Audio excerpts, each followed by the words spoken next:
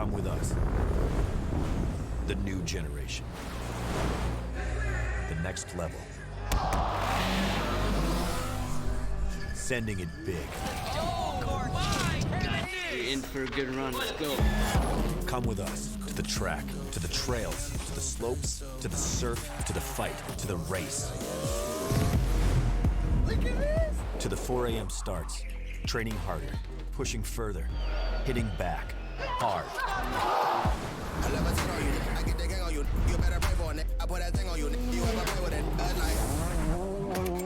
To the fans, to the followers, and the haters. But it doesn't matter. Come with us to the blood, to the sweat, and the broken bones. Cue rehab. We never quit. We never give up. We take control. To the world titles. To the world's first. The world's best. UFC strawweight champion. Come with us. We're just getting started. It's going to be so much fun. I promise you.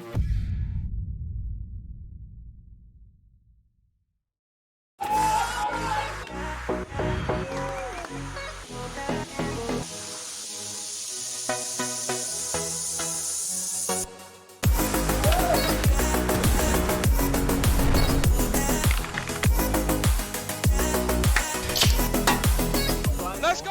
Monster Black. Monster Blade! Nice. Monster Black. Monster Black. That right there, Monster Plays of the Week. Okay. Monster Energy is doing a monster site giveaway.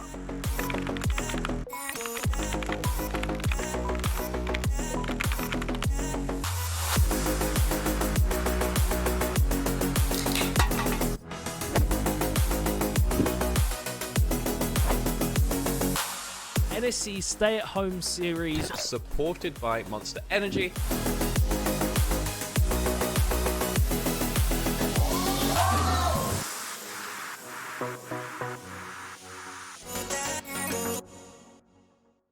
Good morning, crack student gamers, and welcome to the British University Esports Championship Spring 2022. It's been a long time coming, and we're now live from Insomnia. We're back bigger than ever. We have so much going on here.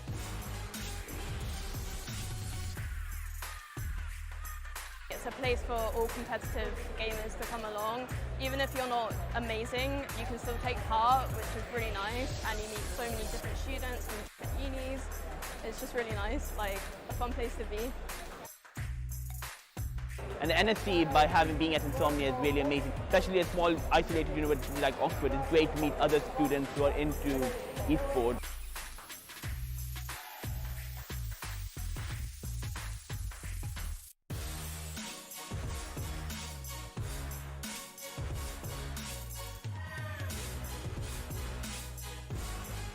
So we've got a spectator area where the student communities come and they're meeting up for the first time in probably 2 years, getting to watch the finals, and then we've also got the teams on stage playing against each other.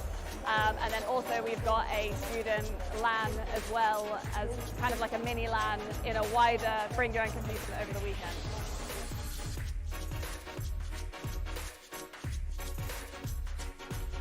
Super grateful for our sponsors. Our headline partner is Intel.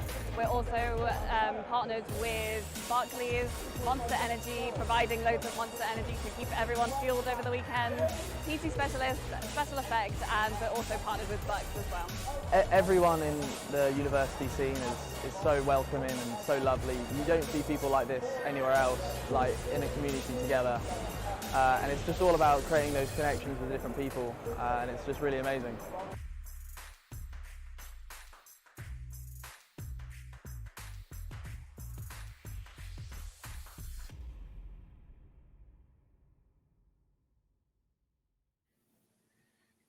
Welcome, everybody, to the NSE Stay at Home series. My name is Hanno. I am joined by Bigfoot. Say hello, sir. Hello, sir. Thank you very much for following the letter, as always. No, well, we are here together for the Valorant semi-finals, and then later on, of course, we will have the finals. 2 best of 3 lined up for today, and our first one is going to be an interesting one. We'll show you the bracket first, and then we'll tell you which game we're going to be heading into. Our Bigfoot, I think we've got two titans on the scene for this first match. We're watching Birmingham Bulls versus Feet Aimers, who I believe are the Kent, University of Kent side. Am I correct? Yeah, that's correct. Yeah, it's an interesting name. I like it. Crosshair placement's going to be on point, I think. Oh yes. Well, they say if you aim at the feet, then the recoil will go to the head, and that's you then don't need to aim at the head. I think there's obviously an advantage in that. We'll have to see if they do actually deploy that strategy in their gameplay. But talk about the other team for a second. Birmingham Bulls. I think they're strong favourites. I think they were pretty much unbeaten throughout this tournament, bar a loss to C9 Village Boys, which is the top seed from the University of Portsmouth. So Birmingham Bulls, they've had strong runs in many recent NSE tournaments. I think they did very, very well at the last stay-at-home event last year, I believe, and they had a good run, but didn't quite make top 8 during the spring season just a few weeks ago. But coming into this, I'm looking at them as a strong contender. They are obviously second seed coming into this bracket, so they should be strong favourites here. But Feet Aimers coming off a quick 2-0 win. I would say, Bigfoot, this could be a interesting game. Yeah, it could get really interesting as well if Birmingham Bulls and C9 Village Boys make it into the final as well, getting into some sort of rematch scenario. That could be really fun. And we will be with you all day for that. So if that is what happens, you stick with us. Yeah, I'm looking forward to that rematch. Though I will find the scores out in a bit for what the matchup was. But I think it was something like 13-9, although I do not know the map. So if we do see them in the finals, though, I'll get all the stats out and ready for that, because that would be a good match to see. I think C9 Village Boys, the only team so far to have gone unbeaten in the tournament. They won all their best of ones. They won as you can see on the graphic there, they won 2-1 against Bucky Bates. But that was the first map that they dropped in that best of 3 earlier. So they technically aren't unbeaten map-wise, but they are technically unbeaten series-wise, which is an impressive scoreline considering all these teams. I think they were playing last Sunday, 5 matches in a row, 5 best of ones, and they won all of them. So they're strong contenders for the title here today. Yeah, I've seen them in a few of the university stuff, but Bulls are really strong. But I don't think I've seen these Kent players before. No, well, it's definitely a new team name to me. So, and I'm not recognizing some of the players. So maybe it's a new lineup that I'm just not aware of. But it remains to be seen what happens there, Bigfoot, because whatever happens, we've got 2 banger best of 3s coming up today to establish who is the stay-at-home series champion. And again, stay-at-home series NSE, it's separate from the whole Buick points. You don't get Buick points, but you do win Monster. So there's so many benefits there. Maybe your university side doesn't get points, but goddamn, love some Monster. Free Monster, mate. Yeah, we will be giving away Monster tonight. We'll be giving a Monster Energy stock drop twice times during the stream. There will be 1 per match. So keep your eye on for that. All you got to do is type Monster Drop into the chat. You must have a UK address and be 18 plus to enter. You can also see instructions on how to enter by entering the command !Monster Drop. So good luck with that. Yeah, get your entries in straight away. I suppose the earlier you enter, doesn't give you better chances, but at least you won't forget, because again, we draw them. What is it? 1 per match. So gotta get on those Monster Drop, not exclamation mark Monster Drop, just Monster Drop in chat. No exclamation mark before it. That enters you into that giveaway. So definitely get typing that into the Twitch chat, and you may win some free Monster. Who knows? Decent chances, I suppose.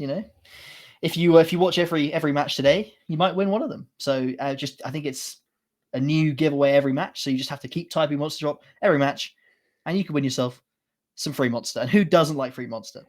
Nobody. Exactly. We're just waiting on one player to switch accounts right now, and then we're going to be heading straight into the first match, which is on Icebox. Yes. We've got the map picks up for you here now. Look at that. We've got Icebox coming up first. That has been picked by the Birmingham Bulls. So we're looking to favor them going into map number 1. But then Kent have picked up against them Ascent, and we will close it out if need be over on Lotus, one of the newer maps. I've been learning to enjoy it. I've been learning to enjoy Lotus, I have to say, Bigfoot. That's it's grown on me a lot when I first played it. The spinning doors got me confused. The weird little molehill outside of C got me a little bit concerned about angles.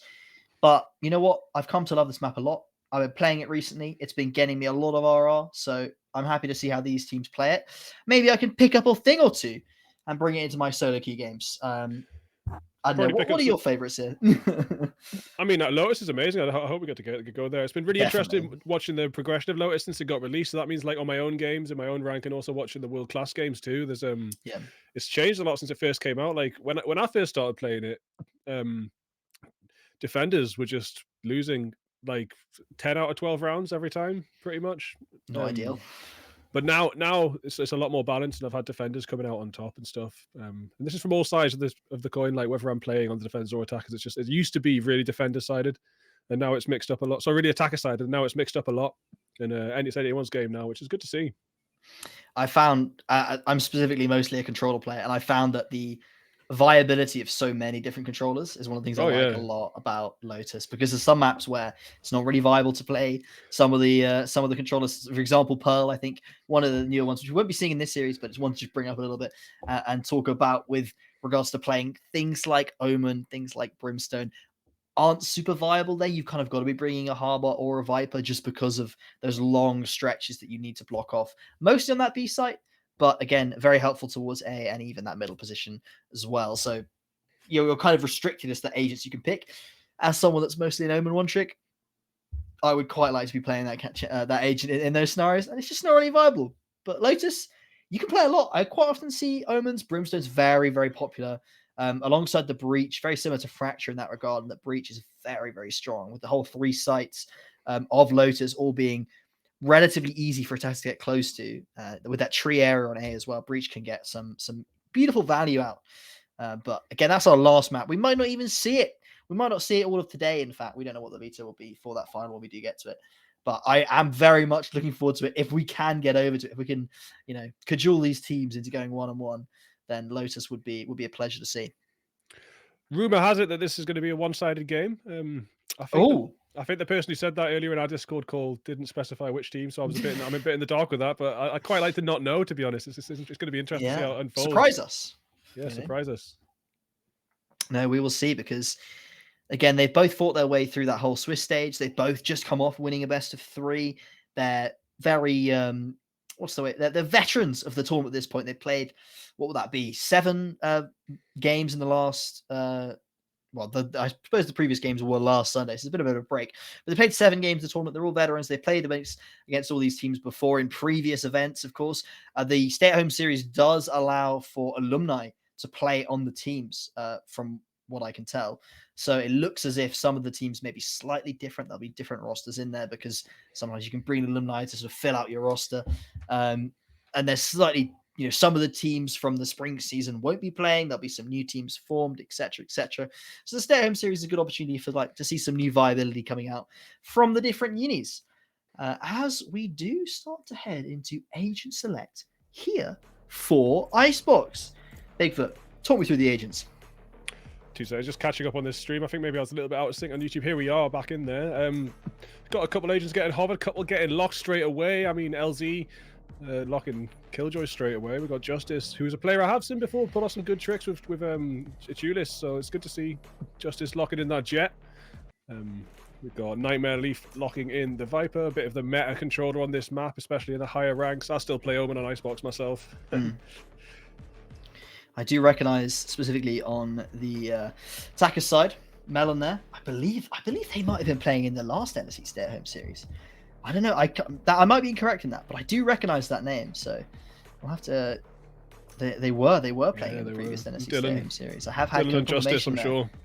Yes, Justice as well is now a player that I can finally recognize, and that must be, of course, the Birmingham Bulls side starting on the attack as we head on in. Look at those agents there. We've got double Sobers coming out, double Jets. That's very, very standard. No Sage from the defenders this time. That's only going to be Dylan on that Sage. Of course, usually quite a crucial element on Icebox, but instead we've got that Raze coming out, and we've obviously got double Vipers out. The only real changes are in this Killjoy and Raze, which I think Killjoy is very strong on Icebox, but you're kind of swapping that out for that Sage. That can be quite effective. Thomas is a player I'm looking forward to hugely, though, because that KO, if you can get the right utility, if you've got the right lineups, if you've got the right know-it-all for using that agent, it can be incredibly powerful here on Icebox. Placing sentry. Yeah, KO could be really good. It's a really interesting sort of like counter composition here. We've got sort of KO versus Raze, Sage versus Killjoy sort of thing going on. I'm going to be interested to see how this plays out, and it will actually play out differently for both sides on attacking and defending it. I think these comps could be anyone's game right now. I don't think any comp is specifically stronger. Just was losing a little bit of the meta choice isn't too much of a drop. I think the point that I want to raise about the KO, of course, is that he can get a lot of value. So things like the Sova ult, the Raze ult, even the Jet and Killjoy ults, well, not the Killjoy ult, but the Killjoy util, can all are very, very useful to be denying with that 0 point.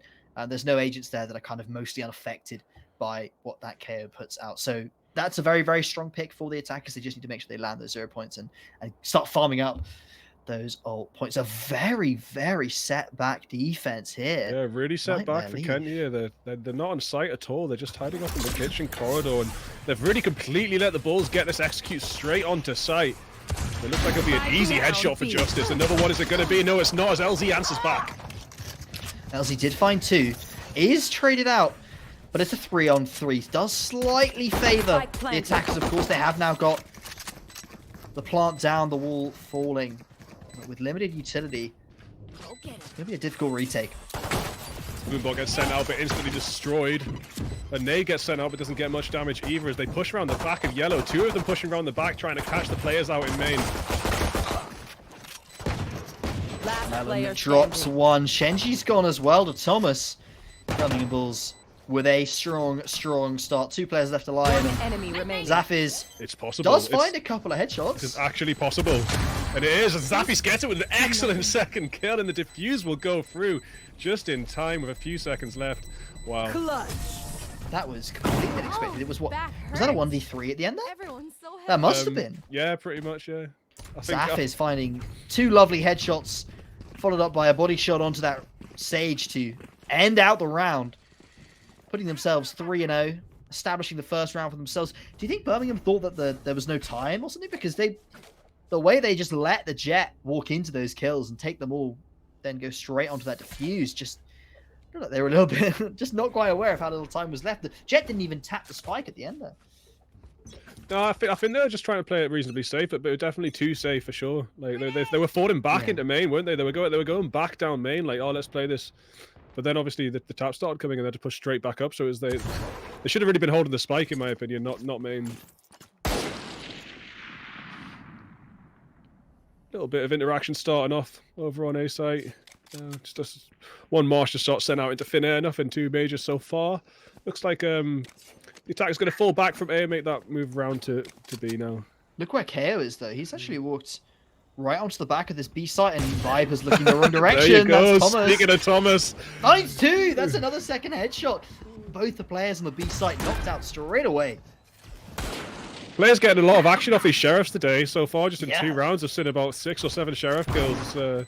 They could be quite disappointing sometimes. You spend that $800 on that sheriff and it just gets left on the floor. But this is a really good profit out of them. It's just the way that they defended this B site at the start meant that the KO read that there would be a gap. Now 4-on-2. Justice found one through the wall. Melon walking through the smoke. Will find the last player. Justice finding another headshot through a wall. And that's on an eco. We see Birmingham Bulls keep 4 players alive and claim the win with only really, I think, three sheriffs bought. Was that all they did that round? That seems like very minimal investment to get a round up. Absolutely insane. All off the back of Thomas's 2K with the sneaking into the depths of enemy territory with the sheriff. And, yeah, I think it's the is it Nightmare Leaf, the Viper over on towards B. It's just holding some slight off angles that mean there are small gaps that could be exploited. Getting very unlucky that both times that they have come B so far, they've not walked into that Viper's line of sight at all. Going to be feeling pretty rough about that one. Nishans with the shorty and 100 HP, no armor. Going to maybe find 1 kill, maybe. It's such a cheesy way to get a kill, but it's so beautiful as they push on through. Oh! The trigger discipline just a little bit too patient. You need to just can you pop and do shoot. there? I mean, you've got to be within like a foot or two to get shorty kills on this. Yeah, that KO turned around there. I think there was a step, wasn't there, from the Soba took one step on the medal, and KO can read that. The plant is down. Mel in a very forward position, but no, free kill for LZ. With a classic as well. Definitely a free kill. Melon was just too busy watching Snowman and had no idea that LZ was hot on the tail out of kitchen. An excellent shot into LZ, going to put LZ on very low health. Great shots from Justice yet again. And Yari Flip finishes off with a shock tart of all things to finish off LZ. Scanning ahead. Birmingham Bulls yet again win a round, only losing one player. They're going to be feeling pretty happy about that. And again, Icebox on the attack. Pretty comfortable right now for them. Clearly, this is the map that they picked. They look like they at least know what they're doing. They're finding these gaps in their opponent's defense, and so far they are hitting their shots, especially when they're on these sheriffs. Now that they have got most of the rifles in hand, though, we'll have to see if that changes. You know, sometimes you play teams that really they can't use the rifles that well, but they're absolute demons when they're on those ecos. I'm sure Birmingham Bulls is going to be fine with all of them. It's like some people when they're on the back foot, they play so much better. So you just yeah. You almost want them to win, right? I've seen games where people like they have more kills in eco than rifle round. It does happen. I mean, the sheriff, it's very strong if you know how to use it properly, and sometimes you just get a little bit overconfident. Oof. When you're on those rifles, like Shenji did just there, trying to walk straight down through middle, Melon takes the name. Thomas a little bit too confident that push, yeah. maybe. A lot of confidence being shown and not working out too well.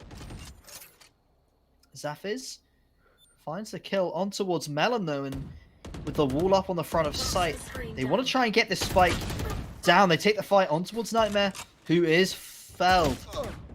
The leaf has been shorn from the tree, and it's back to a 2-on-2 with Zafiz finding another onto Flip. Justice marked out by the drone, still making that aggression, but actually does take down Nishan's. I really thought Nishan's had that, but it's all on Zafiz now. Zafiz peeks, Justice gets the free K, and that is another round on the balls for the Bulls. That's exactly what you want from your Jet duelist. Justice finding 3 for themselves, has found multiple multi-kills. There you go. Over the last 3 or 4 rounds. Beautiful rounds with the Sheriff. Proves they can do it with the Phantom as well. Always nice to see the Jet rocking the Phantom. So many Jets you see, always, you know, they're only rocking that Vandal. They're looking for the clips. You know, they're looking for that one-tap potential. But rocking the Phantom, statistically, it is just better gun. I mean, I suppose it's an opinion, but it's also just fact. Phantom, it's a better gun. But it's also just fact. It's an opinion, but it's fact. I'm sorry to say, that is the case. As, ooh, there's nothing found towards A, and Shenji's calling that to the rest of their team, who, rightfully so, are thinking, well, if they're not coming A, they must be going B. Rotating on around. They've got 2 players on towards the site, one towards Snowman, and as the offense starts to... Oh, Justice might be about to go through this wall. The Nano Swarm dashes through with a beautiful flash, but LZ finds the head. That was some excellent attempt at saving that tricky situation with teamwork, but unfortunately didn't work, and they both went down. And that is going to be 3, 4, yeah, all 5 of them down, and it's a little bit of a good comeback there for Kent. Yeah, Shenji finding that info on A, able to then rotate on over towards B and deliver themselves onto a triple kill. Now, one thing to be aware of going into round number 6 is if we take a look at the ultimates at the top of the screen, we can see that the KO ult is finally up and available. This is one of the pivotal abilities I think we want to keep an eye on in this game, because if KO can pop that ult, they can walk onto whichever site they like. It doesn't matter where the killjoy is set up, because KO can deny so much of that utility just by pressing the X button. Yeah, it's such a fun ult. It really changed the game when it came out, because, you know, there was the anti-Radiant ult. It's true. Yeah. Just completely deny all utility. I like it. I like the game being more of an aim thing than, you know, you just deny all utility, you walk in, you take the aim fight. Sometimes you just need a game like that, right? Yeah, like CSGO. There you go. Exactly. Well, there's the KO ult popped out. We're now playing CSGO just for about a minute here, but oh no, he does get taken down. Shenji gets an amazing 2. Thomas is still on the floor. They're going to finish him off or not? They're going to get that peek on. Shenji gets free. What? Spike gets diffused. The ult is completely cancelled out with an excellent spray down. Shenji holding that backside just so nicely with that double peek, little single peek onto 2 and gets both. Wow.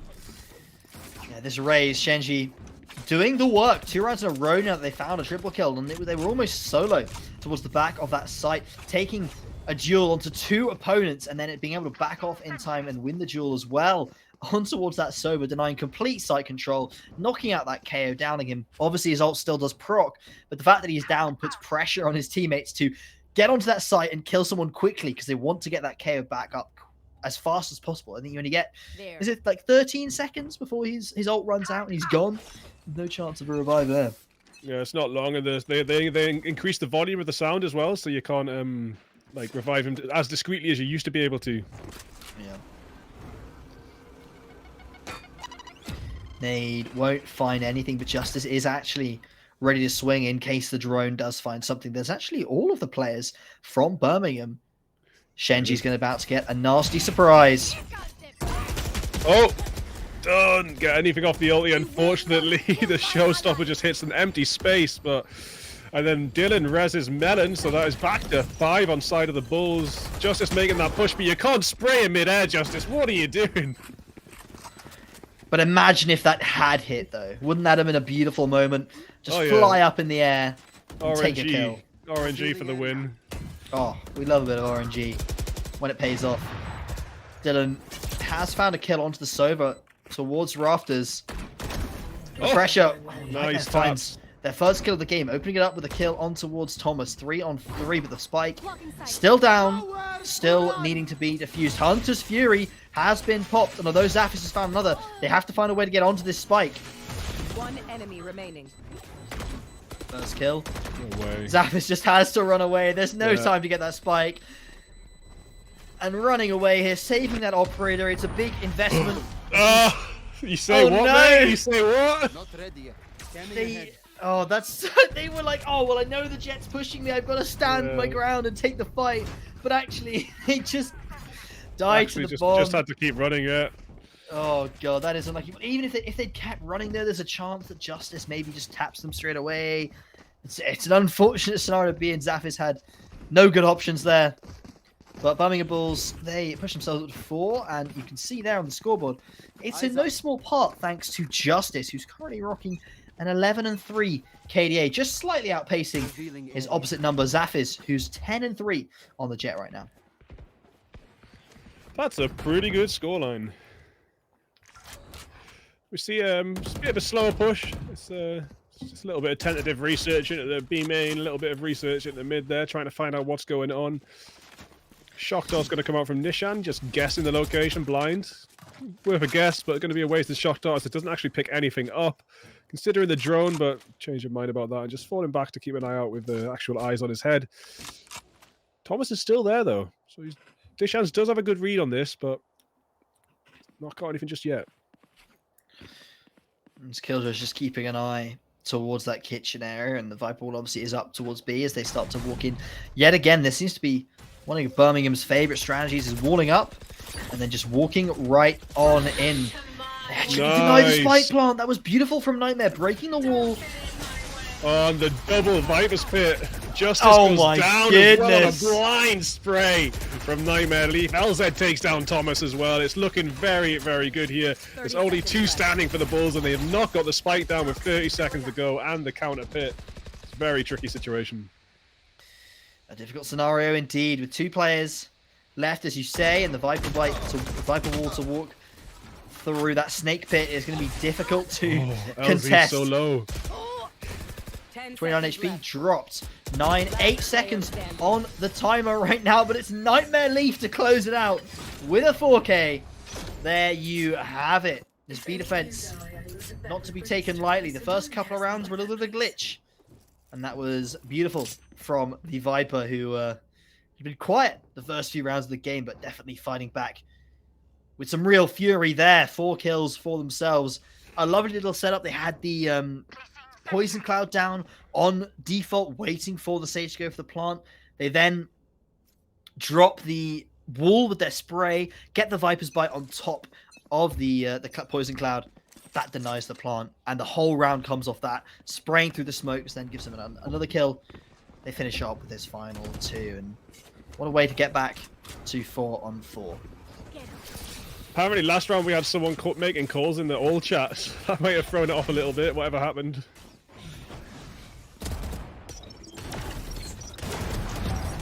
Yeah, that's an interesting one. I really hope you're not calling in your party chat during a tournament match. No, it happens. As the entire A offense just falls apart there. There are 3 players dead. Zafish tries to go in very aggressively, but is felled. And Dylan, last player standing, 1-on-2. Not too close to that revive, and will have to win this round on their own. Whoever called this being a one-sided match has been a little bit wrong so far. We've seen some excellent performances from both sides here. See that Sage healing. It's just so slow now. As the defenders push themselves to 5. And we see that Killjoy ult come up and available as well. That's going to be pivotal in the coming rounds, especially as you look over the Yari flip there. Currently 5 out of 8 points needed, which means if Els does decide to use the lockdown this round or the next, they can probably get it down without contestation from that Sober ult, as we do see a timeout called. That has been called by Birmingham Bulls on the attack. Obviously, there's only 3 rounds left of this half, so good time, I suppose, to call a timeout here, figure out what they can find in the next 3 rounds. They would like to at least, I suppose, go even. But there's always the potential of them performing a little bit of an upset, getting 7-5 on the attack and giving themselves a much more comfortable second half. I think, yeah, that was the first time they've really been behind in this whole game, so it's not a bad time to sort of work out what's been going wrong for them. I think they've just maybe been they got a little bit too confident walking into some dangerous zones without clearing it quite enough, or without enough information to do so. That's what I've since happened a couple times. But see what I always wish we could just listen in at these points to see exactly what they're saying. Oh yeah, be nice just how be a little fly on the wall, sitting there and hear what they're planning on doing. Perhaps we can guess. What do you think you can do, Bigfoot? You got like 2 seconds before they hop back in game. They're gonna have to play because Kent are playing so far back on site. They're gonna have to like use more util and information gathering on the sort of site areas before doing anything. You can't just assume, for example, on B, you can't just assume you're gonna get the spike down because you got the wall down. As you've seen, the wall can be broken, the orb can be lifted exactly where your plant spot is as its default. They know where you're gonna go. Oh, Justice has the knives out, but can't actually find. Oh, does take Els. Els takes some Els right to the face. You've been waiting to use that one, and Justice, after a small fluff at the start, not quite able to find that initial kill, then does find it on towards that Killjoy and has now developed it to a couple of nice headshots. Looking for Nightmare Leaf as well. This Viper, this demon that's been haunting the B site, preventing so many of their B site takes from occurring. Justice still trying to find this Viper who's hiding in the back. Justice has just been haunting Ghost. Justice has been haunting the whole map, just running around willy-nilly. And that was a good attempt, you know, to cut through the way Kent had been playing back. So sending Justice right into through kitchen was a good idea, just unfortunately didn't pay off. Didn't manage to get those kills off the back of Els' death. And yet again, Haunting the Kent whole out map, on top. Yeah, 6-4.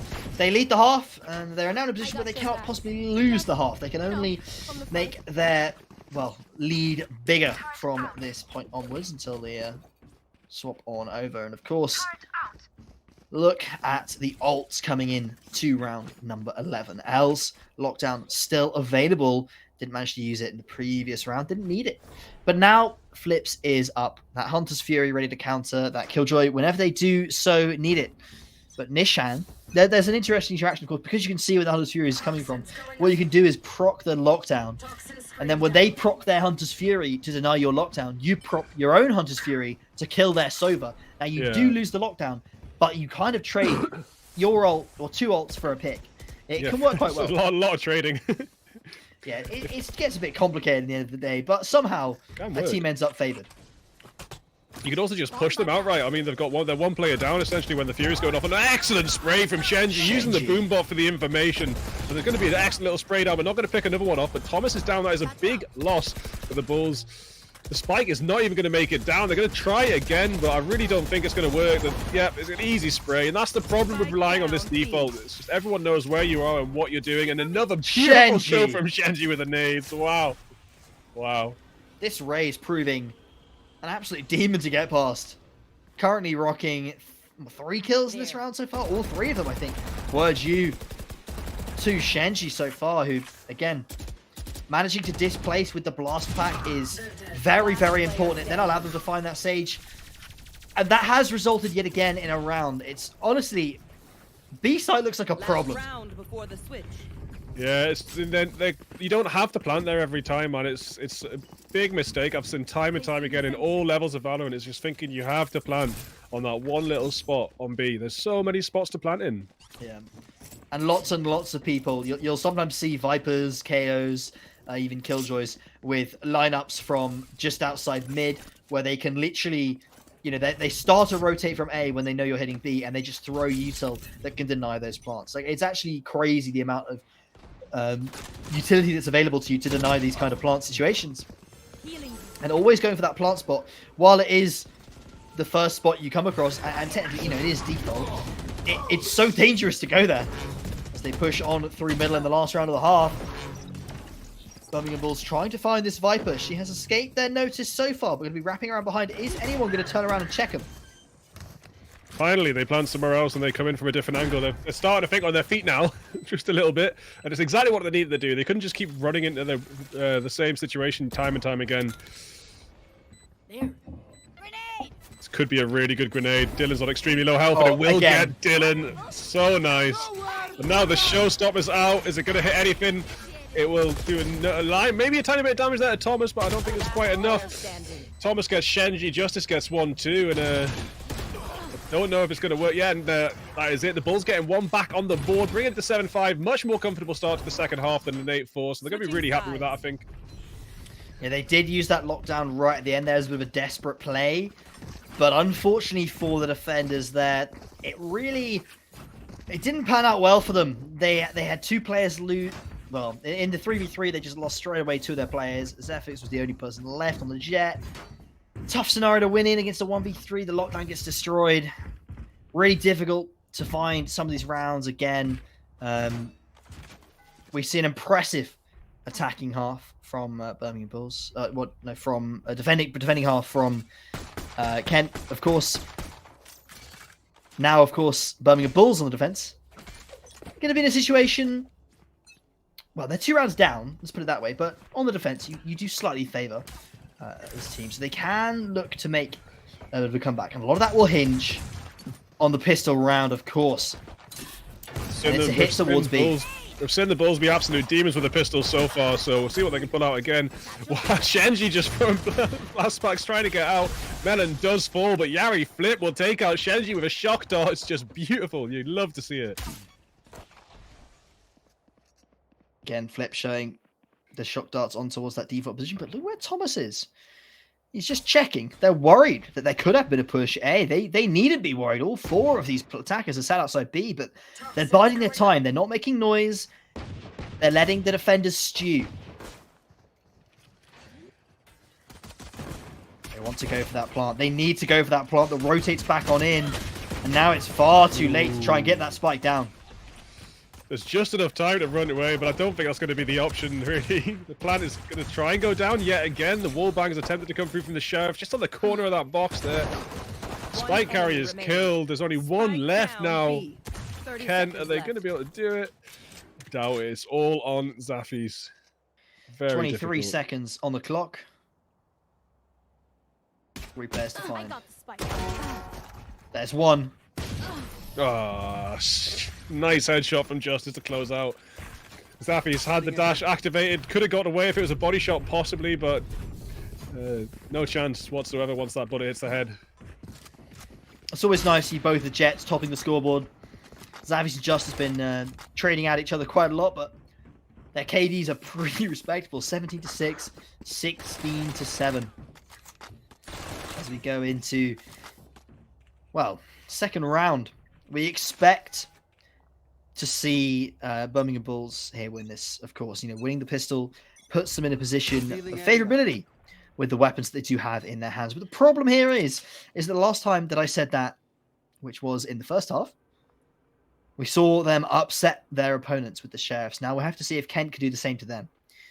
Sheriffs, not really in as many hands. They've got one here on the Jet, but Nightmare Leaf, he's rocking the new Classic skin. In fact, it's actually from the new bundle, isn't it? The is it called the Classic bundle or something? Black Market bundle. Black Market bundle. That's the one. Looks the sexy skins, they just got no effects. That's true, but they do look like an AK, so I feel at home, you know, yeah, man. With that one in hand. They're knifing down the wall, desperate to get on towards the set. There's only one person here, actually. This could be a good opportunity for them to get the spike down, because the rest of the defenders are over towards A. No one's going to deny the spike, as long as you just get it down fast. Start planting. There we go. As we finally see someone actually get a plant on B. So it seems like the Bulls don't have quite as rigorous a defense as Kent did. They're leaving that site completely free with only Dylan there, who did run away to play retake. You can wallbang that? You can. That's a huge box. It is, but you can shoot through it. It doesn't do a huge amount of damage, but you can find kills. They tap it, but all three of them push it. Dylan finds three with the Spectre. And that's exactly what you want to see. Second round, chewing through those opponents with those fast-firing SMGs, keeping three players alive as well. Very, very useful. And they get to recover some of those Vandals. They keep the weaponry in hand. They keep that advantage. Now, going into round 3, of course, is their bonus, but at least they've got a few of the rifles on hand. They're a lot more even in terms of the arsenal that they are deploying. No ults up just yet, but if you look at Dylan, because of that 3k towards the end there, very, very close to getting a revive off. So you're looking at a round where they're down on utility, or down on weaponry, sure. But if they can find a couple of picks, even if they lose 2 or 3 in response, they can give themselves that advantage back, as long as they can get that Sage onto those bodies. Now, well, I'd like Justice to see it, though. going for something. They're Look at this. playing mid mostly together, but it seems like there's a bit of a heavy B push. They've got they had the turret down to sense that mid push out, and it might be better off just to rotate back through your own spawn to get back to B, rather than trying to make that flank now. The nade's coming out. Dylan takes a lot of damage, extremely low. They have to use the heal on themselves, but the spike is now down. This is a very, very big kill for the Bulls. Spike is also out in the middle of the open. That Viper wall not going to be able to come back up because the Viper is dead. That means there's no way of getting that spike down safely without fully taking the rest of site. And with Melon behind them, oh no, it's going to be difficult. Oh, this is a play. Oh, they're going to have no idea that Melon's going to be coming from behind. Spike planted. Flip just needs to cause enough of a distraction. They don't check. Sin 1, is it going to be enough? It's not going to be enough, because Melon took a lot of damage in that first confrontation with Els, and now it's all on Yari. 1v1, Nishan's on full health, but Yari's not got a lot going. Oh, Nishan with the flip. Yari did have the timing and the switch on him, but the crosshair placement for both players was off, and Yari comes out on top. Both the Sobers there tuning it out. Nishan was at a huge advantage with that HP lead, but frankly impressive that they managed to get it down from a 2v4 into that 1v1. That's the kind of thing that you love to see. They didn't quite put it off this time, but if they can consistently do that, Bigfoot, then that puts their opponents in a lot of trouble here. Kent's going to be worried that they're going to end up in a lot of those scenarios where they're in the 4v2s, 3v1s in the afterplant, and they're not able to kind of relax at that point. They've still got to be stressed because the Birmingham Bulls side is not afraid to go for these rounds and often can get pretty close to winning them. And sometimes win them as well, of course. I mean, that's important as well. Taking B main yet again, and the rotates coming out from Bulls. Very quick from Shenji here, going in with the ultimate. Won't find a single player, but has got a lot of info for his team. Yeah, it does do a good job of taking that extra bit of space, but that simple one shot from Yari is going to knock them straight out. And there's now only 4 left standing on the attacking side for Kent. The Bulls making that move back into sight now. They're going to get a wall down as well. Going to help them out a lot. Let's just sticking it. Dylan sticking. Dylan still on full health. The spike will get defused. It's absolutely beautiful. Go on, Dylan. Beautiful stuff from the stage. Just gets that wall down and sticks to that spike. Knows exactly what they have to do. Trust their teammates as well to cover them. They found...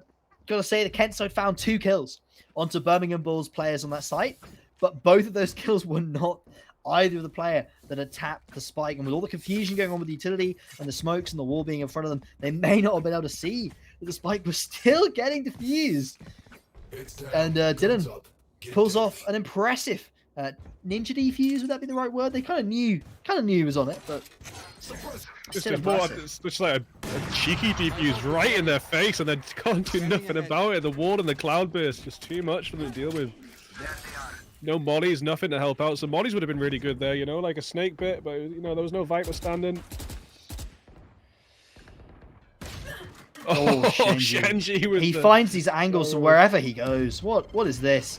This race is terrifying. Right here. Yeah, Shenji's been a joy to watch tonight. Shenji with another headshot with them. Sheriff, it's just too much.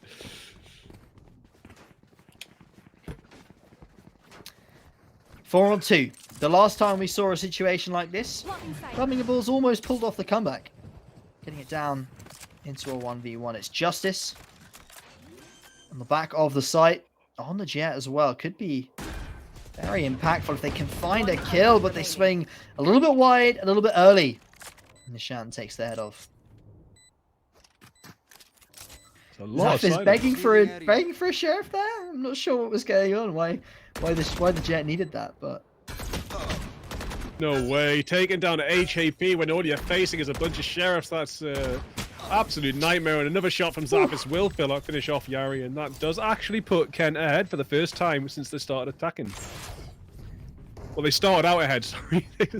But it's the first round on the board for them. Let's get a little tab here and see what they're buying, see how their economy's going still. Well, both teams definitely can't hear us. Oh yeah, today.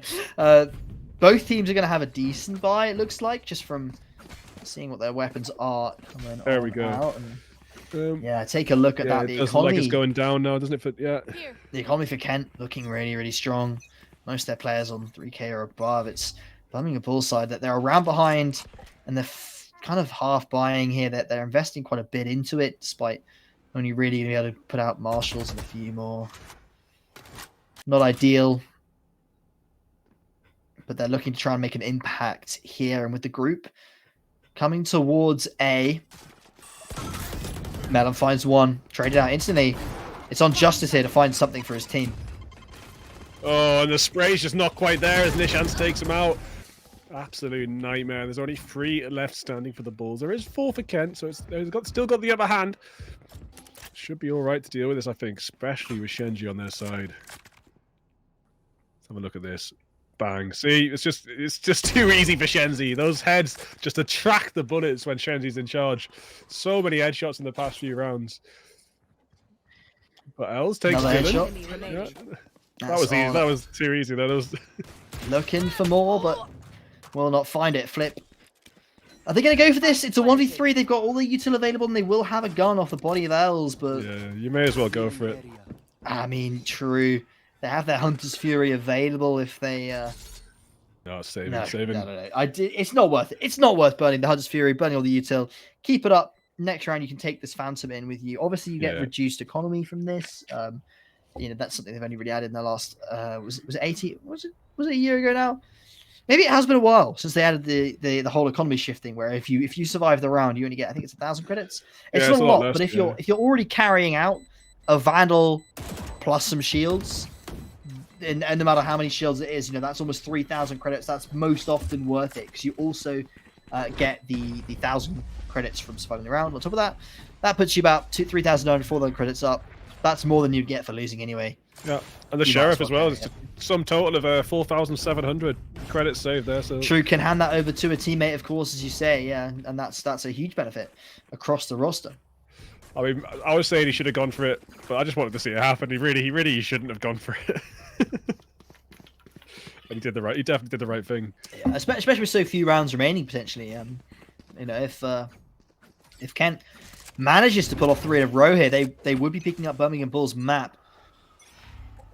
And it looks definitely within their power, right? I mean, it's 10 and 8 right now. And Justice does a lot of damage, but doesn't want to take that fight. There's a few too many players there. Lovely kill from Flip. No, tries to track Zappies. But yeah, taking down the opposite Sova. It's a good start. This might be when Bulls get back on the board finally, because the Kent was starting to run away with it quite fast there. I'm sure they want to be closing this distance, not letting it get to 11-8, then 12-8. That's going to be extremely painful to deal with. So if they can get this one back to 9, they're going to be pretty happy, and looks like a pretty comfortable position to do it from, to be honest. Enemy mark. Unless Shenji does an upset of the century with Oh, another headshot, Shenji, so man! reliable. It's not. It's too many headshots. It's not allowed. Not Always allowed. impressive to see this race pop off. Every single round this game's been a pleasure from him. Honestly, multiple 3Ks and then taps like that. And at least in the past 4 rounds, that's the highest headshot percentage I've ever seen in Uni Valorant ever. But you know, it's only 4 rounds. 30 seconds left. Oh, just taken down by a maelstrom of utility. Lifted it up on the wall as well. Yeah. There goes Zaffiz, the last player alive for the attackers. And this game, you know, you were saying at the start that it was going to be, well, I suppose you were quoting someone else, but you're saying it's going to be one-sided. This is looking pretty even Stevens, 10 and 9 right now. Both of these teams have had some excellent rounds. And they're trading tit for tat at the moment. But I'm sure one team will eventually break away at the moment, of course. If we look at the attackers, they have all 5 ultimates available. That's a scary sight, especially when you're on the defending side. You're looking at that and going, my God, they can unleash hell on towards whatever site they choose. And there's not much we can do about it. The KO ult only lasts so long. Knife won't find anyone. Oh, no, I think it has found 3. It just didn't pop on the left. That's going to give them a good clue as to where these players are. Daphne's not going to pay off. The showstopper going to knock out 2 of them. That's Melon and Thomas fall into the rocket launcher there. And you're right, there is a lot of hell on this site. They have unleashed hell onto A. It's 4 ultimates so far. All they haven't used is the Hunter's Fury. That's just insane. What are you doing, Els, with your knife out, mate? It's not the time for the knife. It's a 2-on-4. We do have the Viper's pit up, of course. That's Nightmare. Going to be sitting in that cloud of poison. Okay, very effective. They both find 1. 2 players. Nishan's going ham. That's a second. And with the poison bite on towards that spike, I don't think there's anything you can do. Thomas is behind Nightmare, but that's it. There's definitely not time here. Nishan's in position as well. Hunter's Fury, mate. Tries for it. Exactly. No, there's no All time. the utils No up and time. available. No time. Nishan knows it. 11 rounds to 9. Thomas falls. They don't even carry a single gun. And Birmingham Bulls staring down the barrel of a loss on their own map pick. Bigfoot, that is not how you want to start off your semi-final series. No, I still think they can do it, mate. They just need to tighten up a little bit. I mean, like that push there, pushing out of the smoke. It wasn't great for Justice there. Could have maybe like gone up onto pipes and taken a look around that corner from pipes or something instead. Just walking into and out of the pit was not a good idea. But an act of desperation, and unfortunately didn't pay off. And now the counter virus pit comes in from the defending side. That is going to block off the A site. Chances are it will be a B push here, but there's still 3 players sat on this other side of that pit, looking like they might just push it. Nightmare Leaf also rocking the black market bundle. Oh, Justice though. That spot, I was wondering if anyone was going to walk into it, and Els does go straight on underneath. And it's a lovely spot to be in. It's almost 3 kills because you're so far up that trying to clear that angle and keep an eye on what's in front of you, it's just a little bit too difficult, and you can kind of see their legs as they walk on out. Lovely spot to abuse if you can. Justice makes good work of it. And the crucial point, I would say, in this map, we start to see the defenders getting those early picks. You know, so far they've been losing quite a lot of these entries and ending up in positions where the afterplants are just too difficult. Spike down mid. That is an incredible tap, but unfortunately, they get the incredible tap, but Justice was right in position to deny anything more resulting from that play. And now Nightmare Leaf in a 1v3 does not have the spike. It's all the way over in middle, and there's 25 seconds on the clock. Bigfoot, surely this is an impossible scenario. Yeah, I mean, nothing's impossible in Valorant. We've seen some crazy stuff, but the chances are not looking good. It's looking like an extremely hard clutch, and they're completely impossible now. Well, Yeah, 10 seconds, it's over. It's over. They kept pushing, maybe. Can he keep? They ran to the spike, gun? maybe. Oh. Nope. Not going to keep the gun. And it's an important round for the defenders. Again, they keep themselves away from that dreaded match point. They don't want to see Shenji make one play and that win them the game, of course, who's currently, by the way, 24-14. It was Zaphis and Justice on top throughout the whole game. And then the last just 4 or 5 rounds with some of the results that Shenji's been having, boosted himself right up to the top of that scoreboard. With an almost like 1.9 KD? That's very impressive. Yeah, Shenji's just been a pleasure to watch it.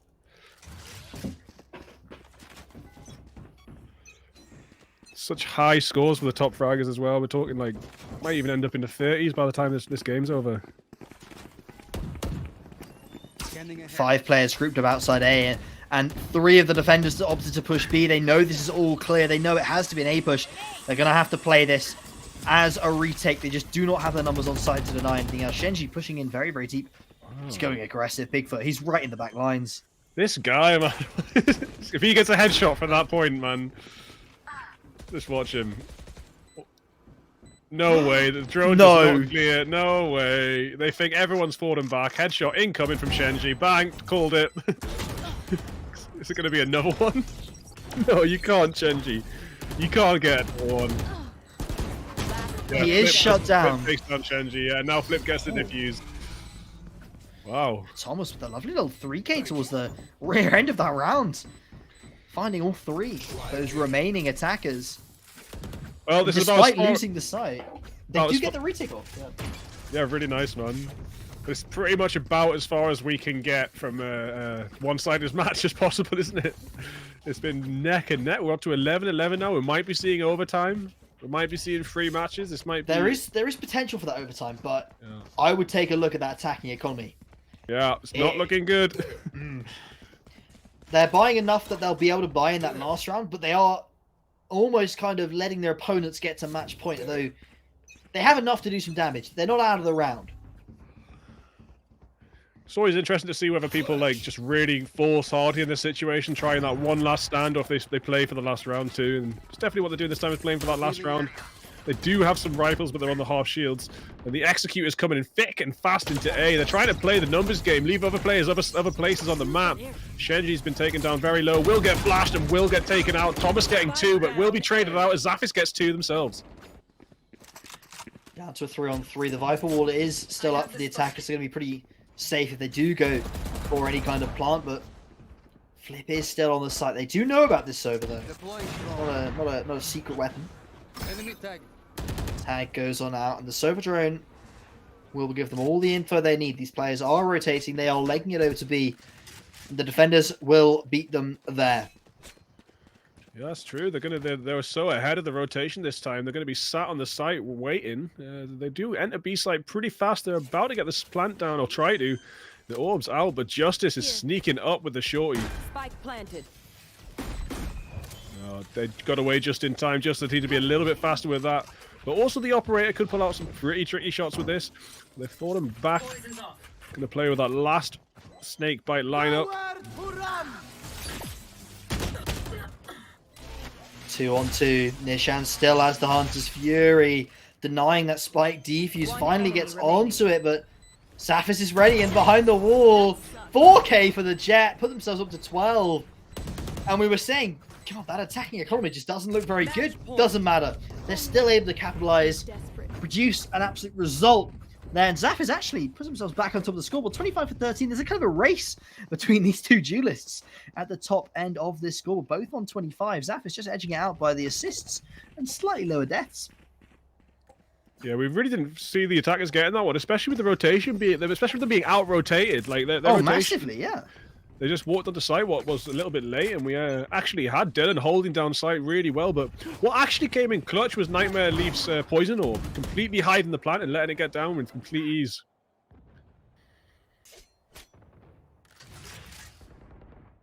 Slow start to this, potentially, obviously, the final round. Neither team looks to mess up too hard here, but a couple of trades go in towards middle, and now down to a 4-on-4. Now, technically, this does favor Ken here, because in this kind of scenario, whatever site they go onto, It'll likely be a 4-on-2, which is decently favorable odds. And the stack from the defenders, the gamble is towards A. This Viper is towards mid, but it's such a short rotate towards A. They might as well be playing site.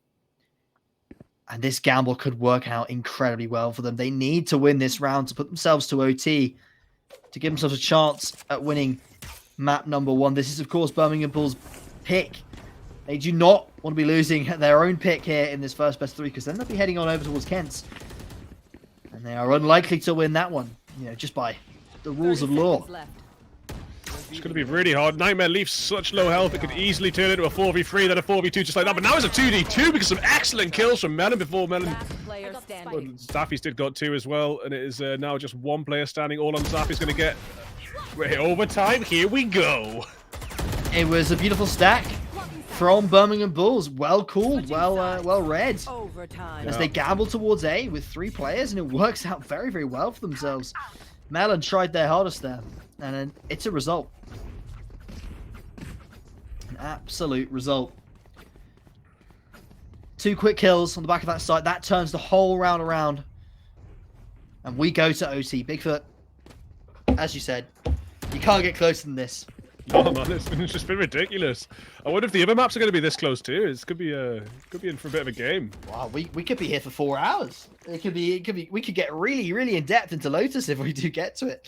But we'll focus now on Icebox, of course. Birmingham Bulls, they've managed to fight in towards OT.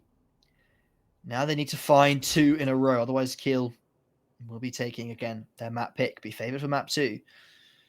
And nobody wants to go out 2-0 in a series. Melon waiting patiently with Justice. Zafis is gone. That's Birmingham Bulls with the advantage. Spike's still on the floor, so there's no pure commitment here just yet. Bulls with that early pick going to really help them out, but they need to decide where they're going to put this spike and pick it up.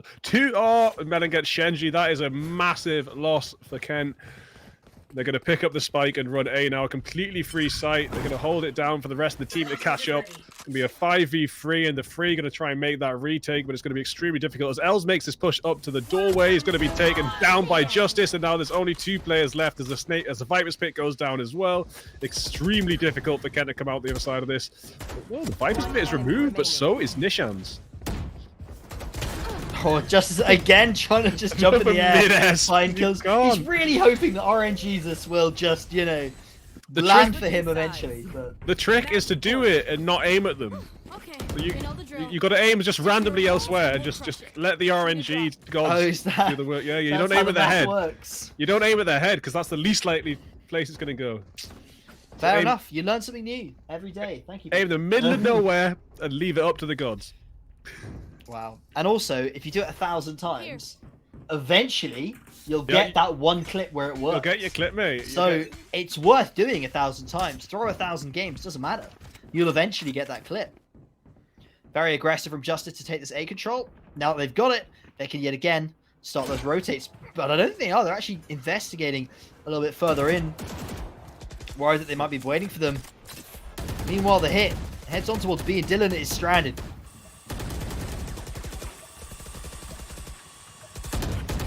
Dylan in a very sneaky spot. Going to be able to get 1, not going to be able to get 2 as they get traded out pretty fast. Ella's going to try and get some kills off from the top here, making sure the flank is watched. In a 4v4 situation here, they need to push a little bit further to get that spike down. Still got 1 player guarding A. That's Justice there with the op, just in case the rotation does come through.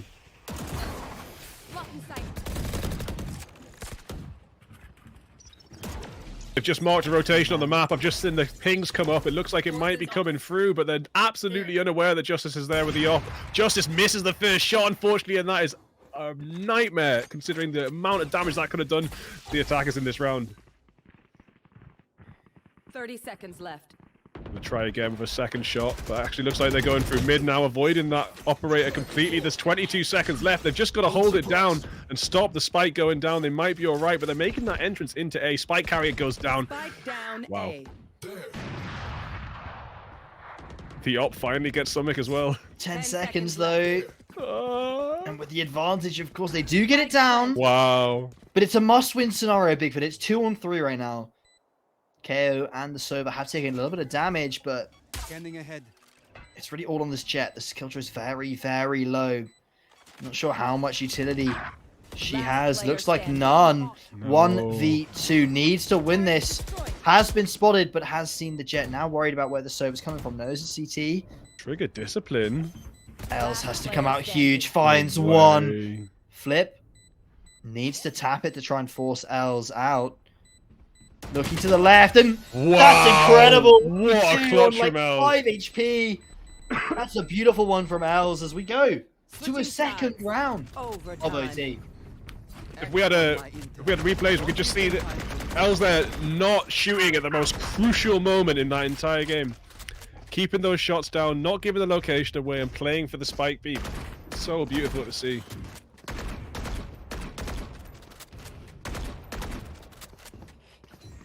I'm saving. Now we're back to where we were 2 rounds ago, Bigfoot. That's the nature of OT. You go round in circles until someone finally wins 2 rounds in a row. I think there's a little bit of a UI glitch. I'm pretty sure Viper does not have her up and available. That is incorrect. Imagine. Who knew? Valorant, that Riot is a small indie game company, guys. They do not have the facilities to fix these kind of bugs. It's fine. Probably something to do with like, the old last round not ending or something. Oh, that's an interesting one. Review the footage. I want to see why that is. Someone can. I'll look back through the VOD later. That'd be interesting. See why that happened. Thomas, very safe towards middle. Notice how the pace of the game's really slowed down. They're terrified. Both teams are terrified. This game means so much for the series as well, because they both put so much effort in this game so close. Like whoever gets that first match on the board is going to be in like such a comfy situation moving forward. No, that's very, very accurate. I think it's one of those scenarios where you invest, what is 40, 50 minutes, almost an hour of time, especially playing 26, 27, 28 rounds, potentially more, seeing how many OTs we go into. 30 seconds And then to lose is hugely demoralizing. 0 point has gone in, and Zaf is now with no escape. Needs to find that first kill. There's one. There's two. There's three! Zaf is with 4! That's incredible from Jet. Looking for the last one. A little bit too aggressive, and Flip does shut them down. But that's what you want to see. Zafis, what are you doing? How do you get away with that? They peeked. They knew where he was. They cleared out the box with a fragment. They spied him with a 0 point. They knew where he was standing. They peeked looking and still got taken down one by one with that spray. That is insane, man. It had to be something there. Zafis had to pull off something incredible. The site was being sieged pretty incredibly. There looked like there was no one else in a position to help.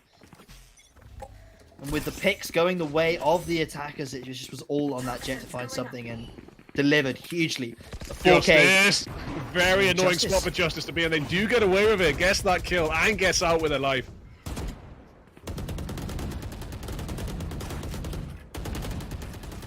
That early pick going the way of the defenders, of course, puts these attackers a little bit on the back foot. They do want to head into A, but they're aware there's now quite a few players here. And the Viper is close by if needed. Again, the Viper still appears to have ult. That's a lovely bug. I love that. It's just persisted. Hopefully that's not in-game. Hopefully that's just like a spectator bug. The flash Infinite comes ult on out glitch. from Thomas, and yeah, they're not seeing anything. That knife is huge. Suppressed. Yeah, that's huge. They're going to have to maybe even rotate off the back of that. Either Maybe they that's just too stay obvious. still and wait, or they Maybe go that's for a too obvious. rotate. I mean, Yeah, and there's- throwing that dart out there also means that they know that there's still players towards A main. Like, There's no I'm time to not rotate sure. now. It's 30 seconds left. They've got to just get this execution off.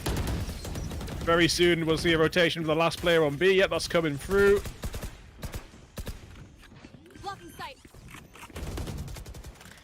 the plant Right is there. actually able to go down. That's incredible. Yeah, that means a lot. Means a lot. It could come out on top, but no, just one enemy remaining now. We're gonna go. Here we go. We're gonna go around in circles yet again. One more overtime will. for you. I suppose the rationale there is that it doesn't really matter if the plant goes down or not. They know all these players are close on site. They know that they have the numbers and they can just go for that retake. Make sure they pinch that player who's planting the spike. That's definitely the correct play from Birmingham Bulls there when they were on that defense last round, just to stick there and stick it out. Now, 14-14, 28 rounds played. No sign yet of who's going to win. We could be here for, you know, another 28 rounds, potentially. Who knows? But we do see the attackers calling a timeout. That's the Birmingham Bulls opting into a small pause, a minute's pause, just to sit back and have a think. How do they want to try and close out their map pick? Again, look at some of those numbers, though. Zafis, off the back of that 4K, 36 for 18. That is an unbelievable KD after 4 rounds of OT and the full amount of regulation. That is pretty darn impressive, if I do say so myself, Bigfoot. Yeah, it's loads. I thought we might get into the 30s if we didn't see overtime, but seeing overtime, we might get into the 40s, and it's going to get pretty high. It's a bit of a shame the winners aren't getting RR for this match, because there could be some pretty good gains for them. Oh, yeah. Performance bonus of plus 25 for Zafis right there. That's what I'd give him if I was Riot. Sadly, Riot only gives me 15 RR. All right, let's see if we see a repeat of last defending round for Zafis. Can Zafis get another 4K? Well, they're now on the B site, so you know, maybe we see the attackers go. No, we don't want to go towards A. We know Zafis is there. He's a demon. Let's go B, and what will happen? They'll walk straight into Zafis again. But that doesn't seem to be the case. It looks as if it's a default here, Bigfoot. They're just hanging back. Again, playing safe, playing it slow, because yet again, as you say, they're on the line, and it's a big match. If you lose this one, it's a big momentum swing in the favor of your opponents. Now, this default does look as if it's progressing in towards some kind of an A split. There's 2 players walking up towards middle. They take out the Killjoy util. Jet dashes across. Through it, yeah. Yeah, with 2, they look like they're actually going to fall off this A angle and start towards B, though. Nishan has found justice and knows there are more nearby. It seems to be the attacking side's working quite well for both teams. So what they really need to do if they want to get on top is switch up their attack, because the defense is so strong from both sides. Oh. Spike down mid. Spike down mid. That's going to mean a lot. Nightmare Leaf out in spawn gets taken down. What's Nightmare Leaf doing all the way back there? 10 seconds left. Hanging out in spawn, but they're going to get the spike down. Yeah, with just about 5 seconds left. Couldn't have asked for much closer time-wise. And Thomas goes for a very, very aggressive play, walking straight out there to fight. But it will not matter. LZ gets a defuse. Or Els. I believe it's pronounced Els. I think that's what we've been told. Yeah, we were saying LZ when it started, but we'll I wonder if is that, you know, I don't know whether, you know, they've got some sort of character after the name. That could be something special. Maybe that has some special meaning, or maybe it is just taking L's, you know. Who knows? That it's.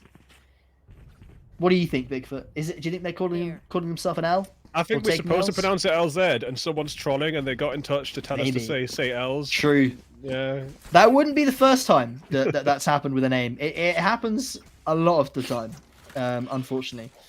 Zafis, three kills off a 40 bomb here. That would be pretty impressive if we could see 40 kills in one game. Of course, we're 29 rounds in. There's at least going to be this one more. Tell you what, though, I'll take L's over their last name before they change the count.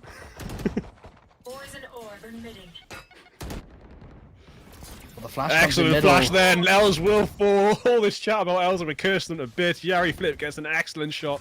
Assist from the flash as well, coming in from Thomas. Shenji hanging around behind Yellow. King of the headshots. Are they going to get anything else just now? Do you see Thomas spied at the end of sight? But yeah, again, it's going the way of the defending side. Seems like every time, like the defenders have got it on locked. No matter who's attacking, defense is rigid. So if you want to win this overtime, you've really got to sort out your attack. Found them. Is how it's been panning out so far, as yet again the defense finds another kill. That's Melon. This time around, and with a 2-player advantage, and plenty of utility remaining to deny any kind of attempt at a spike plant here. Birmingham Bulls look very comfortable at pushing this to a 4th OT. Could happen. Yeah, it's been going on long, but it's absolute battle of the Titans here. No one being able to get an attacking side on the board. This might be the one if they can steamroll off the side. No. Oh no, Zafis. Steamroll off the side of that. Zafis getting 2. Zafis now fallen and traded out yet again. The spike has to go down right now. It's just not going to happen. And yet another round to the defenders. Justice arrives in time to shut down Zafis and deny any kind of miracle work from that player. That Jet, of course, Zafis has had a huge impact the last 6 or so rounds, but Justice arrives just in time. Justice will always prevail, and the superhero himself shuts them down. 15, 15, 30 rounds so far in this game. It's a long one. If this happens every game, it'll be a long tournament, and hopefully the players are ready for that, because so far both these teams seem goddamn evenly matched. I mean, as you said, it was mostly the attack falling short on all these OT rounds.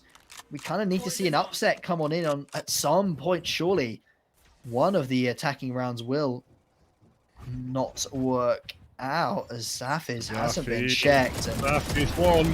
Not going to get what the 4K they got last time, but they're going to get something. They're going to give me 3. Oh, Melon's reloading! L's got 1 as well, and now attack is just down on 2. Didn't plants. The Bulls are only 2 players left. Okay. Flip got 2, and now the tables are even. I don't know how that's gone back. That was a beautiful, beautiful position from Zafis, and now it's looking like yet again the defenders are going to be on top. They have a 2v1 situation, but of course we've seen a couple of these 1v2s work out. So we'll have to be careful of calling this too early. Shenji, they're still worried about this player coming towards B, but they've legged it. The Sova all the way over on A already.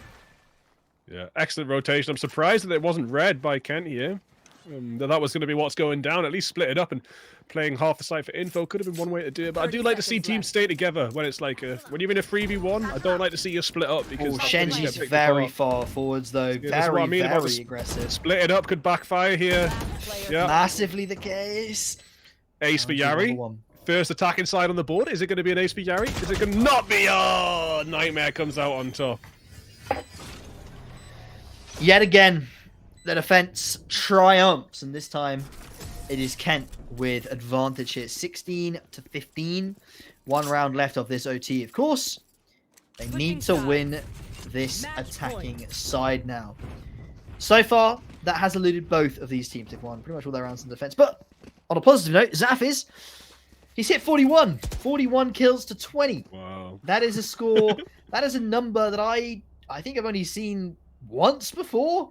It is a rare occasion that someone makes it to 40 kills in a single game of Valorant. Yeah, you generally need overtime to get there as well. It is possible in a normal game if you're, a bit of a smurf. Very, very strong push coming into B. They're trying to do it with full aggression this time. Yeah, Nightmare Leaf gets taken down. Beautiful drone shot there, marking them out. This could be the one. This could be the first attack inside, but we did say that last time, and it did not work out. This is going to get the spike down. Shenji gets an excellent headshot on the Thomas. Shenji with these headshots, man. Calm down. Not looking good for Birmingham Bulls at all. They're 2 players down. Spike is already ticking away. Malon has no util available. Oh, and dropped Malon. Very, very low. That's not fair. Got to find a way to get this spike. Malon finds the one, but it's a 1v4. Justice surely cannot find all 3, and Defuse finds 1. Still needs to find 2 more, but solo HP and needs to get the Defuse. It will not be possible this time, as we see Kent finally claim it in the 4th round of overtime, 4th series of overtime. They finally claim map 1, upsetting Birmingham Bulls on their own map pick. Zafis dropping a frankly disgusting number of kills there, 42 to 21, keeping up their 2.0 KD, plus some assists on there as well. Only 1 first blood throughout the entire game from Zafis, which is an interesting stat to have, but 42 kills, definitely reliable in those late round scenarios. And obviously, a beautiful 4K. I think it was it the second round of OT? I think So just good. an excellent performance from Zaf is there to carry their team along to the rest of that OT and eventually end up in a dub for them. And I think it's already clipped. If you want to watch that again, that's already clipped on Twitch. Should be a really good little recap. Yeah, I mean, I honestly started out with that. The Bulls had it, but we were only 4 rounds in when I made that assumption, and the rest of the game was just so equal. It was insane to watch. Very, very good map. Very, very interesting matchup to watch as well for our first map of this series. There is still potentially 2 more of those maps to come, and there is still another series after that. This could be going on a while, but so far we've seen some incredible Valorant. Let's hope we can see some more. But we'll be going to a quick break before we come back with map number 2. Come with us. The new generation. The next level. Sending it big. You're in for a good run. Let's go. Come with us to the track, to the trails, to the slopes, to the surf, to the fight, to the race. Look at this! To the 4 a.m. starts, training harder, pushing further, hitting back, hard.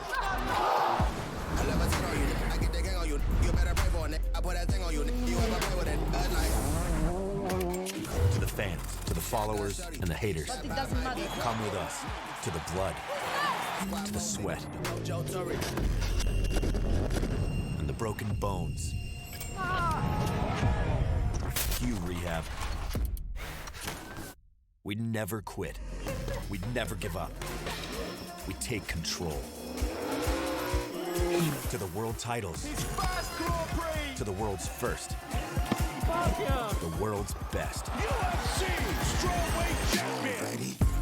Come with us. We're just getting started. It's going to be so much fun. I promise you.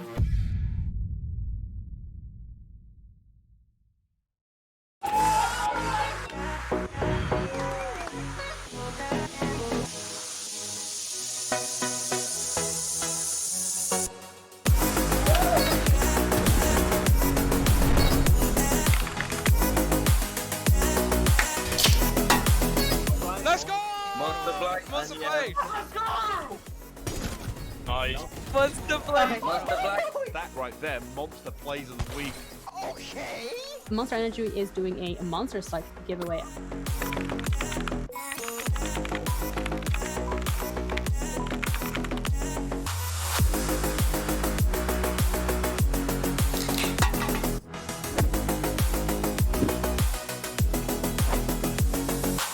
NSE Stay at Home series Supported by Monster Energy.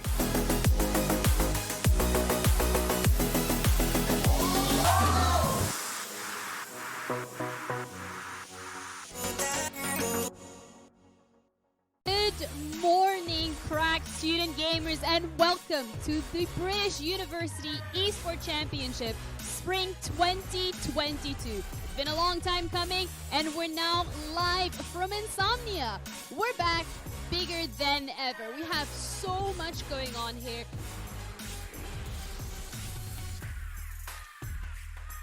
It's a place for all competitive gamers to come along. Even if you're not amazing, you can still take part, which is really nice, and you meet so many different students from different unis. It's just really nice, like a fun place to be. And the NSE, by being at Insomnia, is really amazing. Especially a small, isolated university like Oxford, it's great to meet other students who are into esports.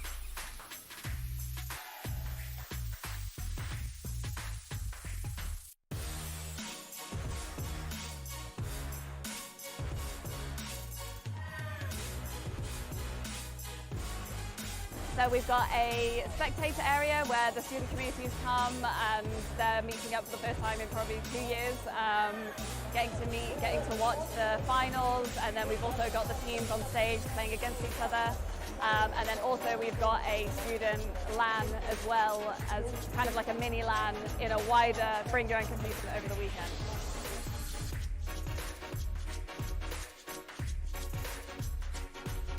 Super also grateful for our sponsors. Our headline partner is Intel.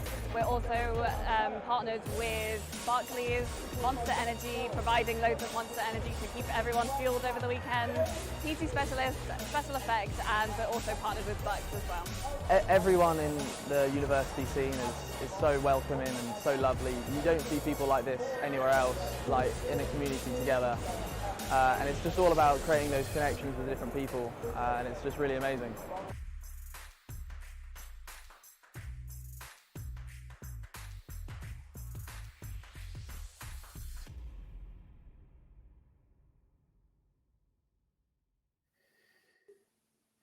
Welcome back, everybody, to the NSE Stay at Home series supported by Monster Energy. We just came off the back of an amazing match. I hope you got to see it. If not, check out the VOD later if you're just joining us.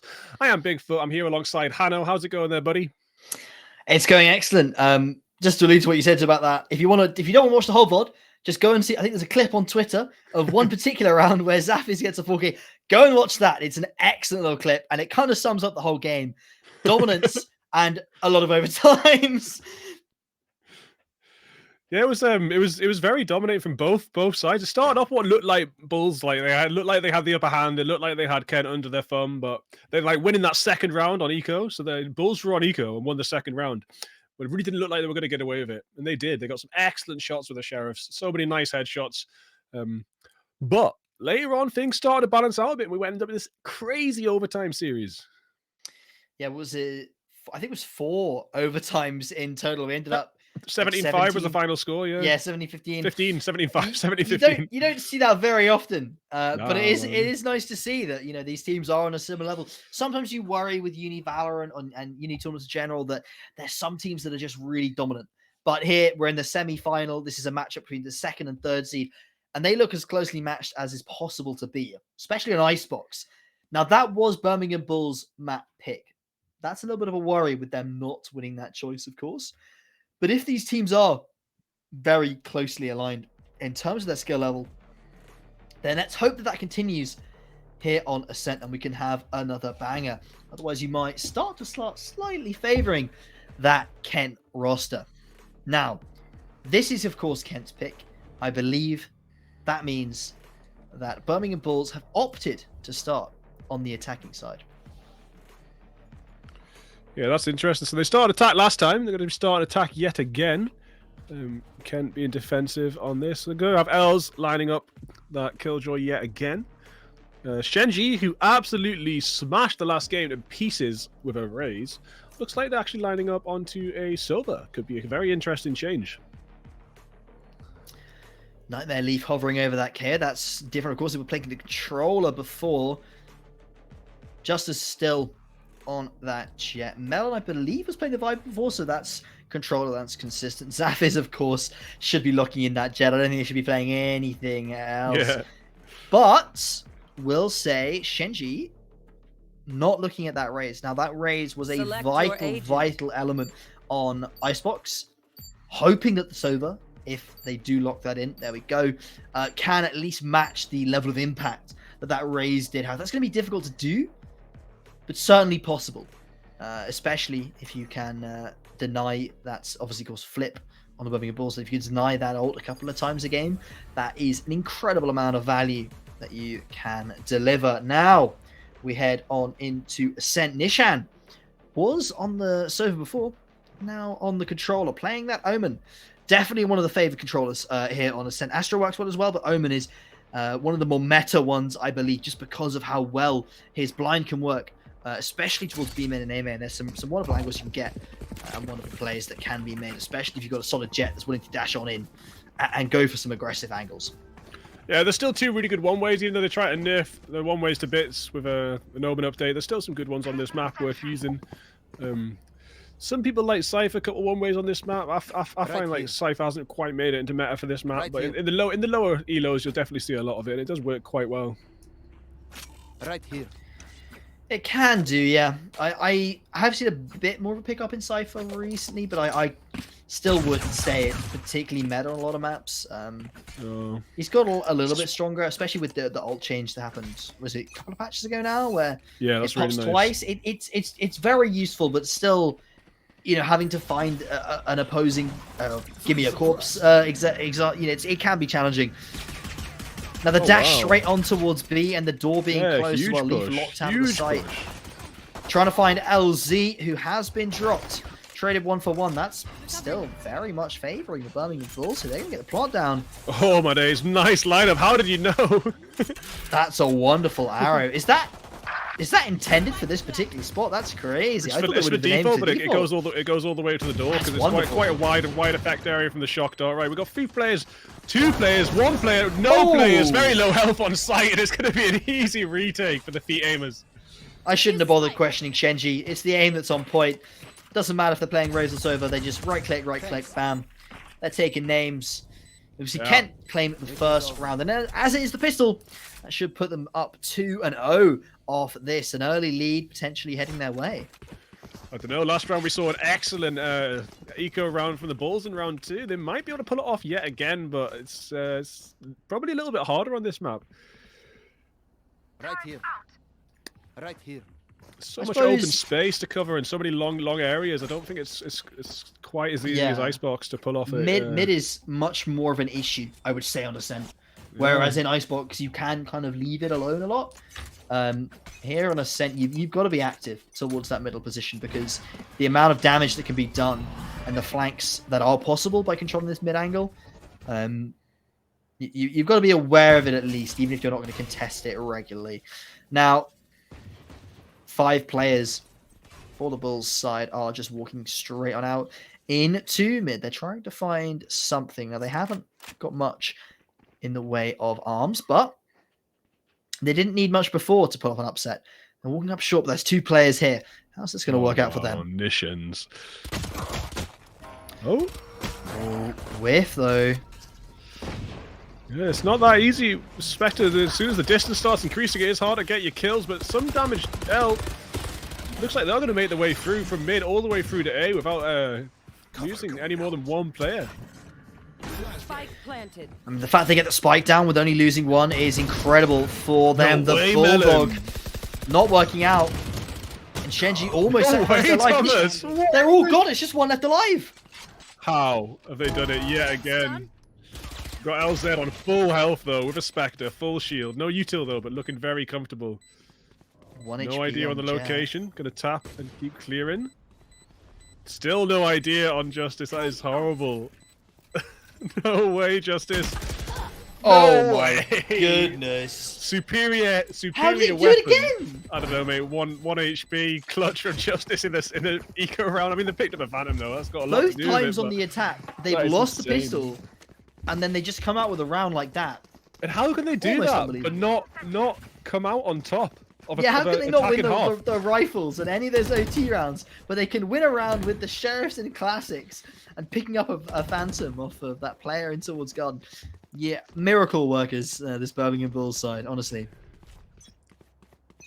We were talking about this Enigma in the last game. We were. Like, how can you get away with so much in a pistol round and not carry that through with Vandals? It's insane. I think it's the pressure. I think it's the requirement for being accurate. The fact that you've really got to play tactically as a team.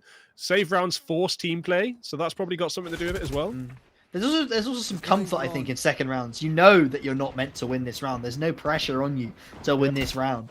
That can help out sometimes as they're going very quickly into B. They know their opponents haven't got much of a buy at all. They're running through through market on towards the site. There's nobody here.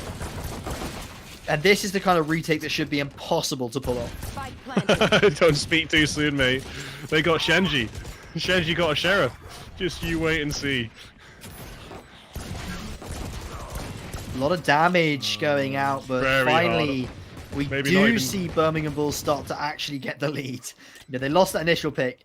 They have got 2 in response. Yeah, maybe not even Shenji can do this. They just can't buy the space to get to site. That's been the trouble. They haven't been able to make it past market yet. Like, make it out past the boathouse. An excellent spray down there from Thomas. Yeah, it's just Zafis left standing. Loads of HP remaining. All these players, no chance. Yeah, Justice takes the head off, and they claim the lead. Pretty much exactly what we saw last game. This could be, you know what, I'll predict it now. We're going to see 29 rounds. We're going to see 4 OTs. It's going to be incredible. It's going to be an exact repeat I hope 29 it rounds. is. I really hope we don't have that many OTs. You know, a couple OTs is fine. 4, you're just messing with us then at that point. Pretty game breaking if someone wins off 29 rounds. I think that's it's a full match, 2 overtimes, and then 1 singular round. 1 singular round, yeah. One Well, singular round. you know, a small Indian company. I'm sure it could happen. 2-1 right now. The score. We finally have the full rifles up, of course, on the defensive side. They're pretty much playing the full rifles though of the attack, so it's not your usual bonus that you would see in a scenario similar to this. Now, Nightmare Leaf on the KO. I love this that spot. mid angle. It's going to have to fight so much. Such a nice spot.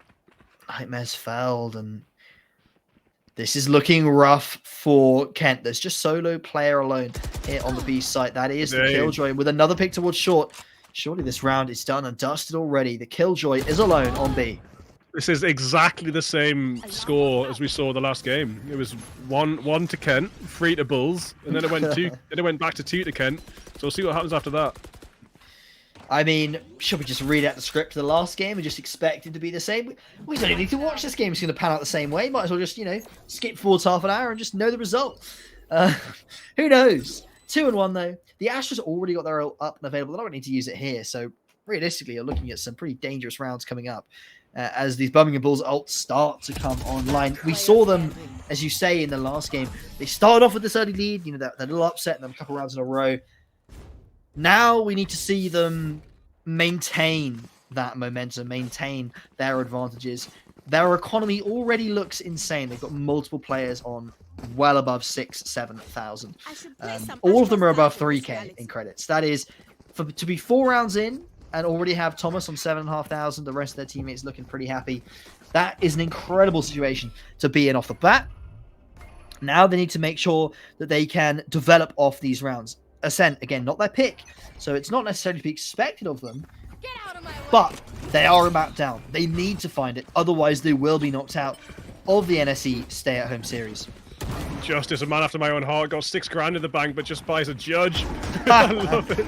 Obviously playing the knives as well, but the judge as a side-on for the knives is just such a beautiful thing to see.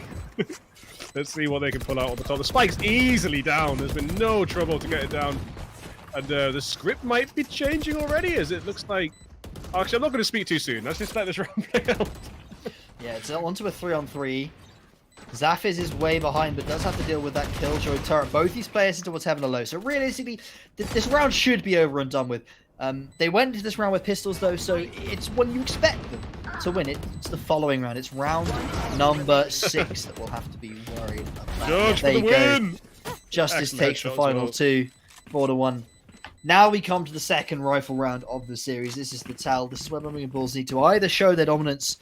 We'll give it up for a little bit. Zafiz 0-4. Now that is, I would say, a massive deviation from what we saw back on Icebox. Maybe they're just a one-map man. Well, the ops in hand, so things could start to change. And maybe if Zafiz starts getting some more things on the board, some more kills there. Not even a 1 assist as well. That's interesting to see. Not even a little bit of damage tickled through to a kill.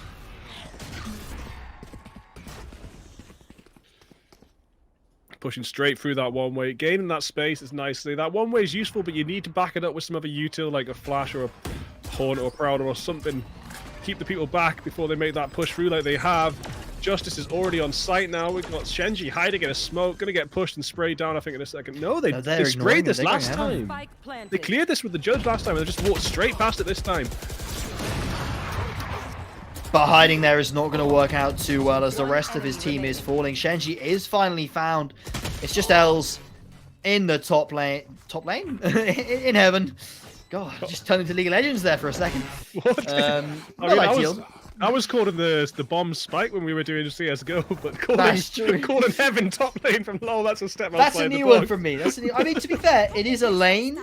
It is on top. I can see where my mind was going.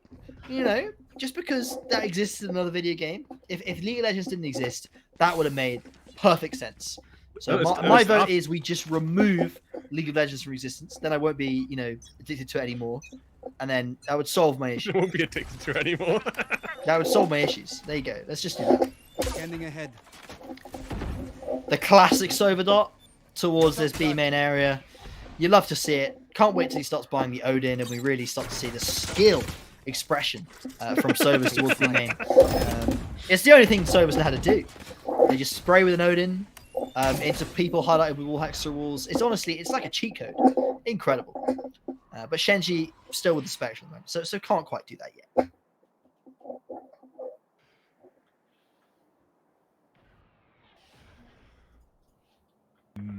Got a little bit of a slow push here from Melon onto A, but the spike is still sitting on B main. It looks like the spike might actually rotate, and yeah, the spike's going to go through mid, but that is being watched at the minute. Let's see if Zafis can actually get anything. Yeah, Zafis does get two. Zafis getting back on the board. That's 4 kills in quick succession. Make that 5 as the... Wow, that Birmingham Bulls round just collapsed in about 2.5 seconds there. They have managed to chain 5 together in a row, though, so they're looking a lot stronger than we saw in Icebox. They really did struggle to make too much of an impact in that first half. Here they've got 5 in a row. They've lost 1, but as we were talking about earlier, that economy, it's so strong. They can buy again, and probably again, and maybe even again.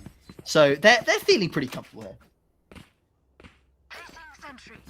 But 1 back on the board. Zaffi's getting a couple of kills. I do think Kent's going to be happy with that. It's a good start.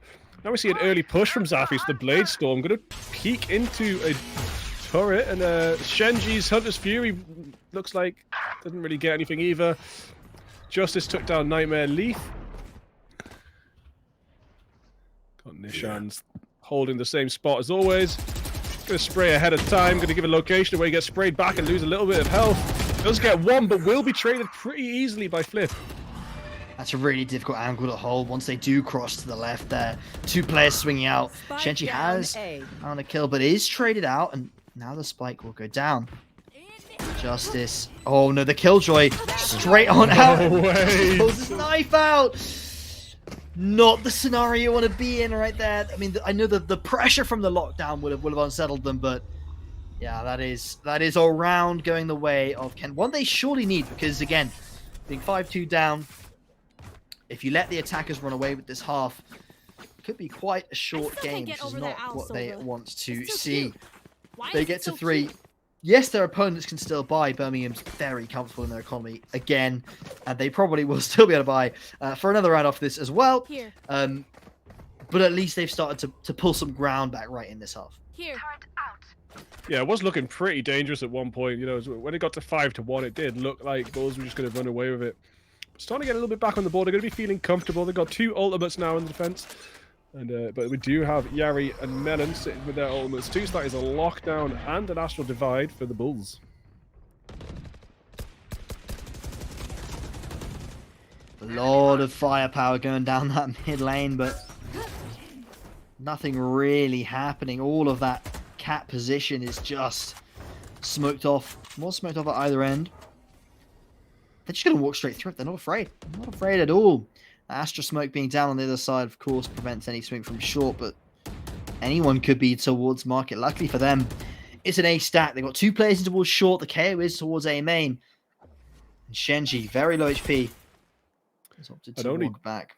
Only just going to get the spike now, and I wonder if it's still going to be that mid push with the spike pushing through to B. I mean, they need to get a pick, but Zafis gets his first, and it's going to upset the plans to move through mid.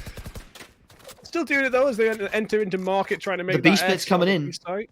But they're going to be heavily flanked from the A site soon. And they need to get in quickly and do some damage. Shenji, while low, can still put out a lot of suppression with that Vandal in hand. Justice finds the 1, but it's a KO. They can be revived. The swings wants to come out from Thomas, who finds 1, not able to find the last 2 who were reviving. That's KO. Now it's L's. No, Flip, sorry. In the 1v3. Just found the 1. I can't believe Flip got away with that 1, but yeah, won't be able to get away with the other 2. Does not matter though, Zaf is back on form. You know, Birmingham Bulls, they were establishing themselves a nice little lead.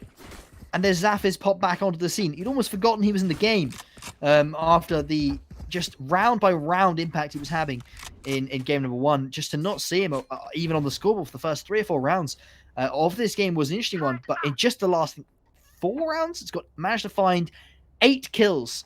So definitely putting their mark here on Ascent as they are within 1 round now of equalizing the scores. So far, there's been interesting plays from the offense, but a lot of it has been shut down very, very quickly on these rifle rounds. Defenders have been living with 3, 4, 5 players alive at sometimes. Kent, very happy to see that. Yeah, sometimes all you need is one player to really wake up and you start getting a lot of points back on the board. It seems like that might be something what's happened here, but excellent shots coming out from Nishans and Zens, but Dylan trades them out, and now it's all down to Dylan. Did get some really good kills there, but has to get 3 more. 1 against an op. It's just not going to happen. That's not going to work out at all, and yet again, the Birmingham Bulls are shut down. Again, there seems to be, the first 3 rounds, the first 3 rifle rounds of this series, they look really strong. They had some excellent moments. Sorry, not the series, of this map. They chained 5 together in a row. Obviously, I think 2 of those were ecos, so, that can be down to, just the core advantage you get by rocking out those Vandals. But they won a couple of the first rifles, and now the last 4 in a row have been complete domination from the Kent side. Birmingham's not found a word in edgeways in any of these rounds so far, and they need to find a solution to that. So far, they've been trying for mid-control, they've tried for fast A's. Now they're going to use the lockdown on B. This is a solution. There is no Hunter's Fury, there is no KO nade close by to deny this lockdown. It will go off without a hitch. They just need to now successfully defend the site in the afterplant. Oh my days, there's going to be 1 kill for Shenji. There's going to be another. He knows where they are. Going to try and really confirm that, get a dart off. Will be taken down blind by Dylan, though. Dylan just shooting anywhere where that drone came from and does get the kill. Dylan has made a lot of noise that they're reloading. I think they must know that this player is here. The nade comes in. Yeah. It's just not a great position to be in after plant. They didn't really have many options. Nightmare finds another through the smoke. And it's back to a 2-on-2 that Justice found another. Enemy remaining. Wow, Justice might be able to get away with this.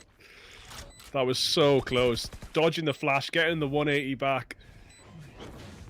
Now it's all on Zaphis. I think Justice will get the peak. Yeah, it is. Finally 1 back on the board for the Bulls. At the very worst, they're looking at closing this half out equally, but they could close it with a 2-point lead. I mean, it costs them 3 players and the lockdown. Not ideal, but it doesn't matter, as you say. It is now the last round of the half, so they don't need to worry about that economy. It's pretty impressive. Yeah, they win 5 of the first 6 rounds. They didn't need to worry about it. I don't think they ecoed at all in the last 5 rounds. They were buying in all of them, right? I think they pretty much just bought the whole way through. Yeah, I think they had such a good economy. They just kept going pretty much. Exactly. That's the strength of winning those rounds early. It gives you so many more opportunities at rounds later on. And now that they made it to 6, there's the opportunity again for them to make it to 7, end the half on a high. And Zappy dashes to the wall and not the market, but does get away with their life. That's not where you want to walk into at all. Nishan trades, but that's still favorable. They're 4-on-3. Yeah. A little bit of silence here as they try and work out if they're going to keep pushing B, mid, or what. Looks like the push is actually shifted towards B now, but with all that utility there and the Killjoy setup, it's going to be hard to make it onto site, as well as the rest of the team now rotating round. We know that Owls is right there, but the Swarm Grenade is going to hold them back as the team comes out from Market and Spawn. 4-on-3. Does find the Prowler. They'll be worried about Zaphis on the operator. Do trade him out, but it's all on that last Killjoy stuck in towards Market. 3 players to kill and a spike to collect. Can Yari Flip get away with 3?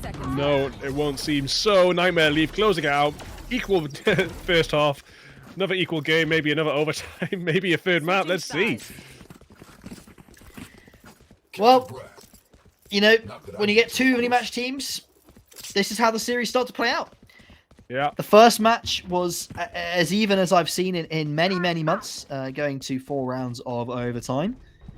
And this one is looking to shape up in a similar way. First half ending 6-6. Everything could change. The dynamic could be completely different, of course, when we do swap sides. Let's hope there's some kind of a deviation in how that works out for them. Zaf is still on the top of the scoreboard, but it's Thomas hugely stepped up this game so far. 13 for 8 right now. Basically, just 1 death ahead or behind, whichever way you look at it, of Justice right now. Doesn't matter too much. This is, of course, First round of the second half. Pistol round. Important. Boy, Justice what dashing is on. that? Completely insane. That's a play I've not seen before. The fade eye, the Astra smoke, as well as the dash and the updraft from Justice. That's almost all of their pistol util, but they do find a pick of it. And pressured back out of A main. It looks like they're going through catwalk now. They're still trying to get into A, but it's not going to be so easy for them. Justice there with excellent shots, but no util left. Yeah, now they've moved into mid. Looks like it's going to be market. Good choice, because I did not like the idea of pushing tree for them there. Yeah. And they didn't have the info I had, so excellent read by them. This is going to be in. Oh, Melon, though, with the frenzy. This could do huge damage. Only finds one. 3 on 3. Spike will go down very comfortably. Nishan's going to be happy with that. A little bit of a tricky retake with the util being extremely low. It's just all going to rely on these shots. One excellent kill there. 2 or 3 beautiful stuff there. As the Bulls take the first round of the second half. They managed to lose their lead. You know, they won the 5 in a row. And then they went on proceeding to lose their lead towards the end of that half. But they have re-established it here on the first pistol. And yet again, we're going, come on. Do not get upset by a bunch of deagles. It's happened twice now in this series, which is much more often than you usually see it. Usually, second round conversions are pretty much a done deal, right? Like the running into 5 Spectres with, I mean, I suppose teams more recently have been buying quite a lot of Sheriffs because you can opt for small shields and a Vandal the next round. But your utility's so bad, it's such a big investment, but it can work out for you. But most teams do opt to kind of give up control of that second round in favor of a really good buy in round number 3. Except for the Bulls, they just win that second round. Well, yeah, they just buy 2 Sheriffs. Thomas walks in, taps 2 on the back of Icebox B side, it's all over. But not every team can do that. That was crazy. And then if they let this round go as well when they're not, so they're playing anti-eco. Oh my days, Zaffis, what is that? Too clean. Beautiful peek. Right to the head. Dropping the gun as well. Confident with the Sheriff. Oh, I don't think this Sheriff shots are landing. 37 HP on Zaffis, but that's not stopped him before. Gonna make a bit of a rotation round at Heaven. This could be awkward if Zaffis comes peeking out of Heaven whilst Justice is still watching Tree. Still a 4 on 4, but there's 40 seconds on the clock. There's plenty of time here for any kind of shenanigans. Oh, look at this. There's 3 of them grouped up, and Thomas. Lined up. Spike down A. He only is actually good for 1, though. Last player standing. Okay. 30 seconds left. Yep, all on L's now. To pull something straight out of the bag with just a Sheriff. It's not going to be too easy.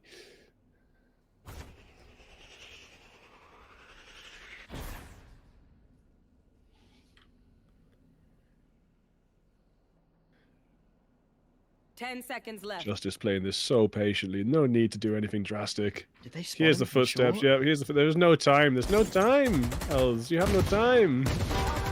Yep. They must have known he was there already. Oh, they did spot him with the Ares, of course, in the swing. They saw the killjoy then. But as he's gone. So the lead is strengthened. Birmingham Bulls, they're looking a lot more confident on this defensive side so far, but the real tell, of course, will be when we get to those rifles. And they're going to be at disadvantage here in the bonus, of course. But Justice does have the knives ready, so has given over that Phantom to Thomas. Probably going to rock those out straight away. yeah, they're on a bit of a bonus now, and they can get away with it, especially with these knives. So if they can do this round as well, their economy is going to be absolutely stellar moving forward. LZ still watching for the push with the turret there, but there's going to be a triple peek. It might be hard to counteract, and it is. As Els goes down.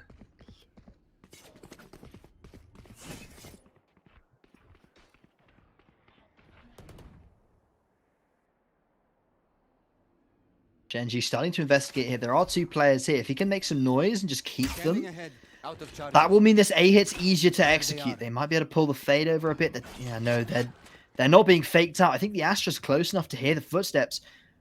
They know it's going to be A. Yeah. Bit of presence detected there. Catches Nightmare Leaf off. As Nightmare Leaf fades back. We do have Shenji holding. Won't get the kill though. And man, Zappis takes down Justice before Justice can get anything out with the knives. Zappis also getting another there. Yari did get Shenji down, but it's just looking. It's just kills left, right, and center. And now we're on a completely equal standpoint as Zappis is standing on site. Spike should be ready to go down if they can just pick it up and get enough. Yeah. 30 seconds Spike left. will go down, but the fragment's gonna. Oh, the fragment backfires. Thomas misses that fragment pretty badly. Last player standing. Oh my Right days. Not ideal there as Birmingham Bulls push themselves to 9. And get a step closer to equalizing this series. Of course, they are currently a map down. They're in, well, they're not in the driving seat of this series. And not only have they got to win this map, they've then got to produce a win over on Lotus if they can make it there. So the onus is very much on them at the moment to find this map. And you could say that they can take this game easy. You know, they can just chill out, see if they can get a win. But if they can't, no pressure. We've still got Lotus to go. Absolutely no worries. As the push coming in through B main from Kent is wow. 0 point lands. Thomas spraying for his life. So much sidestepping going on. He can't catch up with the sidesteps and does get taken out. Melon finds a couple of kills. And although Zappis does have all the utility up and the knives, in a 2v4, it's going to be hard to isolate those fights and find those. Because realistically, if they can find a pick onto the Jet, this could open the round for them. It's an operator. This could be something that the knives can beat. Oh, my days. No! Turn to the right, just out of time, and headshot out of the sky by Justice. Insane stuff. Justice making a rotation, so they might not even expect that this op's going to be here. So bang, there goes another one. Nishan's falls. Justice doing the work with the op. Getting yet another round onto the board for the Bulls. Justice showing their absolute dominance here. 22, 8, and 4. 22 kills to 8. That is, what's that, a 2.5 KD? That is almost unbelievable. It's more. It's is it 2.75? 2 point, yeah, and he had the assists on. It's basically a 3 KD. Like, it's insane, yeah. 3 KDA. Sorry, incredible stuff from Justice so far. It's not that they had a quiet game back on Icebox. It's that Zappis was matching them point for point and outdid them in the final few rounds of OT. But Justice having a beautiful game so far. This defender side so far, a clean sweep for the Birmingham Bulls. They're 4 rounds, 1 in a row. And the attackers, that is Ken, of course, not found anything. As the timeout is called by Zappis. Only a couple of seconds left of it, thankfully.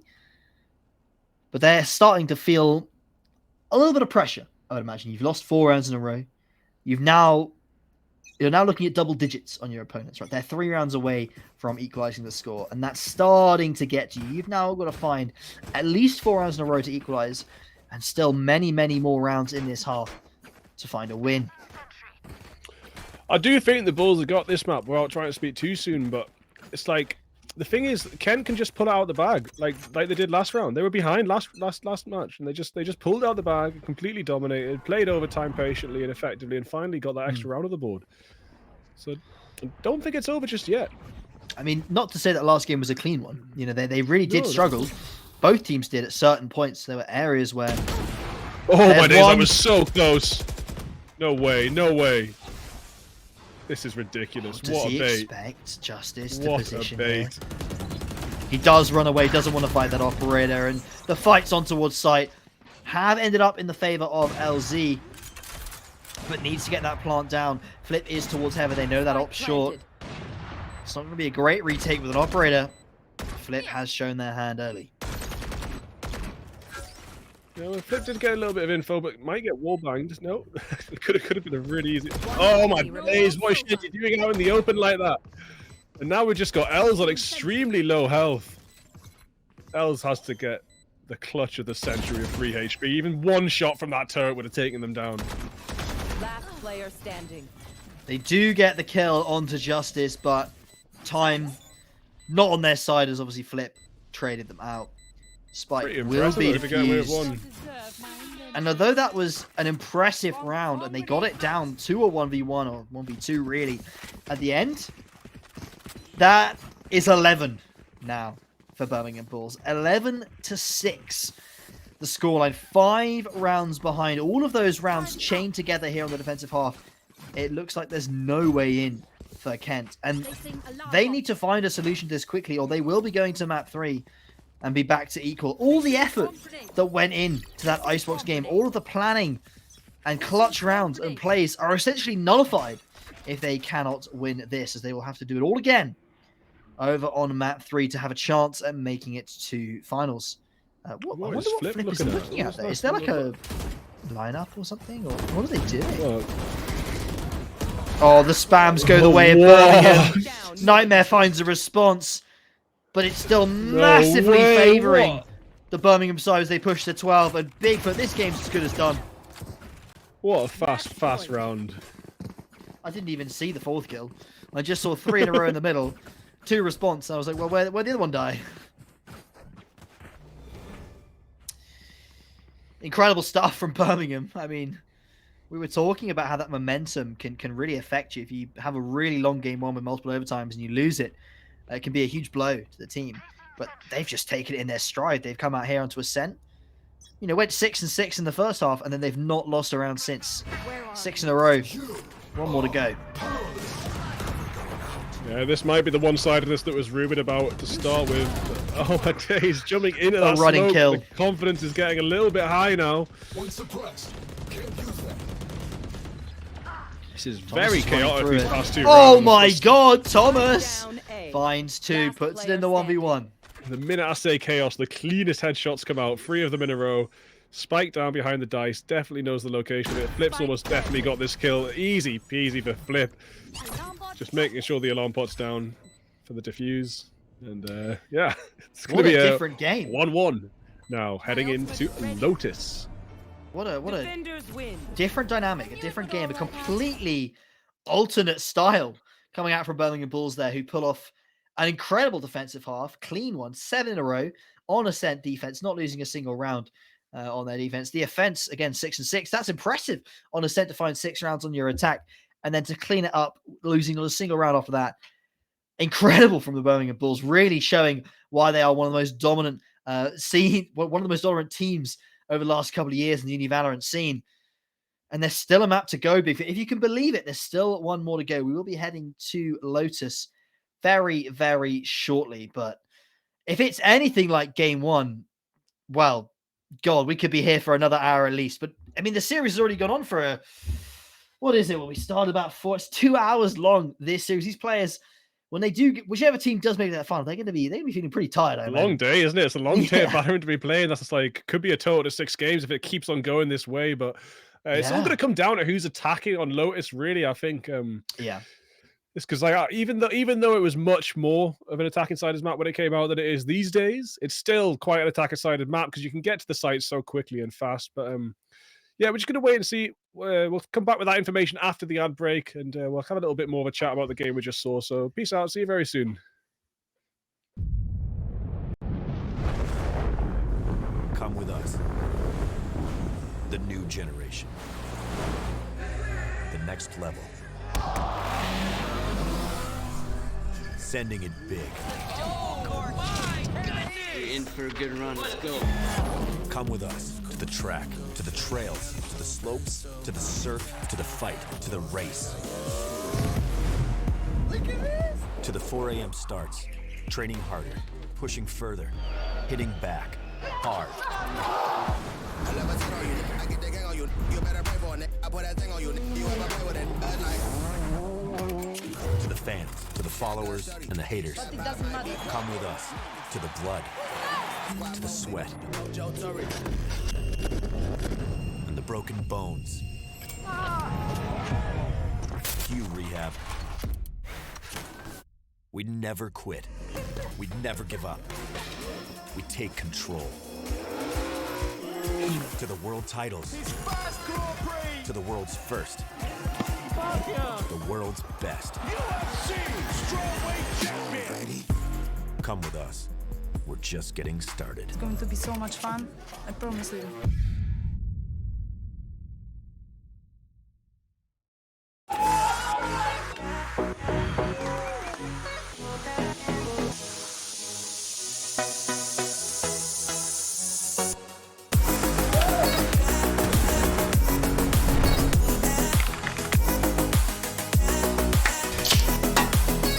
Let's go! Monster play! Nice. Monster play. That right there, monster plays of the week. Okay. Monster Energy is doing a monster site giveaway.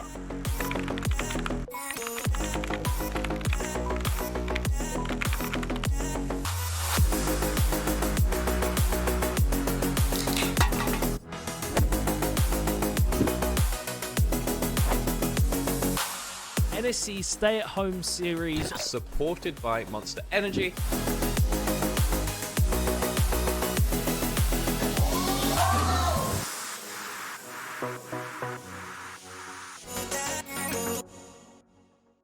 Good morning, crack student gamers, and welcome to the British University Esports Championship Spring 2022. It's been a long time coming, and we're now live from Insomnia. We're back bigger than ever. We have so much going on here.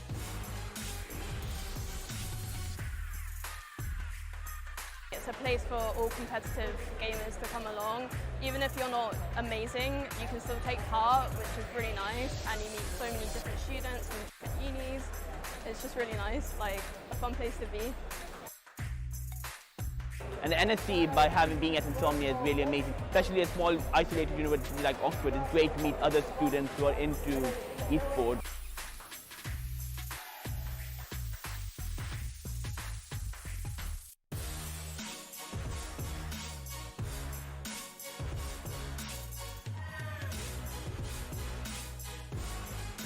So we've got a spectator area where the student communities come and they're meeting up for the first time in probably 2 years, getting to watch the finals, and then we've also got the teams on stage playing against each other. And then also we've got a student LAN as well, as kind of like a mini LAN in a wider bring your own computer over the weekend.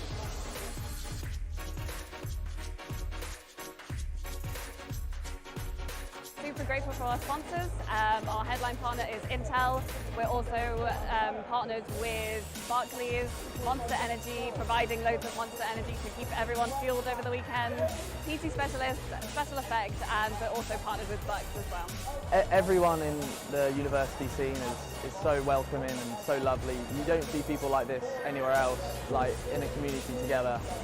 And it's just all about creating those connections with different people, and it's just really amazing.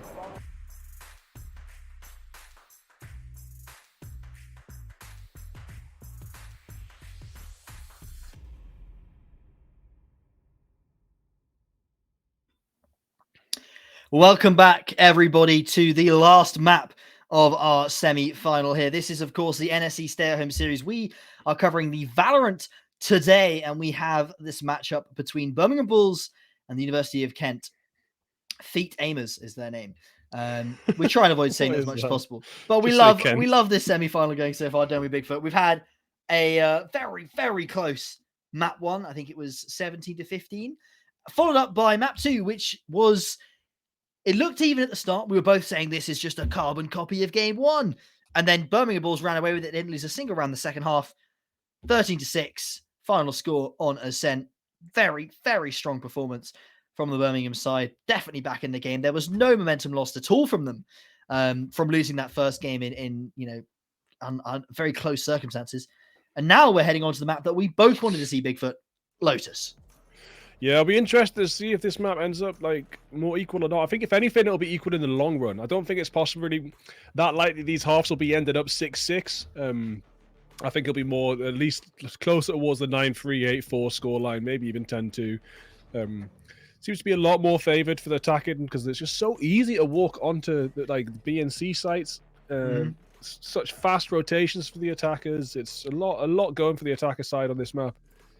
C has some very awkward angles, I want to say, for the defenders to hold. Similar as well with B, but then there is, again, to both those sites, there's only one entrance. So if you commit enough players there, you can hold it. It's getting the balance of where you put your players. It's not like Haven where, the other triple bomb site map, where you kind of have one towards B, you have two towards that A position, then you kind of have some more flexing in and out of Garage, and one in C. That Haven setup allows you to flex around quite easy. On Lotus, you've got to quite heavily invest in that A and B site. In Leaf C mostly on its own, from what I understand. Even though C can easily be taken, it's something that you will eventually have to retake and then try and deny that off-plant positioning from, which can be difficult. But again, we're both saying we're interested to see how these teams play it out, and I'm very interested to see how they do it. Yeah, look at that double controller. Very different comps. I think double control is like, it is okay on this map, but it's not vital, and it's actually not completely okay, to be honest. Like, but it can work. It can work. Viper's really good on this map, but it does need supported by someone else, and Astra probably is the perfect support. So we'll see how this works out for them. It could be really. We could see some really interesting meta here. Something you might want to take home and use yourself, or I might be using myself. Just Nishans, just Omen. It's like, it's okay, but it's not enough. Like, it's not always enough on this map to just have Omen smokes. Well, this is an interesting angle from Dylan. I didn't know that this was a place. Of course, you can flash over this. So that'd be nice to see. That's early info gathering. Yeah, you get it back. That's the thing. There's quite a few spots on defenders on a few maps where you can throw buddy straight up in the air. Well, and get it back straight back down. Yeah, and you can another 10 seconds later throw it up in the air back. That's 10 seconds Gecko later. tech I was not aware of. That's really nice. Yeah, it's why the recharge is ridiculous. The recharge is absolutely obscene. I hate it. Flashes on up, doesn't see anything. Now they know it's got to be A or B, and with two players walking in B, taking out the turret, they know it's A. The Astra's over towards A. They have found the pick on that player at the back. Shinji back on the race. The character they had so much impact on back in game one. Trying to emulate that here again. They're back on the site. The bike is going down. It's a 3v4 retake here, Bigfoot. Not favorable, but still doable. Yeah, it's going to be difficult. There he goes again. Doesn't get anything. Does get taken down by Nishans. Looking like it's going to be a pretty simple, for the attack. A Nightmare Leaf from Kent there. Getting the final kills. Looking pretty comfortable. Yeah, Kent with almost flawless round.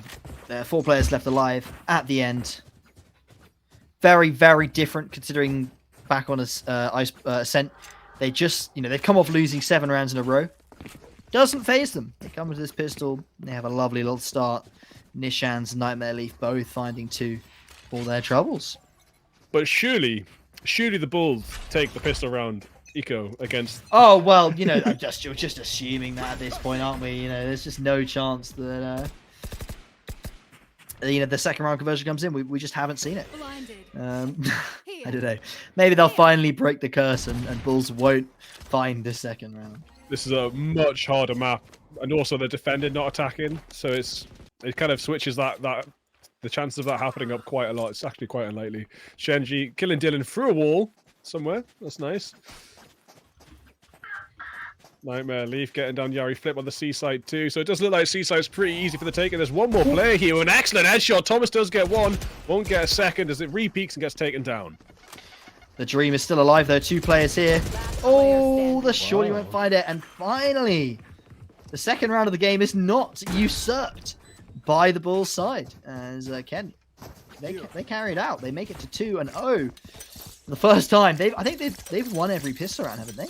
Every first round of the game. They've won every single one, and they've been upset every other time. I can't remember the details of the second halves off the top of my head, but the first I think the second halves have gone towards Birmingham Bull a couple of times. So we'll give them, we're just saying here, this is different from previous iterations of these 2 teams playing each other, and a couple of players towards C here. But again, Ken heavily leaning towards this A position. It's one of the sites that, if you can work out how to take it well, you can abuse it as much as you like. Shenji. That's Justice just very, very far forwards. Where was the escape plan at all there? And this is why I was surprised to see Shenji move over to Sova last game, because Shenji's just been so cheeky with the util, like put out at the perfect times, getting so many grenade and showstopper kills. Oh. Looks like they're just going to run away. LZ taking down Melon, that's absolutely crucial. That makes it 3v2 now instead of 3v3.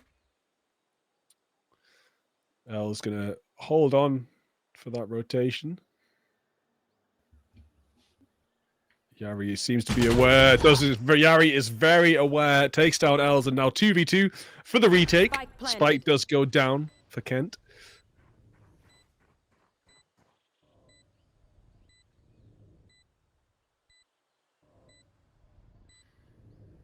It's 2-on-2. Actually, Flip worried about player being behind, but the time is ticking down so much. Both these players are playing outside towards C long. They've got to get onto this spike quickly. Oh, nice. The defuse has been stopped. Yeah, the wingman got taken down through the smoke. There goes Dylan. Looking for more of the flash. No, you can flash the mound. No. It's so strong. That afterplant position on C. You can't really afford to give C up without some kind of, the harbor or a wingman that doesn't get taken out while they're standing on the spike. But it's so easy to pick both of those things apart.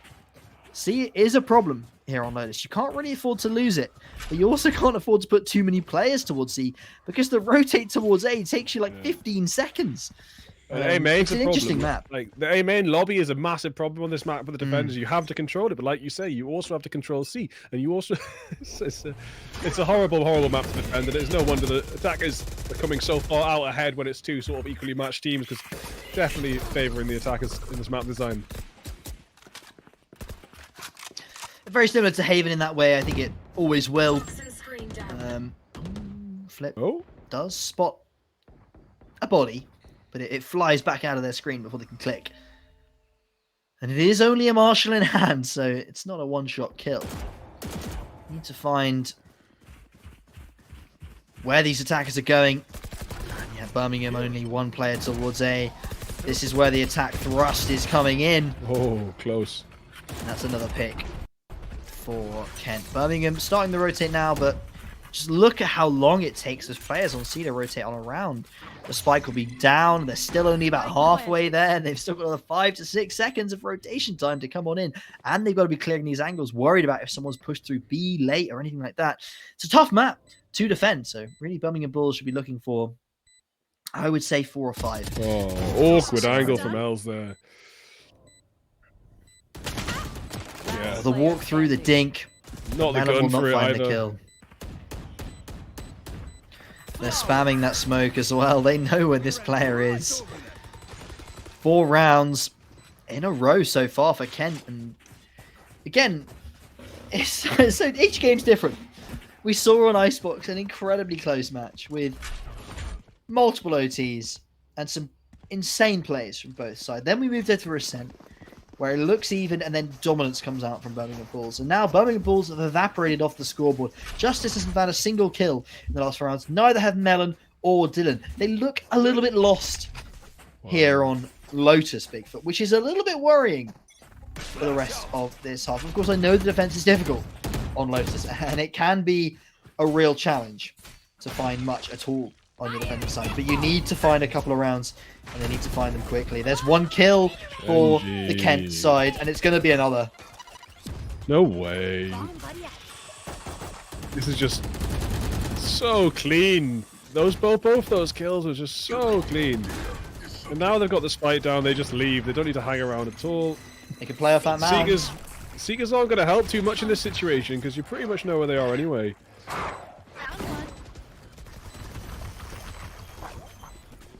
Yeah, wingman taken down again. Going for the, and now the rolling thunder going to mess everything up for the Bulls, buying a lot more time. Kent to keep an eye on this spike. Going to be 1 more kill, easy. Now Thomas on extremely low health, probably not going to be able to get away with this. Especially when you've got a breach, like stunning, able to flash through the mount, flash through the wall. One of the most powerful agents here on Lotus, because again, you can do all of that with just your flash and stun on towards C. But then you've also, look at the B site. If you just take a look and think of yourself as if you're a breach player, think of all the angles you can play, think of all the stun possibilities, think of the ult capabilities. That Rolling Thunder is going to envelop the entirety of that B site.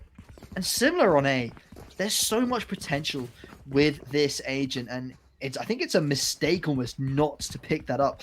Nightmare Leaf currently 9-3, and providing even more value for their team than their kills even show. I think this agent can be incredibly powerful on the right maps, and I feel like Lotus is one where you need to be rocking that breach. Yeah, breach is all round one of the most oppressive agents. In some maps, it just really shines, and I think Haven and Lotus looking really good. Just constant flashes. Fracture as well, man. I think you definitely do need them on Fracture as well. But if we just return to this game for a second, it does look as if Kent is running away with it. They have got 5 rounds on the board, and they're looking to make it 6. There's only 3 players remaining on the defender's side. The Raze is jumping on in. What can Flip do with the Marshal in hand? Not much at all. Shenji finds their head through the wall. And this is surely a 6th round, right, Bigfoot? Spike planted. Yeah, man. They're just running away with it. I expected this, like I said before, I wouldn't be surprised to see a 10-2, but I would be surprised to see a 12-0, and that is looking possible as they make their way halfway to that victorious position.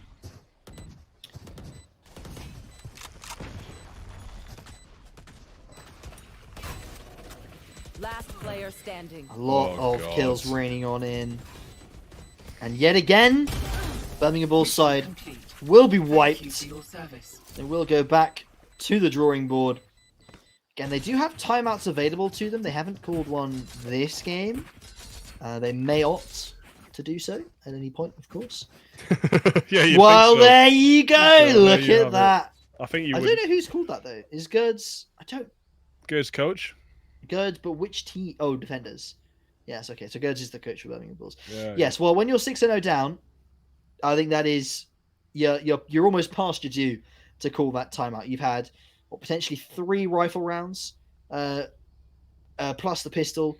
You've had sort of 4 evens opportunities to find a round. You've not managed to find it.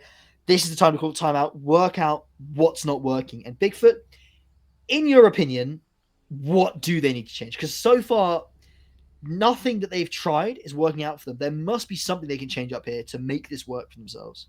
Oh god, it is hard. It's really, really hard because they're just getting steamrolled at every moment. But yeah, they could take a leaf out of Kent's book in Icebox and just play further back.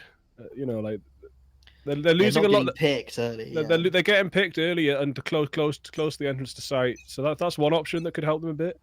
They could switch it up and go aggressive. This is a map where the defenders can show full aggression. You can be in your spawn from B in 5 seconds, 10 seconds. So there is potential to flank hard on this map as well, especially with all that post plant C lobby action. Like if they had 2 people flanking C lobby instead of coming through C team, then they might be able to get away with something there too. It's very possible, and there is someone watching out for that C flank, but it is only one person. That is Beefball. They might not expect it because it hasn't came through yet. So true, but the Raze is walking a lot closer. Might be looking to see if they can spot how many players are towards C before they do execute on towards A. Spike is over towards A, and whilst 2 players for the defenders are sitting on B, it's just kind of a pause here from everyone. Everyone's just sitting back, awaiting their turn and seeing what their opponents want to do. So they are, as you say, playing it slow, not giving up as early picks. Hopefully this will work out for them. Oh god, Nightmare Leaf gets a pick on the Thomas, and now they're probably going to rotate off the back of that as a bit of a yep. And if you look at the B players, they're going A. They could have just as easily pushed through B, and now they're going they're coming back. But the Killjoy is coming down on B site now. It's a very hard Killjoy lockdown to counter. You kind of just got to respect it and step back. We do have ultimates up and available on the defending side, though, so a retake is much more possible. But what are they doing? they've changed their mind. They're over on C. Melon so cheeky. denies the plant. That's huge. With 10 seconds on the clock and 2 players alive, they have to get up there and start applying that spike. 5, 4. The ult goes in, but it doesn't stun anybody. They find one, but in a 1v3, LZ 50 HP needs to find all 3. That will not occur.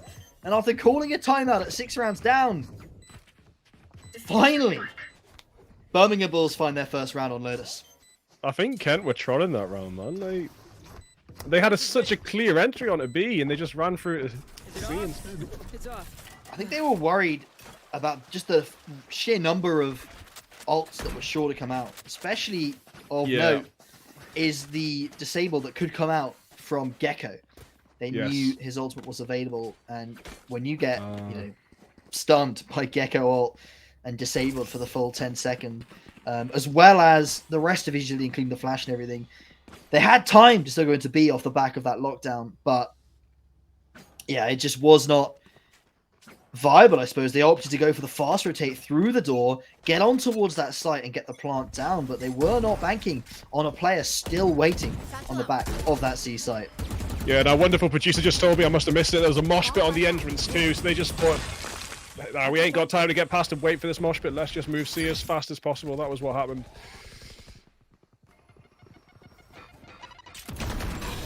I would have loved to have seen what would happen if they did commit to B, but unfortunately this time it's going to be the time we see it. They are pushing through. The spike does go down. They're absolutely surrounded though. This is one of the problems with B site on this and Haven, is you can be surrounded so fast. Showstopper coming out, does get one. It takes Dylan down. Razor is big, does find a kill, and Shenji actually finds a second. This is definitely worthwhile. Again, this swap from Raze to Sova. Game 2 didn't work out, but actually Justice has a chance at this. What? As he walking through the smoke at the back, does shut him down, but as I was saying, Shenji, you sort of alluded to it earlier in this game, they did so well in map 1 on that race, swapped off it map 2, and it did not look great. They were still doing well on the Sova, but they didn't have the same carry potential here on Lotus. They are performing again.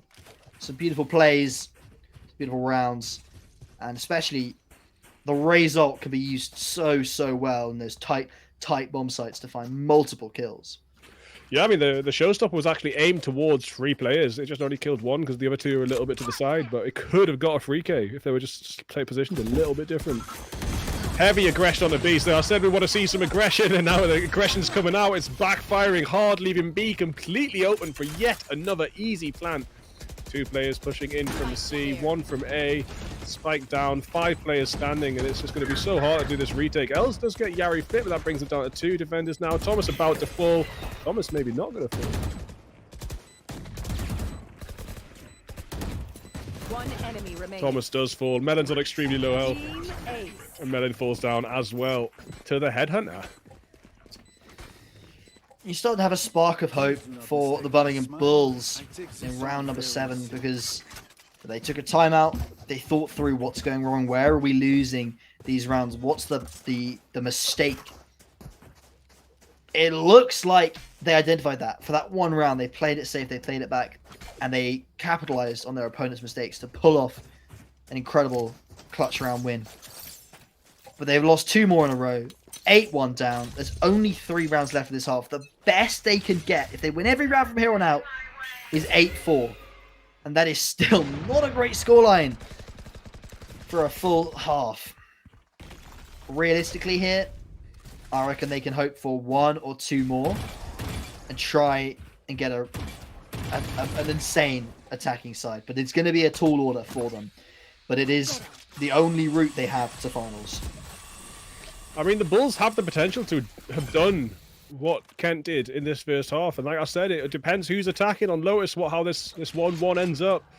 And it looks like the upper hand did go to Kent in the grand scheme of things, because starting off attacking on Lotus just puts you in so much more of a comfortable position.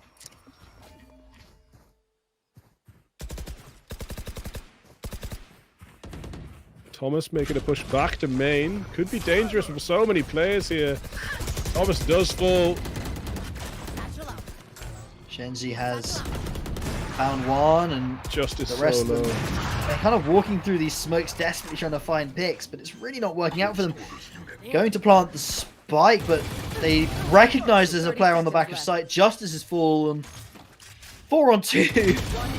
Make it 4 on 1. Bigfoot, they are falling like leaves. It is not panning out for them at all. And with this round loss here, it'll be 1-9. And yet again, the best they can hope for then is 3. And I know you say that maybe on the attacking side they can flip it around, but it's still a really tough ask. If you're going to go from potentially 11-1, 10-2 down, you cannot make mistakes. No, the onus is very much on you to just absolutely stomp from round number 1. If you lose that pistol, you're out the game. But look at it inverse. Like, just pretend that it was the other way around and Bulls were attacking first and they won 10-2. You know, we'd have it equal now. It would be 11-11. We would, but there's that extra pressure, right, of the score difference. I think that can sometimes. No, I do think it adds a lot of pressure, and that's why I said earlier, this whole series comes down to who's attacking Lotus first. That's certainly accurate, because so far Kent running away with it. Yet again, they find the opening pick. And the walk in here. Oh my god. Okay, 2 for 2. Defenders lost one earlier on. No, Birmingham not too comfortable. But they have the spike down. It's... Look where Killjoy is. No, my days. Look at that. Look. This is not fair. Big flank coming through, but Els does get taken down. Els was trying to be really cheeky there, but did not get away with it. That's a good spot. Okay. The Astra is on site. They should know that the Astra can be here after killing their teammate in spawn. Going out to check it, but Melon, in clutch, finds a kill onto Shenji, and Zafis, the star player from Icebox, dropped 40 kills in the first game. Did Melon not hear double footsteps on that water? Must know that the players here. They have called their teammate to come over, but 30 seconds left. Oh. Dylan's on top, and they make it to 2. It might be a little too late, but there's the potential to make it to 3. And 9-3 is a scoreline that I can see a potential to come back from. Double digits is frightening if you're if it's just in your first half, of course, because if you then go to the pistol and you lose it, if it's a 10-2 score at the half, you could go to 12-2, and that is, you've got to now get 10 rounds in a row, and you've got to basically win every rifle. Well, you do have to win every rifle. That's a tough position to be in. When you've got a little bit more space, a little bit more to play with, then a comeback's possible. Fast towards C though, and it's going to be Flip. The pressure is on Flip. He's got to find something. He's flashed off. The ult comes in from Raze. She has to fire it off in the next couple of seconds. It won't find anything. So much invested in this final round. I mean, the showstopper is often just used for exactly that. Buying space, make everyone run away. You don't need the kills. You've literally just scared everyone away and got the spike down. That's worth an ult in itself, I think. Look at this. They're going to open the door and just go straight for a fight. No way. What a tactic. Let's see if it works. Oh dear. It always does. I feel like that is favourite Almost, them. yeah, They're almost 3 for 2. It looks like that worked out for them. They can go for the diffuse. They have got Viper's bites towards the relevant positions where these players are. Dylan finds a third. They need to get on this spike though. It's halfway up. The wingman is on it. And that is time. Plenty of time. What was I worried about? 9-3, the final first half score. We do see Birmingham getting back into it in that final couple of rounds there. And they're sort of in the game. But the thing that is most important right now is that they win this pistol. If they can win the pistol and convert it in second round, that closes the gap hugely for them. That lowers the level of pressure. It puts them in a much more comfortable situation. They're still under a lot of pressure again. It's still very much the weight is on them to find the rounds. But if you lose this pistol and go down 11-3, that is almost unrecoverable at that point. Anyway, again, all the ults reset. Go into the second half. The economy resets. This is the best chance they have at a recovery.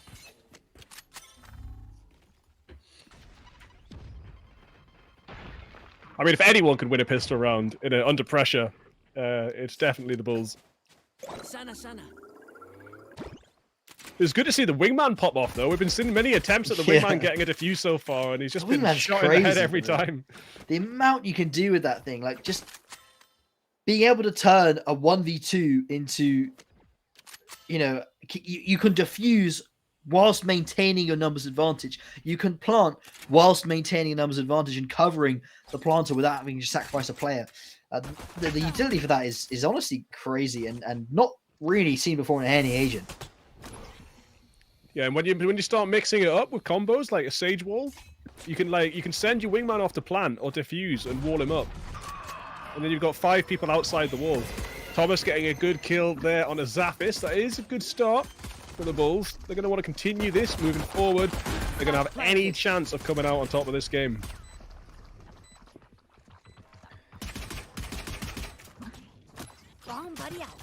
We do see the Roomba. It goes on out trying to find these players. They know no one's close on the left. The Roomba has cleared it for Shenji. Is worried a little bit about the box. Ooh, they need Shenji. Not going to be enough. 10 HP as well on Shenji. It's just surely there's no time as well on LZ. Falls to Justice. A very, very important pistol round that found by Birmingham. The gap closes to 5. What's the plan? I mean, it's possible. We could, like I said, the attack, as long as you can keep...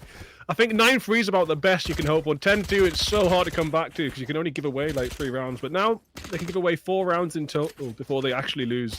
So give away 3 and the 4th would be their loss. And I'd honestly think the Bulls can dominate as much as Kent did. So when it comes to attacking... Certainly could pan out that way. They've started off strong. If they can show us a strong second round conversion and follow up with a decent bonus, doesn't have to be a win, but it has to be damaging. Look at this aggression down A long. It's a good thing they're not pushing A anymore. The Viper will spot it. The Viper falls. Zaffix. Zaffix with a headshot. They're doing it again. They didn't recover the gun, but they have the information of where the players are not. Oh, the swinging, but look at that setup. There's 4 players lined up there with pistols. Nishans must have spun on that flash because he was still completely unblinded. It gets the beautiful kill. Looks like the push going through the door now. No one on C side, although there is one player standing back a little bit. But no util. It being a save round, of course, Els hasn't had a chance to get up all that util into the belt. But finds it kill. Eventually. But Melon with 2. It's messy now. Nightmare has a Phantom in hands. This is still definitely losable. Sapphics with the Headhunter. There you go. That's the utility. The Gecko Wingman can get the plant. Both players still alive. Zaffix has found one. They're looking for the other, but the trade can't come in time. Dylan. As Dylan finds both with the Spectre in hand. And Birmingham Bulls back in the game. They found the conversion. They found the pistol. They're but 4 rounds behind. And there's every possibility of getting back into this one. It was interesting because whilst the wingman was going down, it could have been stopped with a wallbang, but that would have given away Nishan's location. Not Nishan, sorry. Nightmare leaves location. Was it Night? No, Nishan was backside, right? Yes, yeah, Nishan was backside. Yeah. Nishan was back. Nightmare was on the box or something out in the middle. Anyway, could have wallbanged, could have stopped the plant, but went for the location mystery, and it was definitely a good call. But unfortunately, the sprays at the end, Dylan came out on top. No way, Shenji! Oh, Stop it! Shenji! Stop it! Oh, headshot MVP Shenji tonight, man. That's been so good. It looks so much more confident on this raise. Just does fall there. Maybe a little bit too much confidence. But the fact they found those initial picks is big for the defenders here. The Skyalt is popped. They should be able to get the site for this, and LZ has fallen off. But a pick onto Melon outside B, and 2v4 in the afterplant. Thomas walking into the smoke to try and find something early on. LZ finds both with like 3 bullets in the gun at the end there. Finds the head of Justice. They were going for a desperation play, right? They had to find a quick kill early or they'd be overwhelmed by the sheer numbers of defenders. Doesn't work out for them. But technically, it was their bonus, right? We can Yeah. give that to them. They're allowed to lose that one. They can't afford many more mistakes, but the bonus is one that they can afford to lose. They'll have a rifle round coming up here. This is where we really start to get a read onto how the Birmingham Bulls offense is going to play out, because it needs to be dominant. Yeah, you really don't want to lose the bonus round in the score situation that you're in right now, but you can just about afford to if you can come back afterwards. But if this round gets dropped, it's over. It's going to be 11-5 with no economy if they drop this. That's 6 rounds behind.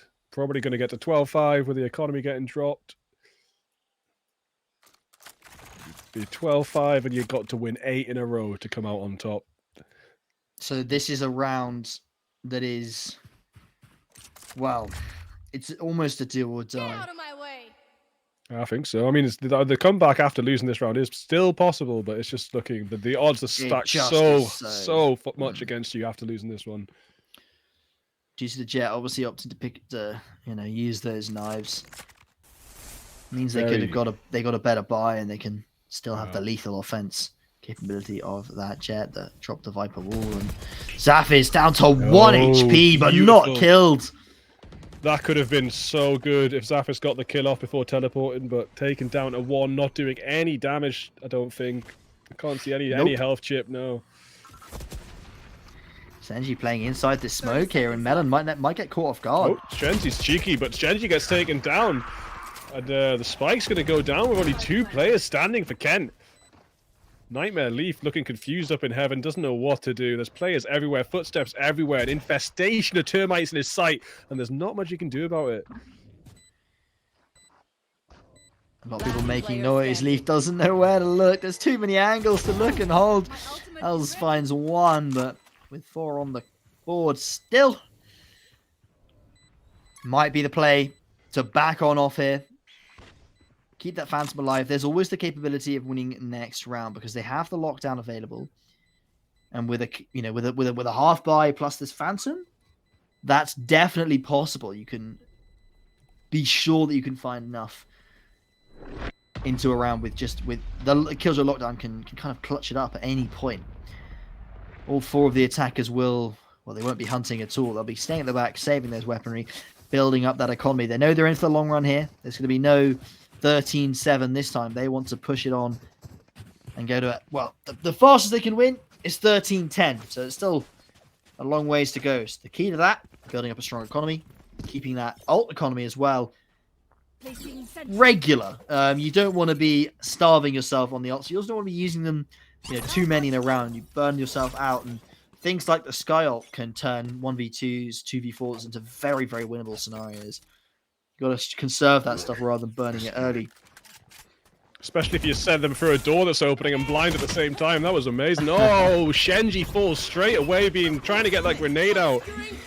Grenade does get out and does a little bit of damage here and there, but Shenji comes out. Shenji doesn't make it out alive at all. And Melon pretty close to sight now. Tree completely controlled.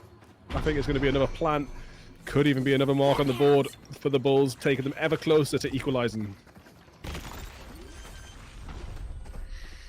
Bart going down, and it's going to be a difficult retake again. 3 players coming from stairs position, and Chamber all the way behind. The Astral Wall comes down. They're going to have to walk through that. That is not a fun situation. Oh my days. Nishan gets 1, does get taken out. Flip gets 2. That is really crucial stuff there from Flip.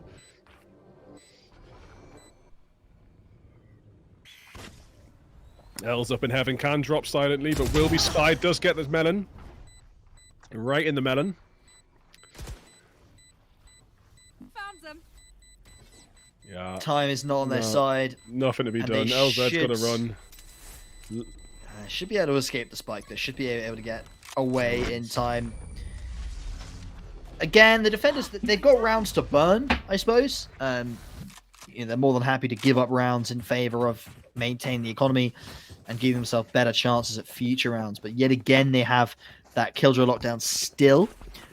It's one of the things that people don't think about too much in Valorant, but every time you get a kill while you have your ult charged you're technically being inefficient, right? You could maybe get an extra ult or 2 out of game if you're always using it on cooldown, but it's not ideal. You don't want to hold on to this lockdown for too long because it may have been capable of turning rounds around. So far, Elsa's not really been in any position to use it, but it is something that people do have to think about when they approach this ult economy in Valorant. It is tricky because you're right. Like, if you get it down, you can get another one. But if you get it down and don't get anything off it, and then in the next round there's a situation where you really need it, it can be terrible as well. So you're right. It's extremely complicated, the ult economy. Oh, Nishan tries to do something sneaky. Maybe should have teleported. Definitely considered it. Thought it was too dangerous, but might got away with it in that. L's taken down to 27. Very, very low health, and the rotations comes through. A is completely clear. And they're rotating correctly over their flip, as well as been left here by the team to try and call when the rotations are happening. Hasn't heard a single step, so was able to just say, most of them are still here. We'll start to hear stuff now, and now the Viper's going to be going on the flank. It's going to be a long flank. Oh, the turret caught something on the flank, and now Nightmare's That's heading back. distracted Leaf, though. He has to stay back. Thomas has found a pick, and Birmingham Bulls, they're back in this game out of nowhere. They're likely to push it to 8. There's surely no chance of a retake coming out. Shenji's on the back of the site, actually. If you can find a couple of picks with the Sheriff, there might be a capability to pull off an insane last-second clutch, but surely there's not that much time. There's one. Oh, no, Shenji's done it. There's 2. Many? Only 2 more to find, but they have to defuse as well, and with 8 HP, can they find it? The ult is on Shenji. Showstopper. Oh no, he's just opted to spray, but oh my days.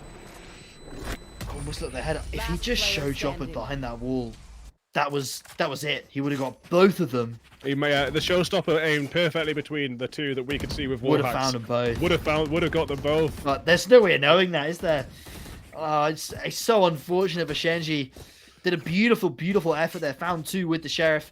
I suppose the one problem is if they press the ult button, they know they're going to be pushed instantly with 8 HP. The chance of that ult getting out of their rocket launcher before they fall is quite slim. I really didn't think that this map was still this attacker-sided, like, generally. Apparently it is. Both these teams have had excellent attacker sides, and the defense is not shambolic, but struggling. Yeah, it is really struggling with the defense, both sides. The attackers lean towards B pretty heavily. They still got the Astra sitting outside A again. Very, very aware that the possibility of just walking up 3 players in towards A lobby position, keeping someone there to keep an eye on it. 4 players outside B. In they go with the Gecko ult. Killjoy utility is there. They want to bring it back. See. Oh, the showstopper's coming out strong. Does a little bit of damage, but not much at all. Zaphis finding Melon's a big, big, big play. Oh, but Flip's found 2 on the B side.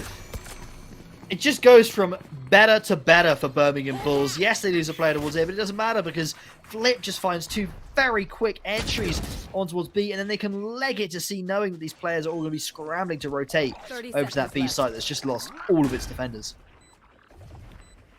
Look at this as well. Flip on this little mound of sand, holding it down. I don't think there's anything to be done here for Kent this round. Oh, timing. Flip turned around, but he's still kind of worrying about it. Oh, he's fired through. Found 1. Last player standing. Swap 2. V Phantom, but again, all these 3 players are low. He might be able to find kills, but he should be able to find the round. There's 1. Looking for a couple more. They're going to run away the other direction, and there's no chance of getting that spike. Should just save. Unfortunately, cannot carry that ult to the next round. Birmingham hit 9.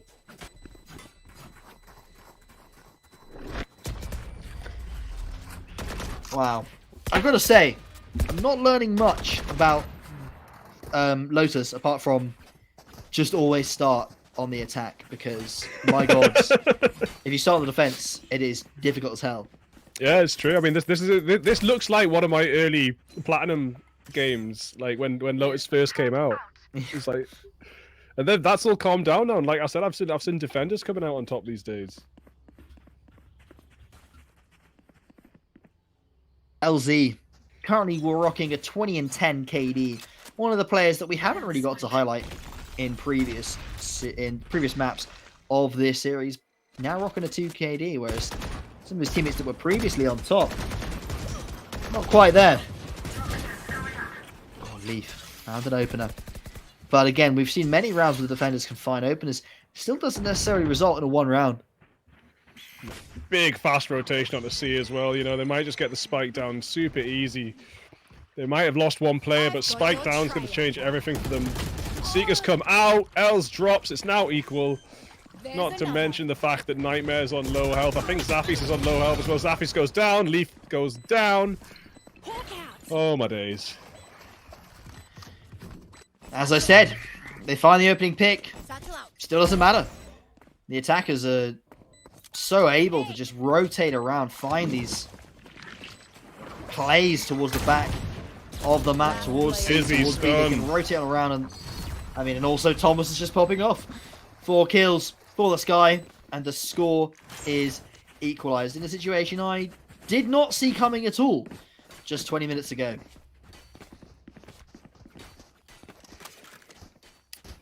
I mean, I didn't know what to expect, but I definitely knew this was possible. I wouldn't have maybe gone as far to say lightly, but just definitely possible on this map. And I thought, like I was saying, if the Bulls started, they would have been put Kent in a similar situation. So as long as they can deal with the pressure of being on 3 points in the second half. Yeah. And they've done it. It's 10-10 now. It's anyone's game yet again to move through to the finals of the NSE Stay at Home. And win themselves not only a grand prize, of course, but also take home a Monster Energy pack themselves. No way. That's true. I know. Who would have known that the Stay at Home sponsored by Monster Energy would give you Monster if you want? It's incredible. It's not just the players either. There's a cash prize as well, but no one cares about the cash prize. We're all here for the Monster. If you are here for the Monster, you can get your Monster Drop in chat. Type exclamation Monster Drop and you'll get some information on that. If you want to enter, just type Monster Drop, no exclamation. If you want to see information, then you type exclamation Monster Drop. But if you want to enter, just write Monster Drop, and you can win yourself your own cans of Monster. You've got to be 18 plus to enter and have a UK address. As the B site is firmly covered in a poisonous liquid by this Viper. Again, Viper ult. God. What a powerful tool at their disposal. But they decide to leave B and run towards A. The rotation potential in this map is ridiculous. They can go in, ult on the site, and then completely abandon it, heading straight to A, get a free plant, and it's a 5v2 scenario. This attack looks almost too easy for the Birmingham Bulls after struggling so hard with the defense. Last player standing. Melon gets Els, and then Zappis is going to fall too, and it just is all falling apart. The solid start that Kent managed to get in this first half has fallen to pieces. As Birmingham Bulls dominate their own attacking side, ending up in the lead 11-10, only needing 2 more rounds to come out on top and head through to the finals. 11-10. A scoreline, well, I mean, when you start off this game with 6 in a row, end your half 9-3 up, and, you know, I mean, only but on round 10, they were up 9-1, looking incredibly dominant. They probably wrote the game off in their heads.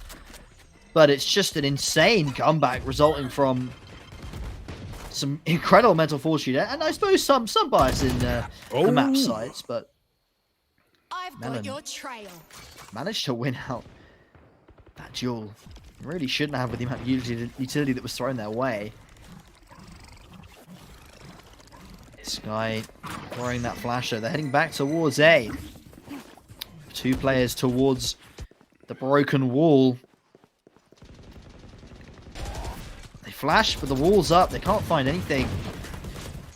Breach does actually have Rolling Thunder here. This could be beautiful if he can find it at the right time and not get picked off by Melon here. Their team would be able to capitalize on it hugely. Going to rotate on around and do it from the back of A instead. I suppose that's more favorable. More teammates will be able to help on out. Somehow Flip dodged it. Just walked out to the side. Gonna push them back, but you know this is the position they've been playing post plant anyway, so you haven't really pushed them back like anywhere specific because they were leaving sight for post plant anyway. Zafis goes down, 12 points to Bulls. They are 1 round away from heading to the finals. 1 round from guaranteeing themselves minimum 2nd place and putting them in with a shot at a rematch, of course, as I do believe that the results of the other game were, I believe it was 2-0 to C9 Village Boys, I believe, which is the Portsmouth side, if I remember correctly. So Portsmouth, of course, played Birmingham Bulls in the Swiss stage, and they did manage to beat them, knocking Birmingham Bulls off of their unbeaten streak, knocking them down into, I think it's 2nd seed, I think Birmingham Bulls are. But of course, that match was only best of 1. In a best of 3, who knows what is possible? And this final could potentially go that way, of course, as this could be the final round of the game. Good tactics. So you brought it back. You want to bring it back to yourself. Don't run all the way to their spawn when you can bring it back and pick it up again, guys, if you're watching. Oh, reclaim Thrash. That's insane.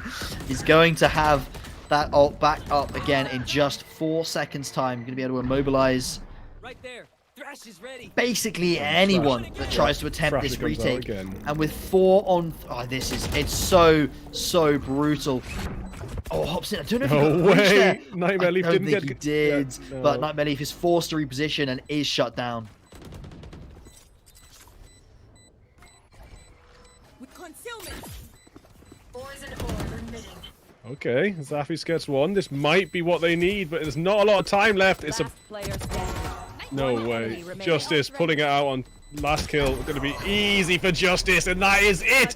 Birmingham Bulls through to the finals with an amazing 2nd half here on Lotus. 13-10 at the final score. Unbelievably, Kent only managed to find 1 singular round on their own defending side, and my God, Thomas put on an incredible effort there for his team. 22-17. The next 3 players are all from University of Kent, but it doesn't matter. They still lose to the prowess of the Birmingham Bulls side, coming back from what was a very one-sided affair in the first half. An incredible showing from the Birmingham Bulls side, and that's it. They make it with, a reverse sweep, technically. They lost their first map, that being Icebox. They went on to Ascent. They had a dominant time, 13-6 the scoreline, and then managed to close it out here on Lotus, 13-10. Bigfoot, they pulled a reverse sweep. They made it to the finals. Rematch against the C9 big boys, C9 something or other, Portsmouth University in the finals. What a series we've just seen. That was an amazing series, and I expect the next one's going to be an absolute battle as well. The Village Boys in the final. We're going to take a little bit of a longer break this time. We're only taking like 5-minute breaks previously, but I'm going to go make a coffee myself, and we'll be back at about 10 past 7. Minutes. Yeah, 15, 20 minutes max. And we'll be here with this extremely amazing final coming up. Both teams going to be a bit tired, so me too. So let's go get a coffee, and we'll see you soon. Come with us. The new generation. The next level. Sending it big. You're in for a good run. Let's go. Come with us to the track, to the trails, to the slopes, to the surf, to the fight, to the race. Look at this! To the 4 a.m. starts, training harder, pushing further, hitting back, hard.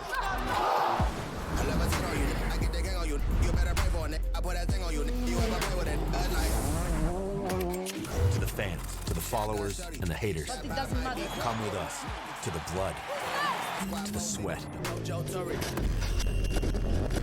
and the broken bones. You rehab. We never quit. We never give up. We take control. To the world titles. To the world's first. The world's best. Come with us We're just getting started. It's going to be so much fun. I promise you.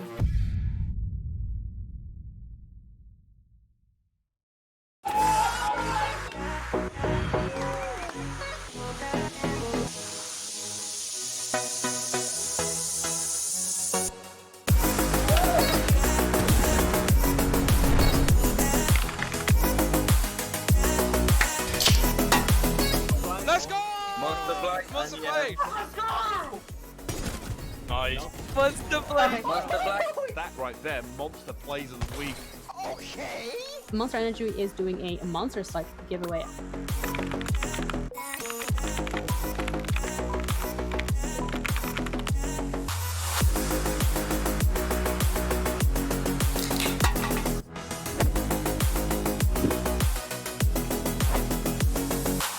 NSE Stay at Home series supported by Monster Energy.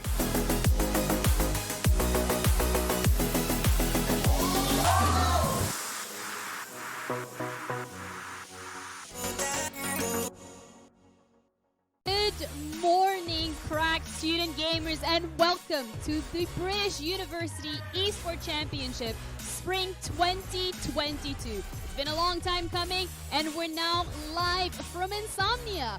We're back bigger than ever. We have so much going on here.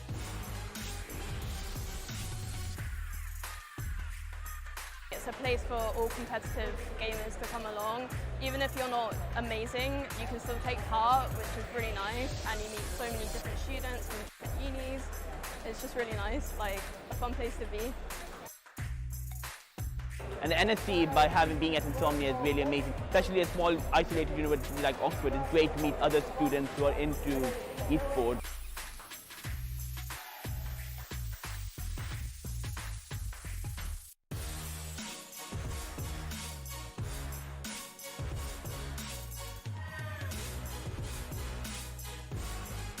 So we've got a spectator area where the student communities come and they're meeting up for the first time in probably 2 years, getting to watch the finals, and then we've also got the teams on stage playing against each other. And then also we've got a student LAN as well, as kind of like a mini LAN in a wider bring your own computer over the weekend.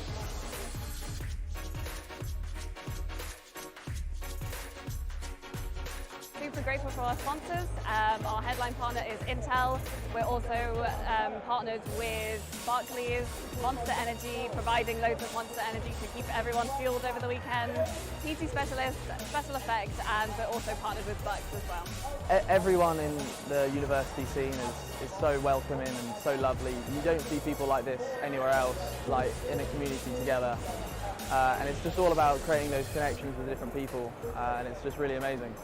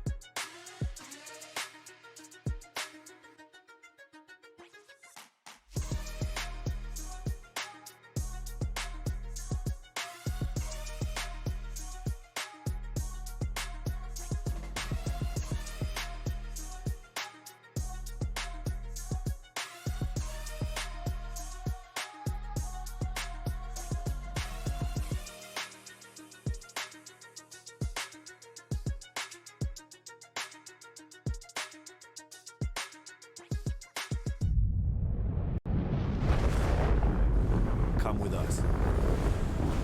The new generation. The next level. Sending it big. You're in for a good run. Let's go. Come with us to the track, to the trails, to the slopes, to the surf, to the fight, to the race. Look at this! To the 4 a.m. starts, training harder, pushing further, hitting back, hard. I never turn on you. I get the gang on you. You better pray for it. I put that thing on you. You ever play with it? To the fans, to the followers, and the haters. But it doesn't matter. Come with us to the blood, to the sweat, and the broken bones. You rehab. We never quit. We never give up. We take control. To the world titles. To the world's first. The world's best. Come with us. We're just getting started. It's going to be so much fun. I promise you.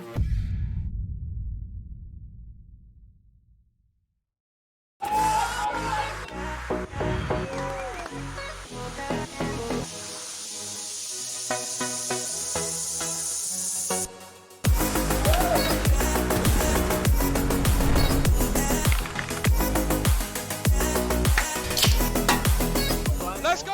Monster Black. Monster Blade! Let's go! Nice. Monster Black. Monster Black. That right there, monster plays of the week. Okay. Monster Energy is doing a monster slide giveaway.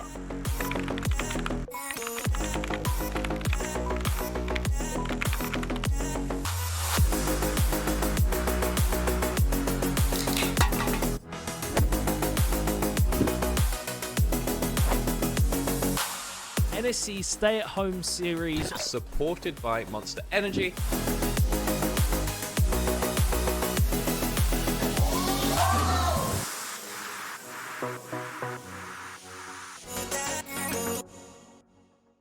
Good morning, crack student gamers, and welcome to the British University Esports Championship Spring 2022. It's been a long time coming, and we're now live from Insomnia.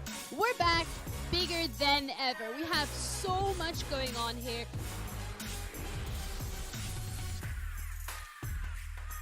It's a place for all competitive gamers to come along. Even if you're not amazing, you can still take part, which is really nice, and you meet so many different students from different unis. It's just really nice, like a fun place to be. And the NSE, by being at Insomnia, is really amazing. Especially a small, isolated university like Oxford, it's great to meet other students who are into esports.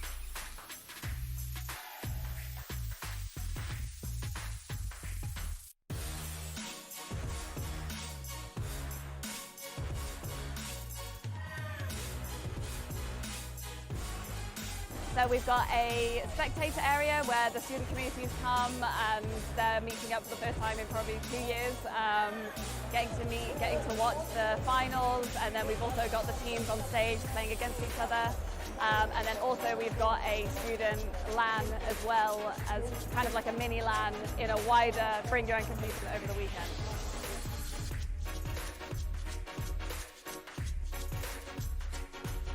Super grateful for our sponsors. Our headline partner is Intel. We're also partnered with Barclays, Monster Energy, providing loads of Monster Energy to keep everyone fueled over the weekend. PC Specialist, Special Effects, and we're also partnered with Bucks as well. Everyone in the university scene is so welcoming and so lovely. You don't see people like this anywhere else, like in a community together. And it's just all about creating those connections with different people, and it's just really amazing.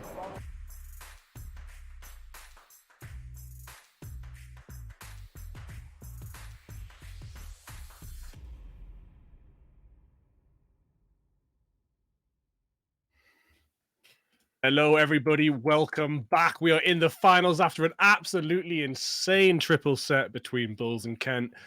And it just went backwards and forwards, 2 games, completely looking neck and neck in the first.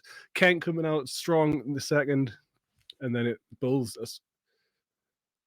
Is that what happened? Sorry. Well, yeah, it's all like that. The Kent looked really strong in that last map at the start, and then the moment they switched side, the fortunes reversed and Birmingham walked away with it. 2-1 reverse sweep to Birmingham Bulls. Pretty incredible series. If you can think back to that long ago, map 1, we went 17-15 in OT, which did That go was in the favor insane. of It was Kent. so That was long. insane. Then followed up by a very, very, very quick game with Birmingham Bulls taking it 13-6. And then the last game, as you all have seen just a few moments ago, an incredible series. That last map, in the end, going the way of Birmingham Bulls after a pretty dominant first half from Kent on those. It all changed in It was the second. It was 9-3, wasn't it? Yeah, 9-3 first half, and then losing it 13-10. I want to say 13-10 or something. Only getting one round. They got one round, but yeah, that makes it 9. That makes 9 to 10. That's rough. Yeah, but that's the thing with Lotus, man. Just you can just lose control from the defensive side so easily. Yeah. Luckily, Kent can obviously play for third place, so there is still something for them to aim for in that sort of consolation game. But let's talk about the final. Now, from my understanding, this is first and second seed. This is Birmingham Bulls and C9, which is from the University of Portsmouth, of course. These two Titans fought their way through the Swiss stage. They played each other, and from what I can tell, they played each other in round 4 of the Swiss stage, and C9, the University of Portsmouth side, beat Birmingham Bulls 13-7. Now, actually, I can just check the map for you here. I can't check the map, unfortunately. But 13-7, the scoreline in a best of 1. That's relatively dominant. That's a very strong leaning towards the Portsmouth side. Now, best of 3 does change things. But from prior matches, from previous experience, and from looking at how the brackets went as well, C9 currently completely unbeaten. They've not lost a single series. They just 2-0'd in the semi-final. I think they did lose one map in the quarters. But apart from that, it's been a pretty much clean sweep from Portsmouth. They're looking to win this tournament, only dropping one map. But first, they have got to go through the Bulls side. Yeah, I've seen these guys before, and I was just saying off stream, they're one of the only teams I've seen that can like dominate and kind of troll at the same time. Like I've seen them do some silly things and get away with it.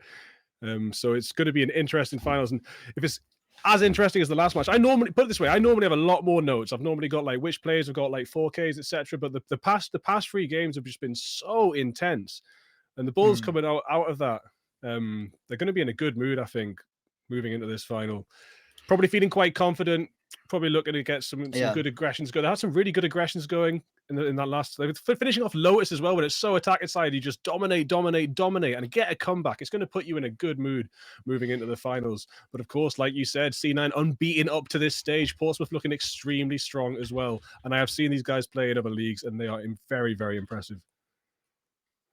Of course, Birmingham Bulls know they've played C9 Village Boys before, and they know the result of that was 13-7. But potentially they're going into this series with a bit more confidence, of course. The best 3 does change things with regards to the fact that it is more maps. I suppose that's quite obvious, but you get your opportunity to show your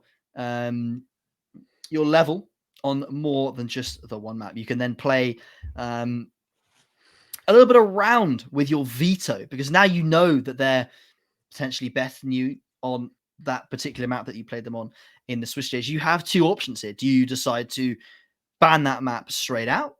Do you decide to, go into that map again because you now know how they play it?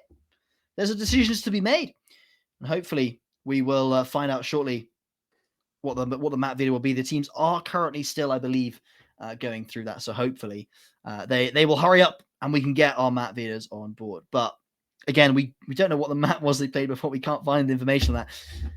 So we don't know, really, what to expect at this point. What do you think they're going to do, Bigfoot? Because it looks like, from looking at that previous map, Lotus is a no-go. It's incredibly one-sided, and whoever gets side choice kind of can win the game. Yeah, it's an awkward one to have at the end of a free stack, isn't it? It's like at the start, maybe, but the end, like I said, it comes down to who's attacking first, and I was so wrong. Yeah, like I looked right for the first half because they had such the lead, but I was wrong in the end. I'll eat my words with that one. I thought it came down whoever was attacking, Lotus would win, and I was wrong. They were, but they still managed a huge lead, and maybe if their defense, there was a couple of rounds that could have gone their way in the second half, they could have flipped it potentially. Having a 6-round lead is no minor thing. I mean, you said we don't know what the map was last time these guys met. It probably was Haven. It's for people like these teams of this caliber often end up just playing Haven most. So that's what I would say is most likely. And it looks like they're starting on Haven now. I think that's correct. And we've got the attackers is going to be Bulls first again. So there've been a lot of attacks starting for the Bulls. They have, but that's worked out quite well for them. If we go back and think about those maps that we've just seen, first map and second map, in both of them, they start on the attack, they lose the pistol, that's fair enough, but they then go on to win that conversion, and they've had a nice streak of rounds. Now, if they can do that again, it's a difficult question. They managed to flip those second round conversions against their opponents when they were playing Kent. Now, Portsmouth, this is another kettle of fish. This is another tier opposition, I believe. Again, as we've said, top dogs, top seed, unbeaten throughout the tournament so far. Are you really going to sneak anti-eco wins against this team? Probably not. They probably got their eye on the prize here, and they're not going to let mistakes. Like I think was it Thomas that just walked around on the KO behind on Icebox, just took two quick eco kills, the sheriff kills on Icebox. It was the second round we saw today, and that was the kind of thing that Birmingham Bulls shouldn't have been allowed to do, and that helped them develop these wins. I don't think Portsmouth was going to allow them to do that. I think they'll shut them down a lot harder on these ecos. So we've got to see something from the Bulls with regards to these pistols, because so far these first pistols on the attack, they've lost almost all of them so far. Yeah, and the Bulls' pistol rounds, like when they were on eco, getting good kills on Icebox, probably had a lot to do with them taking it. So it was very interesting to see. We ended up in a few conversations over the stream about how people can get amazing wins on an eco round just with their sheriffs. So then when they've got the full guns, they can't pull it off either. Talking about the amount of pressure that was going, something we saw a few times with the Bulls. They get this amazing eco round, and then a couple of rounds later, just lose on the rifles. Yeah, bit of a choke a couple of times there, but we can't bash them too hard. They did manage to reverse sweep against Kent after, again, as we said, that first map being so long, 17-15, that final score against the Bulls. To come back from that shows some incredible mental fortitude. So it shows they're not one to be impacted by such scenarios. And that means I'm hoping that them going to this game, they should be optimistic. They know they've lost before, but that doesn't matter. They've got mental fortitude. They've got the strength of will to push through this. And I think they can deliver us an upset here today. I might, at one, if I get time, flick through these notes, see if I could got these C9 notes. I just remember these guys. They were just so incredible to watch. Just completely like kind of joking around whilst dominating. It was. I hope we see that. I hope we see that again. But the Bulls have been so good tonight as well that they might not get away with it. Maybe I saw them against a lesser tier, lesser elo team, and that was why they got away with it so bad. But yeah, Justice back on the Jet as normal, going to be clear to see. Gerds was actually the coach in the last game, has now moved into actually playing on the Breach. That could be interesting. Breach being such a crucial player on this map. We're talking about Breach on Lotus and how that also works out really well on Haven. So it's good to see that. I hope that does get locked, because it doesn't look like there's a Breach on the other side. That might be an oversight. I think the Sky and the Sova are still very impactful. Yeah, it's interesting what they lock in, because actually they're shifting it all up. Who knows? There's no Jet on the side of the defenders. They have got Joek on the Raze. I do recognize this player. I do remember them playing Raze previously. That is a very, very strong pick from what I can remember from this particular Judas player. Dak on the Sky. That's going to be very, very useful for establishing some of this control towards Garage with his flashes towards A and A long and short. The Killjoy, very, very strong on Haven. It is known. There are many positions to place down those lockdowns in effective places. That's why Dylan's gone for it as well. We do see that Breach locked on in, but it's going to be the main difference here is between that Sova and that Breach. Pretty much all the rest of them are identical. Obviously, the Raze for the Jet. Killjoy's out on both sides. Again, expected here on Haven. But that real difference that we're going to have to analyze as the game goes forwards is Kane on that Sova. How does that compare to the utility provided by Gerds? Because as you and I both talked about in the last series, Breach on Lotus especially, very, very, very impactful. The flashes, the rolling thunder, the stuns. There's a lot of angles that can work. And the same is true here on Haven.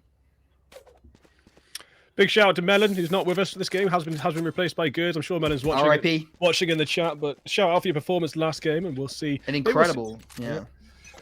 See what Gers can pull out. Might even be the IGL, having been the coach last round, but now we start off, looks like it is going to be mostly a mid and C push. Thomas spots out the Killjoy, is here, knows the utility will be coming out, has also spotted as well the Omen TP. They should know the site completely clear. They dash on in. Gerds is set up with the utility ready. Again, it's the first time Birmingham Bulls, well, not the first time, but they're on a pisser on the attacking side. So far, they've been able to win any of these themselves, but this is their first opportunity. Doesn't matter. C9 Curry Peak in with it. Dak following them up, trading them out. Beautiful shots from the sky here. The flash goes in. Where there's probably a player lurking in that smoke, but it's still a 2v2.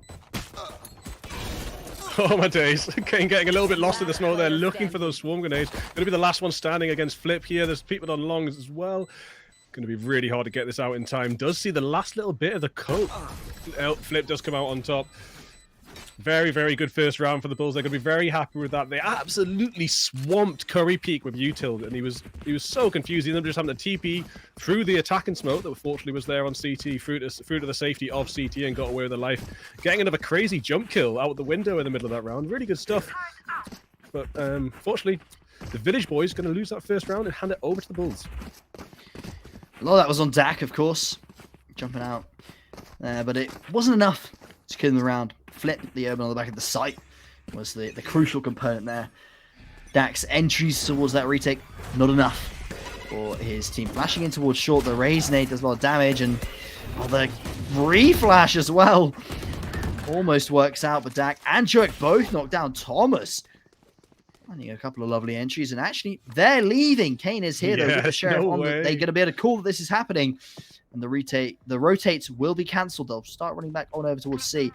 It's a 4v3, but the guns, unfortunately, for the defenders are so minute. Look at this classic. Yeah, it looks cool, little glitch, but it doesn't do a lot of damage.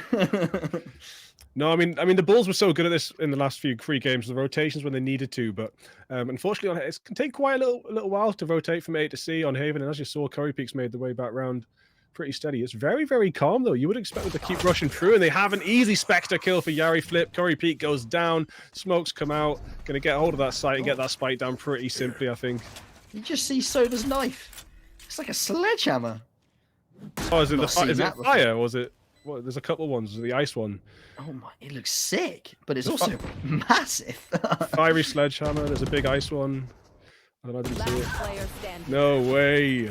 It's too easy, especially with the guns. The site already under their control. Not going to be anything for the Portsmouth Village Boys there. C9 Village Boys, sorry. Get the conversion though, Birmingham Bulls. It's off to a strong start.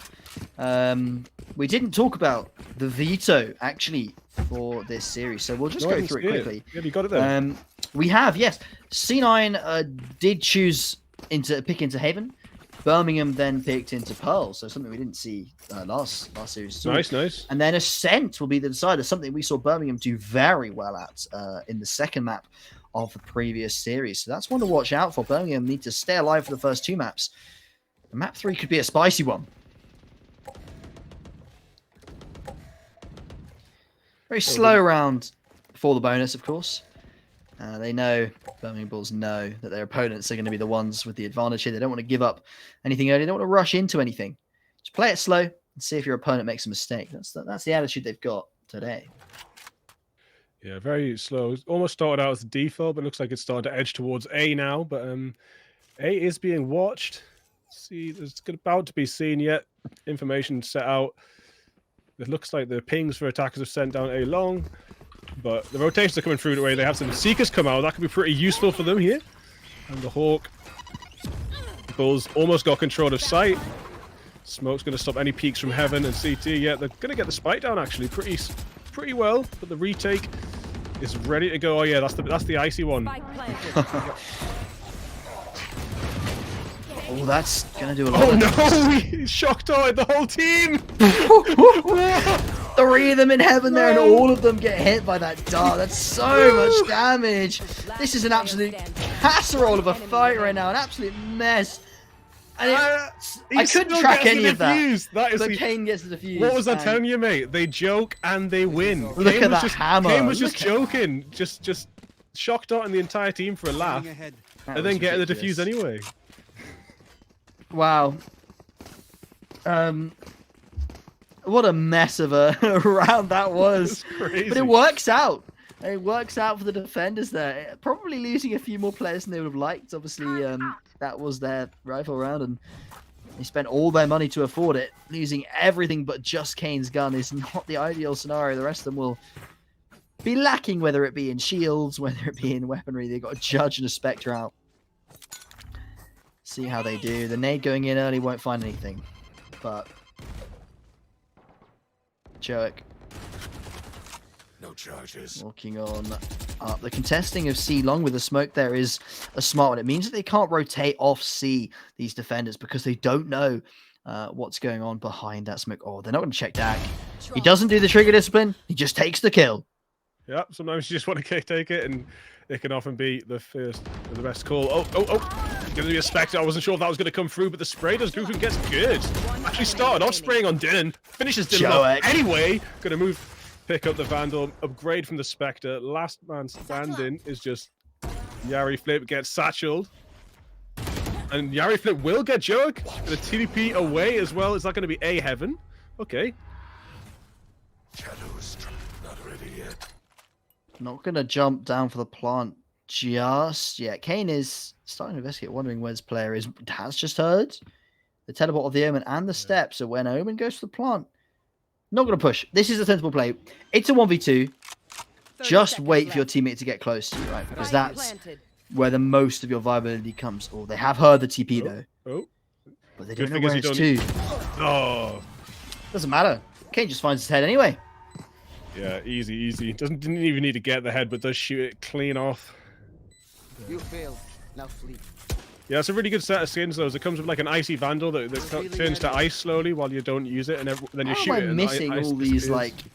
How am I missing all these cool skins? Honestly, it's It's probably outrageous. good, mate. You're probably saving yourself some coin. by That's this probably one, true. Because they're only Yeah. up for so long. It's like you got to get it That's now, true. or you never What get is the it, whole set 14 again. days you get the skin set. Well, yeah, I don't know. I'm really hoping on a Guy's Vengeance Vandal. That's the one I'm hoping for. That one Yeah, that'll be or Guy's Vengeance. what is it? The Mage Punk Sheriff. Those are the two that I'm just like hunting for in my store. They're never coming up. It's such a shame. You know, I should probably make it like a calendar of like how many days it's been. But you know.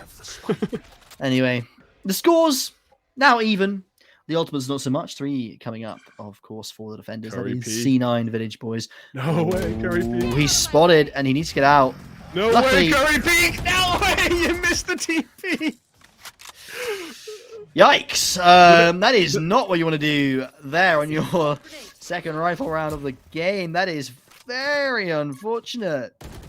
I'm telling you though, the players towards long, but Carry C9 boys are going to win anyway. When they Oh, joke, true. they win. Yeah, if they joke and they're winning. I don't know if that was a joke. I think you really, truly messed that one up. It's fine. It wasn't on stream or anything. I'm sure it's fine. It wasn't the live broadcast finals or anything. No. The casters didn't mention it at all. So that's fine. And the observer was on the other side of the map. It's all Yeah, good. 100%. No one saw it. Don't worry. Oh, has the dash out of Kane trouble there. Able to call to his team. The players are coming towards A. Get the rotates in. 3 players are on A site already. Oh my days. Here comes the Razor ult. Doesn't do any damage. Starbound finds the jet. 30 seconds left. Yari Flip does get Starbound back. 2v2 now, but sight is under control. There's 23 seconds left. I don't think there's time to rotate. You've got to push and you've got to get those kills. One enemy remaining. Joe completely dodges his aftershot and will be taken down, finished off. It's 1v1, 13 seconds to go. Very intense here around this box. 10 seconds left.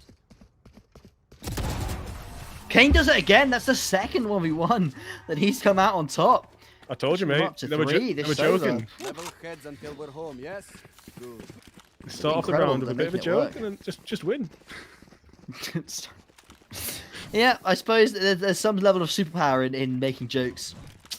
Or fumbling, I think is the more accurate term. But, you know, you can call it jokes if you want. They're luring them into a false sense of security. You see. You know what? They're messing up their own teleports on purpose. Just to, you know, really make them fall back into, yeah, as you say, false sense of security. And just go, wow, they can't even omen TP. flip hits the Omen TP though there, and also denies the Sova arrow. Joek up on the box at the top. Don't want to swing out too early. Flip, you might get your legs taken off. Good. No, Trailblazer so useful for getting out as Suez. I really don't like playing this map without that. And then your Joek up on the box, not seen by this Trailblazer, taking easy kill, but Dylan takes Joek down back. Oh, everyone's blinded, waiting to be able to see it. Just the timing is insane. It's just their Thomas vision alive. gets revealed. Head taken off by C9 Curry Peak, and to be fair, after having a slightly embarrassing previous round, back in business, and C9 Village Boys pushed themselves up 4-2. It started off with a strong start from Birmingham Bulls, 2-0, but they've lost 4 rounds in a row so far, and they're on an eco pretty much, well, half by here. It's looking like it's a possible 5-2, and this being Haven, which is C9's map pick. It is expected, but also I think on Haven, you do favour the offense a little bit, you know, in an even matchup, just because of the same reason really you see it for Lotus is that the triple bomb sites gives you so many options. We're not really seeing that so far, but you know, the half is only just beginning. Much could change. Cover going out. Yeah, I do generally think it's slightly on your side, on it, but in professional matchups, we often see there's so many strats available to defenders that can actually switch around too. Starbound getting excellent kills there, completely swamped by Util. They're just walking into the fire here, not getting away with anything. There's not a lot of fast players coming out, from Birmingham Bulls, and I don't know how he's just shocked outmaneuvered that. That was so beautiful. Close.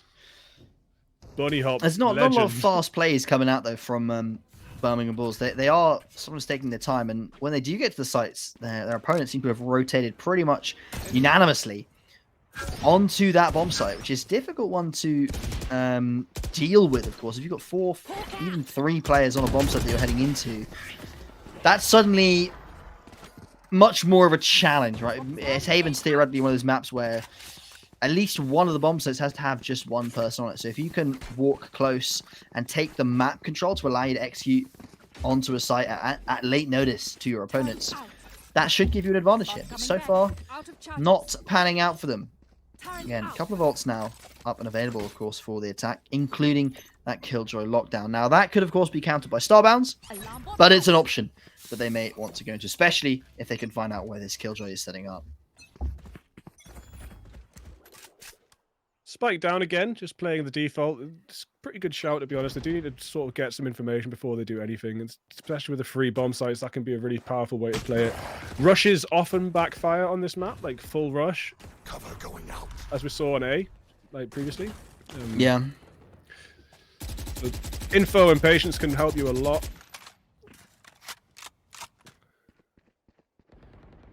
Often making that time and space to rotate as well on this map can really help. Getting the spike down on a completely free site without having to fight for it can be really useful.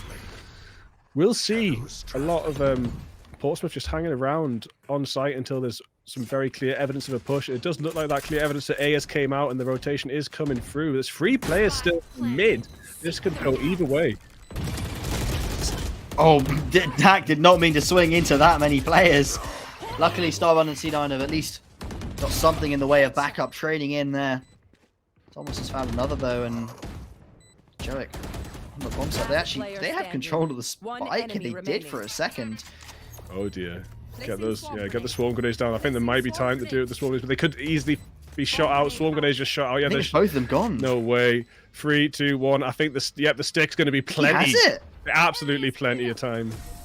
Starbound with an excellent play there, getting the lockdown down, and I don't know what Dylan would have been able to do if they countered with their own lockdown.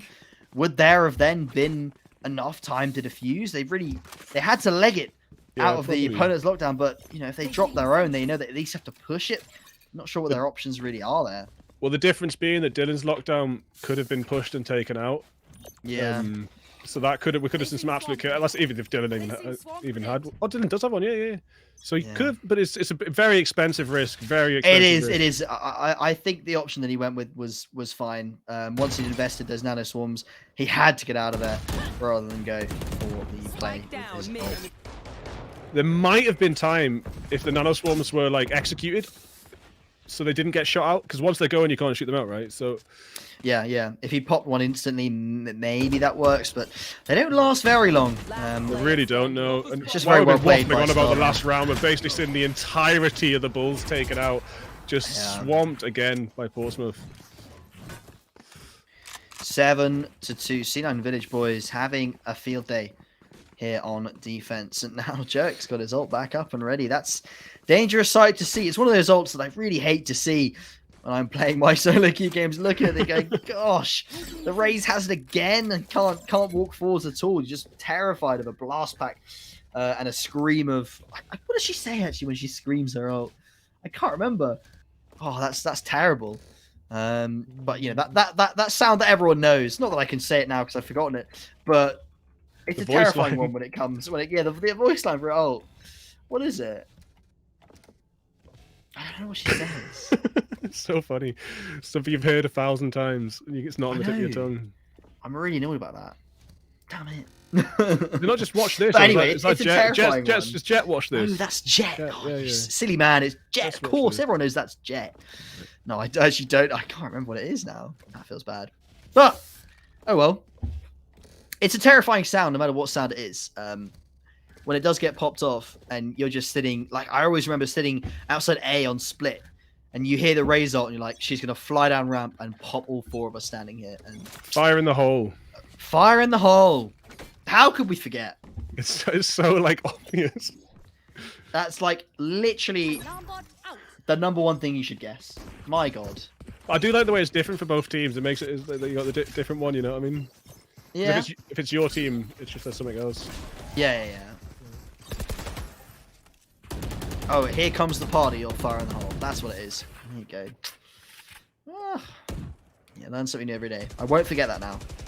Spikes down again in mid, so definitely they're doing a really good job of playing it tentatively and just unfortunately not able to translate that care and attention into like points on the board. The start of the round generally looks good for them, and then as they progress up the chessboard, they're just taken out piece by piece every round by the Bulls, falling apart nearly everything they try. I have the spike. Spike's going to get grabbed. Looks like there's one. They've lost one player on A, and now they're swamping towards B. Double smoke. Might be able to get away with something here. B is such a hard site to hold, though, without the right utility. Teleport on top. Flip doesn't find anything just yet. There you go, the Seekers. There you go, the Joek. Oh, here comes the party indeed. Teleport up to the top. What? It will not escape. Insane, man. 8 rounds. Now, we were talking about Lotus being quite one-sided. Well, Haven is panning out the same way. Birmingham Bulls on the attack here only managed 2 rounds so far. Not ideal. 2 rounds left of the half. They could push themselves up to 8-4, but they've got to find some way of getting back into this game. And so far, I'm not sure where that can come from. They do have 3 ultimates available, including Dylan's lockdown from like 3 rounds ago. They really need to get down. It's a fast push on to C. That's their solution.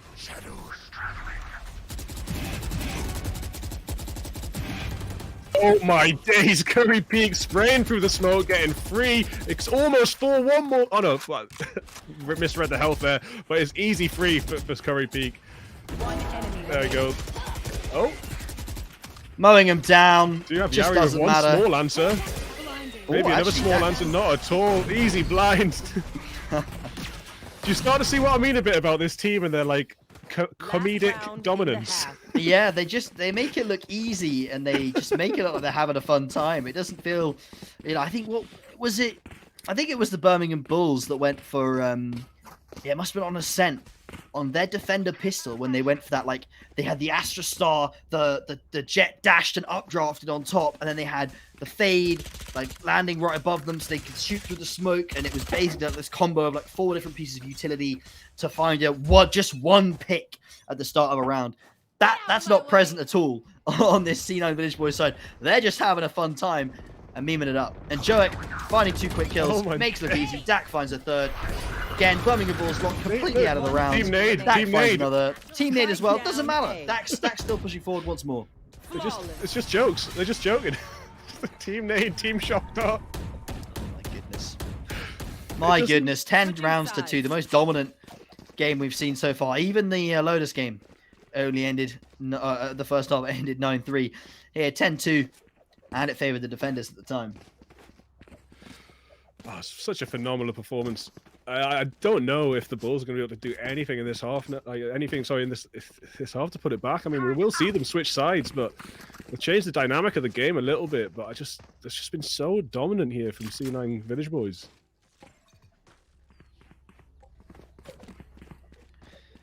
Dak, Kane, and Jerk, all three sitting on 12 kills. That's something we haven't really seen throughout today.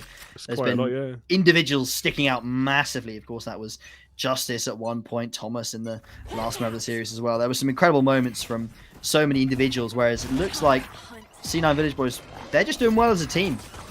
Consistently. Look at this. The util is so well rehearsed. They have rehearsed that push 100 times, I reckon.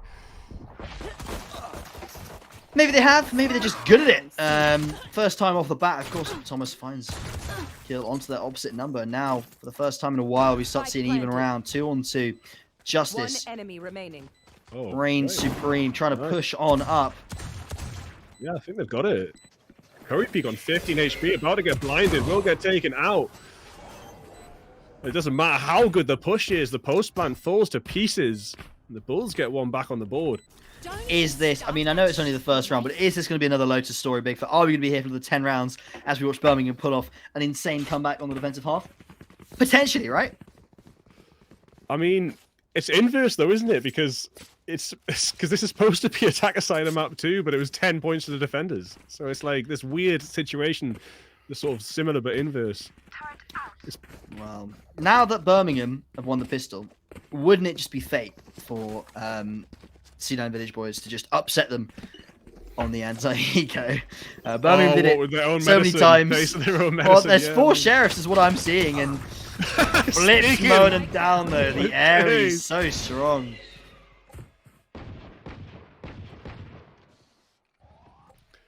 That Ares spam, man, right where he was standing. Such a couple of nightmare. players pushed up A there. If you look at the chat, and the Sky have walked all the way up, just ready in a nice little crossfire if they do see anything coming in. There's also a crossfire over here on B, and that's where they're opting to go.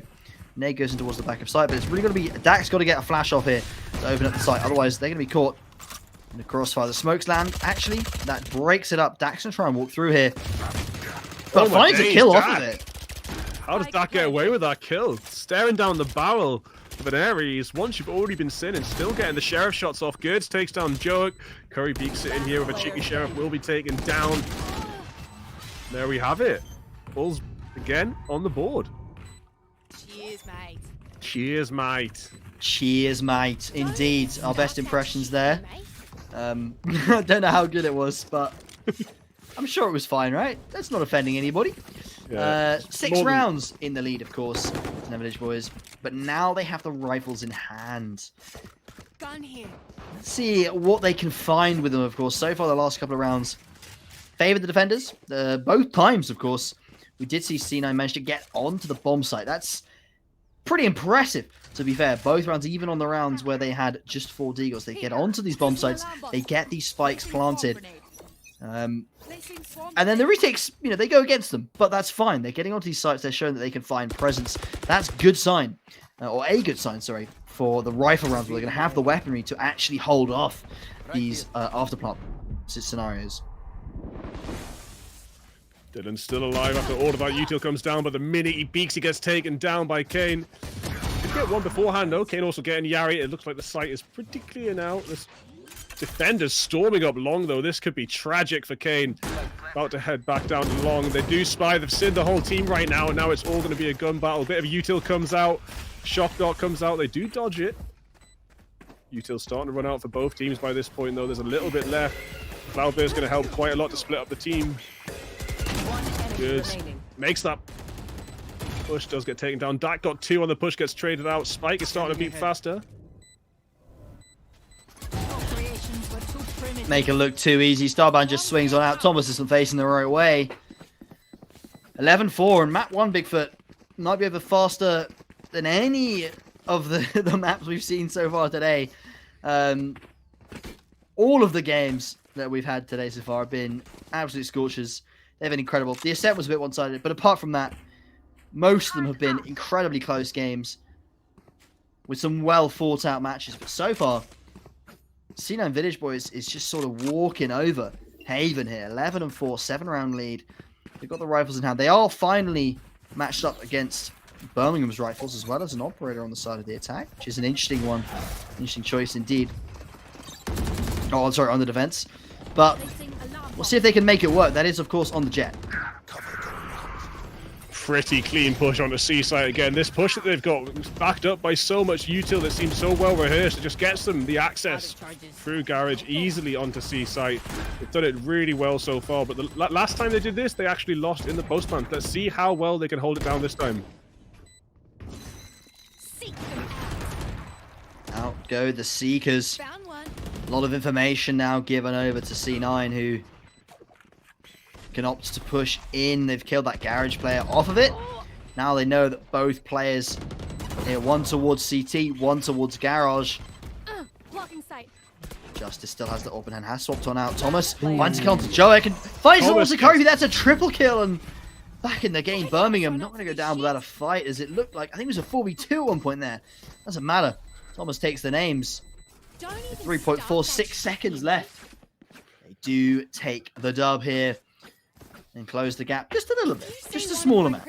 But it's comfortable. The smaller that gap gets, the easier it is to close it completely, and the better you feel about it. But it is still 6 games behind, six rounds behind here. Very, very tricky to catch up. Do see an operator come out, admittedly with a half shield, but you know it's better than nothing, and that might help Justice get some more rounds on the board for the team if he's got the right read on where they're going to go, because you don't want to be doing a retake against many players with Wither operator. So hopefully he gets the read on where they are. Going to peek A long, and no one here just yet.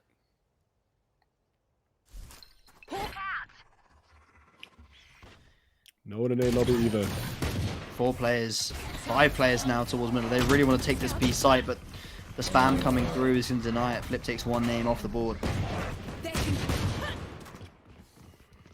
Joek runs through. These smokes are about to fade. They need to either find an angle that they can hide in or get off this bomb site.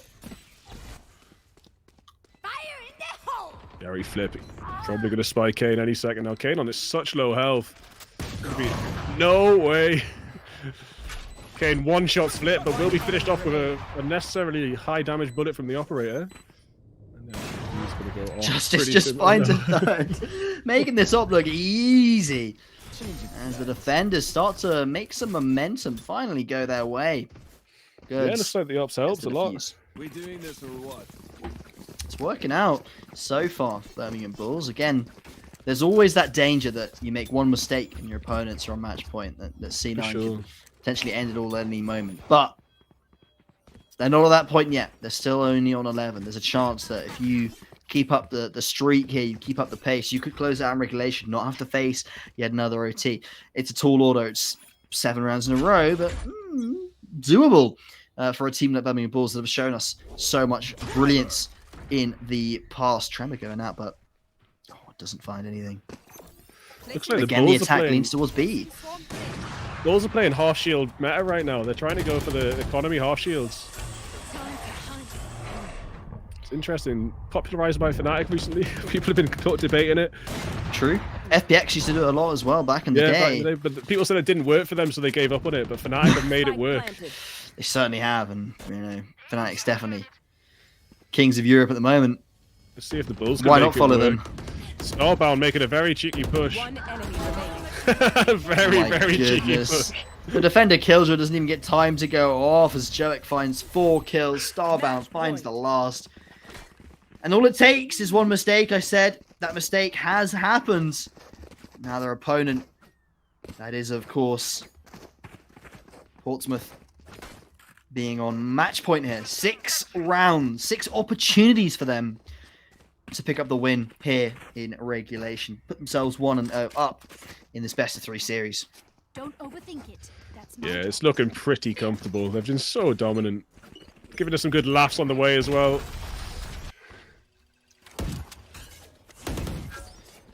You know, if I do a out. TP like that, like we saw when the TP messed up for Curry Peak. Yeah. Like if I do something like that, the whole game's gone. The whole game's lost. I've thrown the whole match. Doesn't matter. They can adapt. They can survive. They can overcome, or improvise, not survive. That's the wrong quote. But any which way it goes, the attackers down a man and starting to make their way on towards C. Nobody is in position to deny them, so they should be able to get a plant down. And Curry Peak on towards the back of the site has used the ultimate, but no smoke remaining. Has smoked off CT, but that will run out. And with the Breach ult, Sky ult available right now, they have to take some early fights to deny this utility, and they lose it. They're pushing so fast through the smoke. This could all backfire, but it's not going. It was going to go so well for them as they just rush onto site. Ronin Thunder comes out too. Diffuse starts. Kane gets Dylan, does get taken down back. The Diffuse is still getting stuck. It's Joet pushing, but it's too late. The spike is diffused. Thomas was on that quickly, and he just burnt that timer down before Joet had an opportunity to get in there at all. 22 for 16 Joet right now, but it's not enough to close it out just yet. But look at that scoreboard. Look at that scoreboard, Bigfoot. All 5 of the defenders' rounds 1 have been diffusers. It's just these after-plant scenarios that are not going the way of Portsmouth at all right now. But that could change again. They just need 1 round. They've got 5 rounds left. Just need the 1. They've had a couple of rounds just killing everyone as well, haven't they? Well, they have, I suppose. Yeah, but, quite a few. All the defender rounds The so defender far rounds have been, went for all the diffusers. They haven't won in the deathmatch rounds. So much. Fire in the what? No way. With a judge as well. Taken out mid-air. Unfortunate. Anti-air judge. I love to see it. It's like a flak cannon, isn't it? The judge just fires so many bullets, you're bound to hit them somewhere. We'll get some FGC slang into the chat today. Excellent 180 there to avoid the flash. It's going to be 1. It's not. It's not going to be 2, but 1 is good. Good gets starbound too. It's all down to Dak. In the 1v3, they have cleared out long. They know this player has to be towards Garage, and that with the shot on the first one, no opportunity there. Again, the rounds starting to tick down. When you have 8 rounds on the board, well, suddenly much closer. You're within touching distance of heading to overtime. This would, of course, be their second overtime of the day. They wouldn't be unfamiliar with it. But 4 rounds in a row needed right now. So far, again, they're doing really well playing this kind of retake style. They are kind of giving up these bomb sites early on. They're letting Portsmouth get onto those bomb sites, get that spike down, and then they're using their overwhelming amount of utility. Especially key to mention here is Gerds and Thomas, both of whom have some excellent utility for retaking these sites. The Breach and the Sky are so effective, and they're both making sure they stay alive into the late rounds so they can make the best use of that utility coming into these rounds. And it shows. It's why their afterplants, so their retakes have been so well done and so effective. Rushing onto Seaside yet again. Curry Peak going to get the spike down quite lightly without any bother, but doesn't really seem like anyone's threatening them just yet. The attack of Killjoy is going to go down as well. It is getting pushed though. The attack of Killjoy is going to go off in about 4 seconds. They've got to shoot it out. It is taken down, but Starbound living. The Hunter's Fury helping out the player in towards Garage. Justice flying home with the updraft to try and avoid it. Hunter's Fury runs out. 3 on 3. A couple of guns have been acquired, I do believe. This is it. The Village Boys have finally managed to get them down to the faster beeps for once, and we're still freestanding. I think it is the final round for them. Does Thomas though onto Joke? Oh my days! No, it's just too late. Though. The time is just too much, and though Thomas manages to clear up the team, there's no time left. So. And the C9 Village Boys take the first map. It was their map pick. It does go to them a little closer than maybe we would have imagined coming out of that first half. We saw an impressive start to that second half from Birmingham Bulls, but because of the massive lead coming out of that first half, they couldn't afford to make many mistakes. And unfortunately, we couldn't get to see much of that remaining second half. And so the first score, 13-8 to Portsmouth, who now lead the series 1-0. Before, of course, we head into the rest of the best of 3. We will be taking a short break, and we'll be back with map 2 and map 3 in very shortly. See you soon. Come with us. The new generation. The next level. Sending it big. You're in for a good run. Let's go. Come with us to the track, to the trails, to the slopes, to the surf, to the fight, to the race. Look at this! To the 4 a.m. starts, training harder, pushing further, hitting back, hard. I never turn on you. I get the gang on you. You better pray for it. I put that thing on you. You ever play with it? To the fans, to the followers, and the haters. But it doesn't matter. Come with us to the blood, to the sweat, and the broken bones. You rehab. We never quit. We never give up. We take control. To the world titles. To the world's first. The world's best. Come with us. We're just getting started. It's going to be so much fun. I promise you.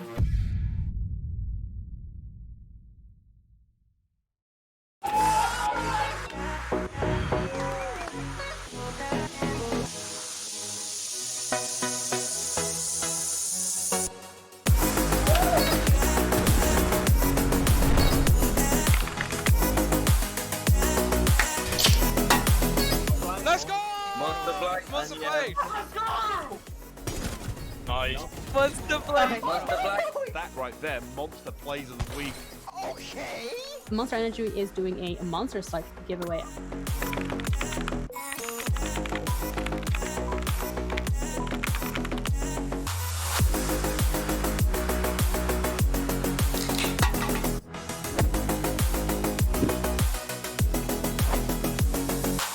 NSE Stay at Home series supported by Monster Energy.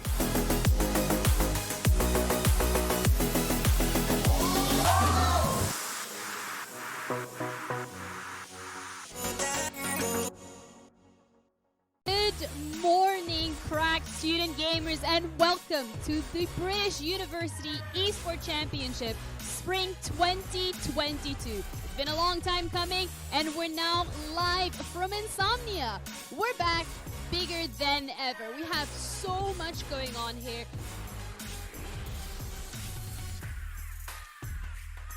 It's a place for all competitive gamers to come along. Even if you're not amazing, you can still take part, which is really nice, and you meet so many different students from different unis. It's just really nice, like a fun place to be. And the NSE, by being at Insomnia, is really amazing. Especially a small, isolated university like Oxford, it's great to meet other students who are into esports.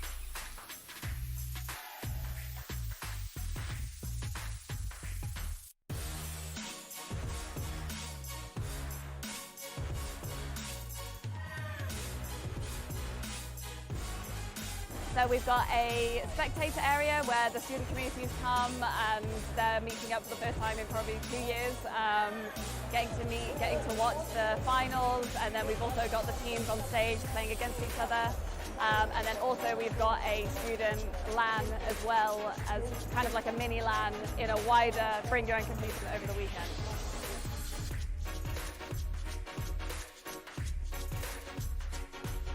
Super grateful for our sponsors. Our headline partner is Intel.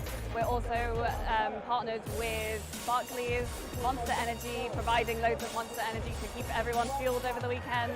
PC Specialist, Special Effects, and we're also partnered with Bucks as well. Everyone in the university scene is so welcoming and so lovely. You don't see people like this anywhere else, like in a community together. And it's just all about creating those connections with different people, and it's just really amazing.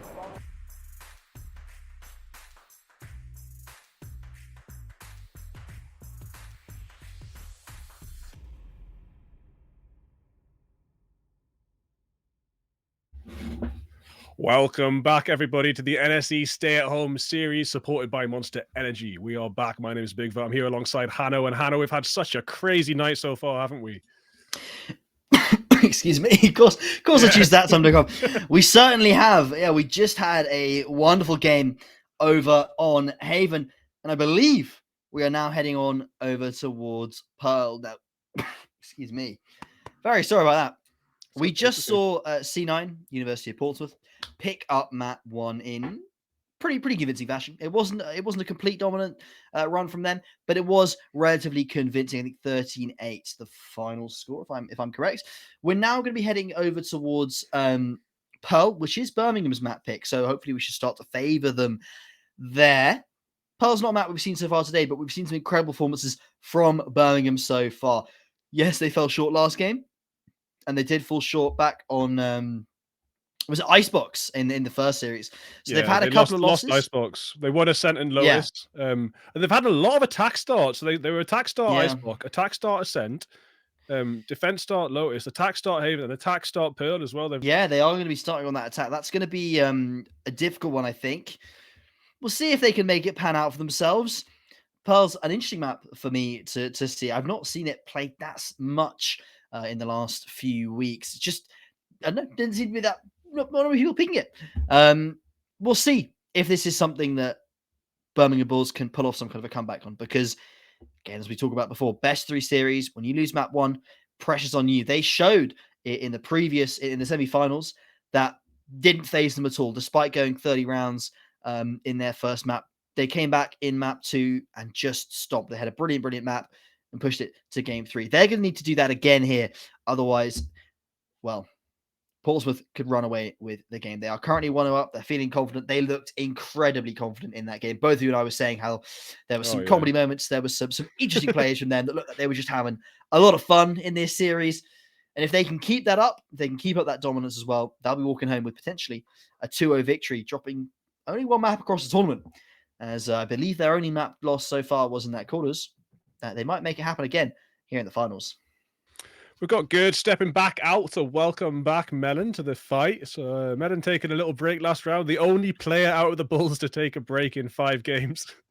Although I guess Gerd has been sitting back coaching most of the time. But good to see Melon back on the Astra. We've seen some good stuff before.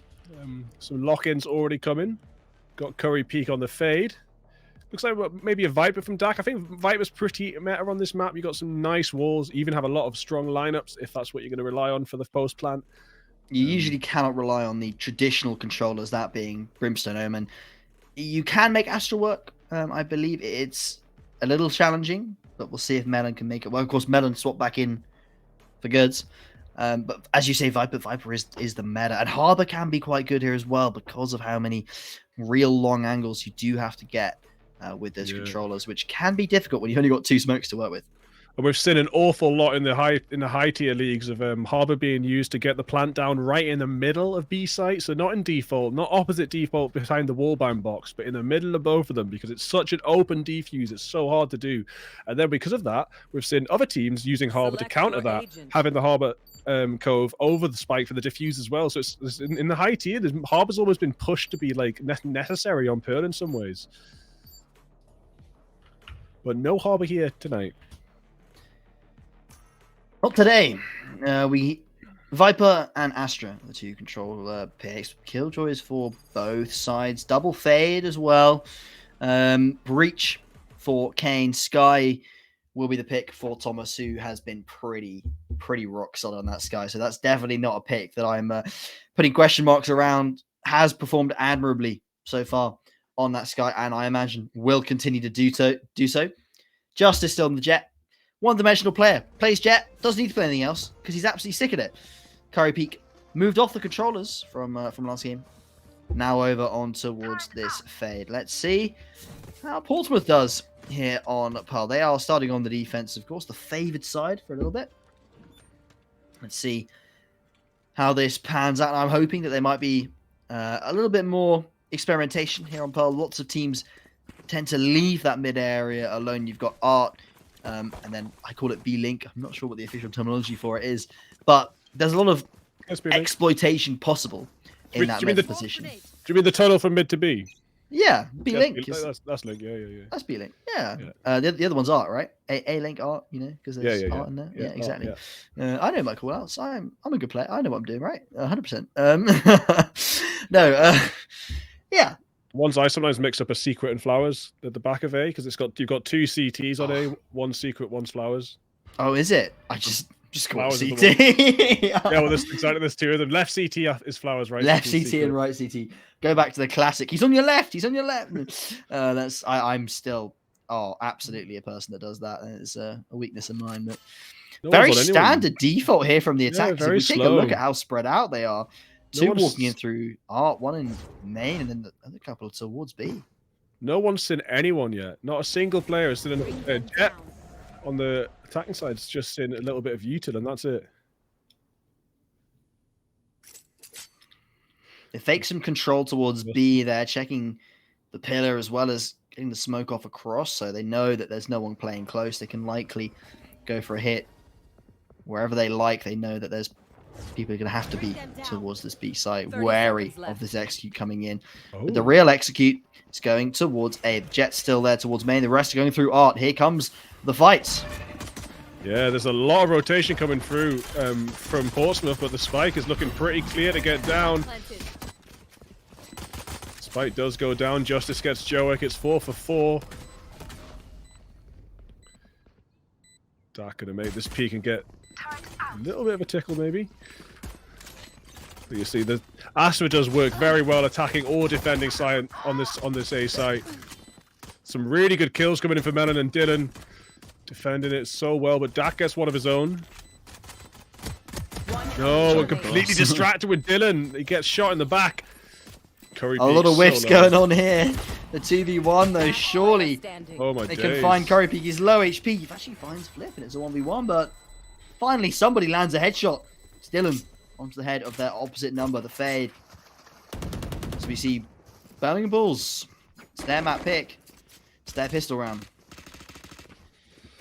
I mean, it's good to see them get something back on the board. They went a bit of a on the back foot after that last game, and there's a lot of support in the chat for C9 as well. I'd like to see. Come on, let's get some shout outs for Birmingham Bulls as well. Let's see the underdogs get some action going. Nice to see them get that first round on the board. See if they're going to do it slowly this time or take advantage of their extra firepower. They have bought 3 rifles, so they're pretty keen to get these dominating kills started.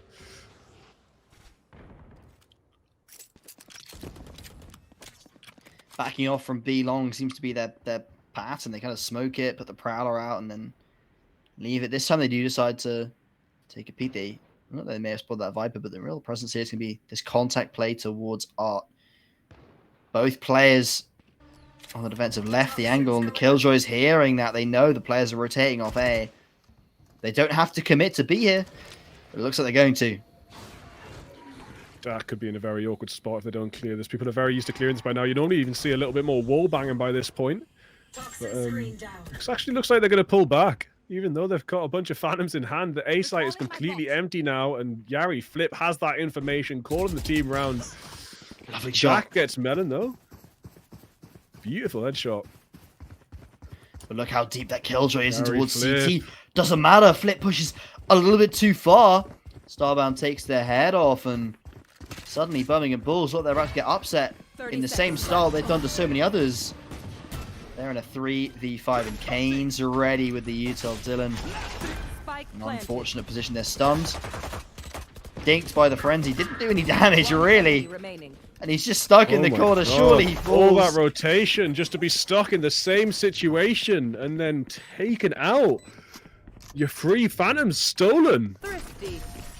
That is quite the second round, I think. You talked about fate earlier on, weren't you, mate? Yeah, well, it's like they can't get in your karma. They did exactly. Flip just went a little bit too deep, really. It was such a good position to be in, but they expected that. With the didn't need to peek into the holder spawn. Just hold the bit they walk up to. And also, I mean, a wonderful shot from Dak as well. I can't remember who he called out. I think it was Melon he called out. It's Melon who is still lurking on B long, yeah. They want to fight? Just quicker on the old flicking. There, finds the head of that Astra very, very quickly. Good deagle shots, or sheriff shots, so Speaking of sheriff, the entire team is sitting on a sheriff right now. Yeah. The Bulls. 5 sheriffs. We've seen the Bulls do some crazy stuff with them before, so maybe they'll come out with something right now. But they just lost 3 Phantoms to the Village Boys. That is not a good look. A lot of contact towards middle, but again, it's the sheriffs coming out on top in a lot of these fights. Go Peak Fools. Thomas definitely the star of the show so far for the Birmingham side. Trying to deliver his team yet another round.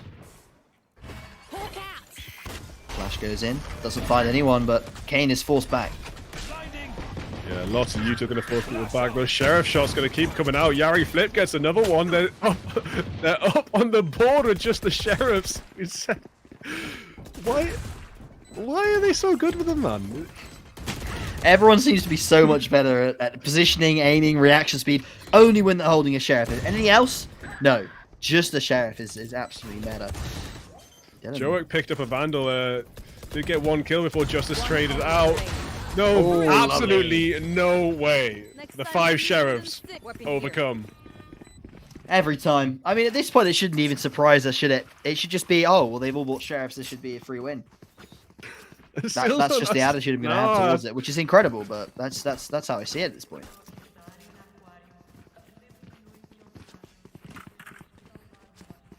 They should just play sheriffs throughout. Like, why are they buying guns on the other rounds? You know the whole like Fnatic, half armor strat, half shield strat. Sheriff strat. Just sheriff strat. Sheriff and half shields. You don't need anything else. It works out. Get out of my way. Just playing that. Like, see the way they push through that map. All 5 of them using util to clear every corner they turn. It just works so well. But you rarely see that on a rifle round for people to play like that, like shifting around the map with util. Oh my days, Justice. Excellent opener, headshot on a Joek. Is there going to be another one? Oh, there's a bit of another trade there. Now there's only 2 standing for the Village Boys. One towards mid, one towards CT. They are starting to move on over towards B, but they will get there a little late. A Fade and the Astra already in position, ready to deny any retakes of this site there. Killjoy's trying to walk under Heaven. Might actually be able to find thing if they can walk out that smoke. I don't know if Fade's watching it. They're going to back off and they're going to opt to save here. Bigfoot, this is not your usual call in this scenario, but I think it is the correct one. They don't want to damage their own economy more than it already has been by the Birmingham side. At the moment, it's been a rough ride so far for the defenders, and they want to keep the economy they have in as much decent of a shape as is possible to do so. I do think that Pearl is as attacker-sided as Haven, to be honest, but it doesn't seem like the Village Boys are used to defending, so they can't pull that sort of anti-attacker-sided upset on the defense, and the Bulls are just getting away with some pretty simple strats here. I mean, even the Sheriff strat was simple, but so effective. Flip. 3 and 2 at the moment. 1 ult point off of that lockdown. Only 4 rounds into the game. Very impactful. Dylan as well. Very, very close. But Starbound, who's been really performing well on the defending side as well with that 5 and 2 KD, had a couple of nice rounds. Was the person that picked off Flip in that all sheriffs on the second round.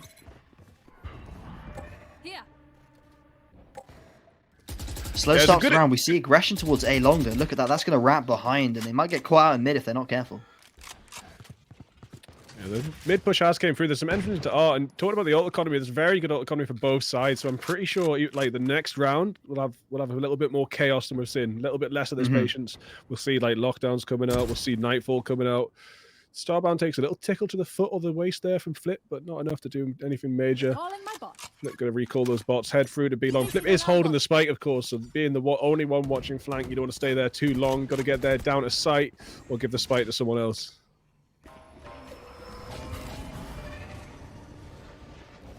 Attack, 25 HP on the back of the site. See what they can find. Head taken off by Flip, and one. Oh, well, the HP's coming back now with a fade. Still very, very low. Killjoy is dropped. Spike going down. That puts attackers favored a little bit. But they're only going to get respite for a couple more seconds as the Killjoy ends and the retake begins. Yeah, they're forced to have a little meeting there in Link. Starbound does make the push out through water to Heaven now, but the Nightfall comes out as well. Starbound should really be clearing Heaven right now. Doesn't need to, actually, as Melon's taken out. Probably going to be able to... No way is Starbound hit on that last moment by Yari. Yari just holding that little sliver of an angle. Dylan finishes off, cleans up, and that is another round on the board for the Bulls. Yeah, they're confident in their map pick, and it's working out for them so far. 4-1. Rifle rounds going heavily in their favor, keeping as many players alive as they can in these rounds, keeping their economy good. And if you take a look at those numbers on their side, the credits rolling in so far.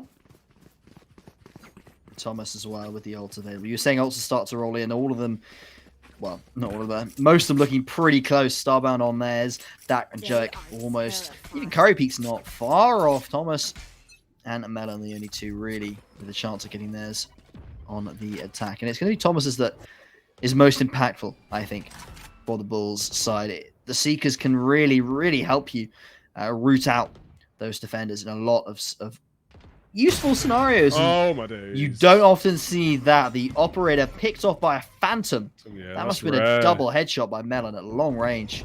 Incredible Dak stuff. In the chat says very well played, and that is extremely true. That was such a good shot. Can it be continued? Melon getting sprayed down from Curry Peak. Curry Peak gets Dylan. Might be another one for Curry Peak. Sending the Prowler out, just trying to get a bit more information. Doesn't get anything because they're actually retreating. And they've made their way to A. All that was going on. Oh, they do expect it though, but it... They expected it, but they got instantly sprayed down. They didn't wait for that Prowler to find their opponents at all. And now it's just Kane in a 1v4. Finds two though. Way, Kane! He's got a flash as well. Thomas legs it out of there. Doesn't want anything to do with this. Astra the art flank behind Kane. Is he going to be ready for that? Is he going to expect that at all? Like, Kane's not ready for the pain that Melon's about to bring to this site. Kane has no idea. Yeah, absolutely no idea whatsoever. It looked for a second, I believed, that Kane could potentially pull off the 1v4, but ripped from his hands by Melon walking in from behind. The player that was all the way over on B at the start found a lovely shot onto that operator in the form of Dak. Not having a great time after that one. I mean, a Phantom at that kind of a range, straight into the head of an operator. Well, all you can say is well played, right? It's not much of a response to that. Still ults up and available, of course, for both sides. A lot of them up and available for the defenders. Being 4 rounds down, they're going to start to want to invest these as soon as possible. Marshals, and relatively weak buy, though, for them. Dak on the Sheriff himself. Astral Divide can be so meta on B site as well. It can just do such good things that no other ult you can do for this site. So it would be nice to see what they can get out of that. Spike is currently heading towards R, or maybe come down B Link actually, but yeah, it looks like B Link's going to be the play. The ping comes out. 2 players to deal with though as they enter into B Link. Seekers, like you said, going to be pretty crucial. Going to show the location of those 2 players. Going to be extremely good. Pushing Starbound back, giving them control of B Link. Does look like the other players been pushed back as well. And now they've got to get onto B site when there's 3 standing there. Gary Pete going for an aggressive one, but it won't work out. And yet again, the attackers failing these defenders like loggers to a forest. They're all pretty much dead. Just this raise with the ult in hand in a 1v3. It's not an impossible scenario. It is an improbable one. Of course, if he wants to get the party on with the ult, maybe able to find a couple of these players towards the back of B site, but has to be given up. There's one tap. There's always the potential for more. Oh my days, so close. Finds the second, which was their 3rd kill of the round, but unbeknownst to them, Justice was playing just a little bit close to that angle. It's a difficult shot to hit onto both of those players, but still showing us why this Raze, a beast on the server right now. not quite resulting in rounds, but still an impressive player indeed, Joker. Showed us why they do pick this race so often. 6-1 the score right now. Birmingham Bulls having a field day right now, and they need it. After map 1 really didn't go their way, they need something to bring them back into it. And this seems to be their pattern so far in both the best of threes. Lose map 1, have a pretty lovely start to map 2. Let's see if they can close it out. So yeah, they have made the Village Boys look like a different team this time around. Yeah. Especially with how strong the Village Boys were defending last round. That looked like their thing, you know what I mean? I was like, oh, like, these guys are defenders. But this time... Yeah, they were beasts on that Haven beast B, C, and A side on the defenses. They again playing that retake style of Valorant worked out so well for them. That's not it's less doable, I would say, on Pearl. I mean, giving up either site is a much more challenging retake than on something like Haven C or B site. The retakes feel much more doable. On Haven, that style doesn't work as well on Pearl. Looks like they're going to drop a lockdown towards the front of A. You should run. Straight away, off it goes. Time is ticking down. They've not really pulled any rotates though. This is actually not as much of a distraction as Bulls are hoping. Astral Form on the A site as well. It's not often you see the Astral Form used over here, but it's quite a good position for it. It does clear off 2 of the entrances on the site. Art's still left completely open, but they can just control Art with their guns. 12 seconds left. They'll be getting the spike down. Joe sends a showstopper out, takes Sherry, Flip, and Thomas down. The Thomas staying down with Dak. Justice and Madden getting one each, and it is all over. The attackers. Bulls getting yet another round on the board. 7-1 for like what's appeared last game to be the huge underdogs. Some of these fights look really desperate that we're seeing Bulls have to take, going through smokes on the back of the Astral Form on the back of the A site. It's not a fun fight, not a favorable one, and they just didn't really have any utility to back it up at all. Again, not looking at all like it's the same team that we saw back. As you alluded to, on Haven. 6-round difference in the scores, heavily favouring the Birmingham side, and we're only just starting to get towards the rear end of this half. Justice going to cover their teammate here. That gets them an extra point towards that ult. Get the dog in, and this investigation towards A has been faked before, but this time it looks relatively legit. They've got the spike over here as well. And their default very much seems to be they put that turret in mid to cover it. And then they play for that B long and A main control. If they're given it, which is what's happening at the moment, there's been no contestation on either of them, then they can just pick a site, rotate on over, and start and execute. Yeah, they always seem to leave someone be long quite a while just to keep that pressure on a little bit, make sure they think something still might happen there. And when it does come to the execute, they come in pretty fast. It tends to work pretty well for them. That's been chaotic at times. Like we saw 4 ultis dispended in the last round. Oh, that's going to be great. Flip does get the spike down before running away, though. That is crucial. And now it seems like, yeah, it does look like the Village Boys have dropped one. They're going to keep dropping it, or they're going to finally manage to get this retake sorted. So much use. Dak has got an ult, but Viper's Pit not going to be very useful into all of this utility, and so many players still left alive. Birmingham Bulls, they can afford to spam where this bomb is planted. Yet again, Birmingham Bulls, they get the spike down, they get the they get the map pressure, they get the map presence. They choose, let's start heading towards A, group up, start and execute, and there's just no response. There's no retaking of map control. There's no establishing of early map control. There's no early peaks at all. Very, very safe play from the side of Portsmouth. And that's not working for them. They need to shift it up on this defense. I don't think they can continue this way if they want to come out of this half with anything more than 2 rounds. Yeah, I mean, they had the positioning, map position there. That it just seems like the firepower was just not enough, man. Every fight they got into, especially like Sheriff versus 2 of the opponents with rifles, it's just so hard.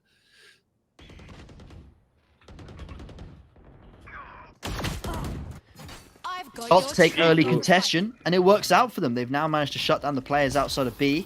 Obviously, they've lost A for it, but at least they've got an even Stevens numbers advantage. Starbound's turned that into actually a full advantage. 2 players left. Yari Flip going to get that spike down yet again. Oh, just trotting, maybe?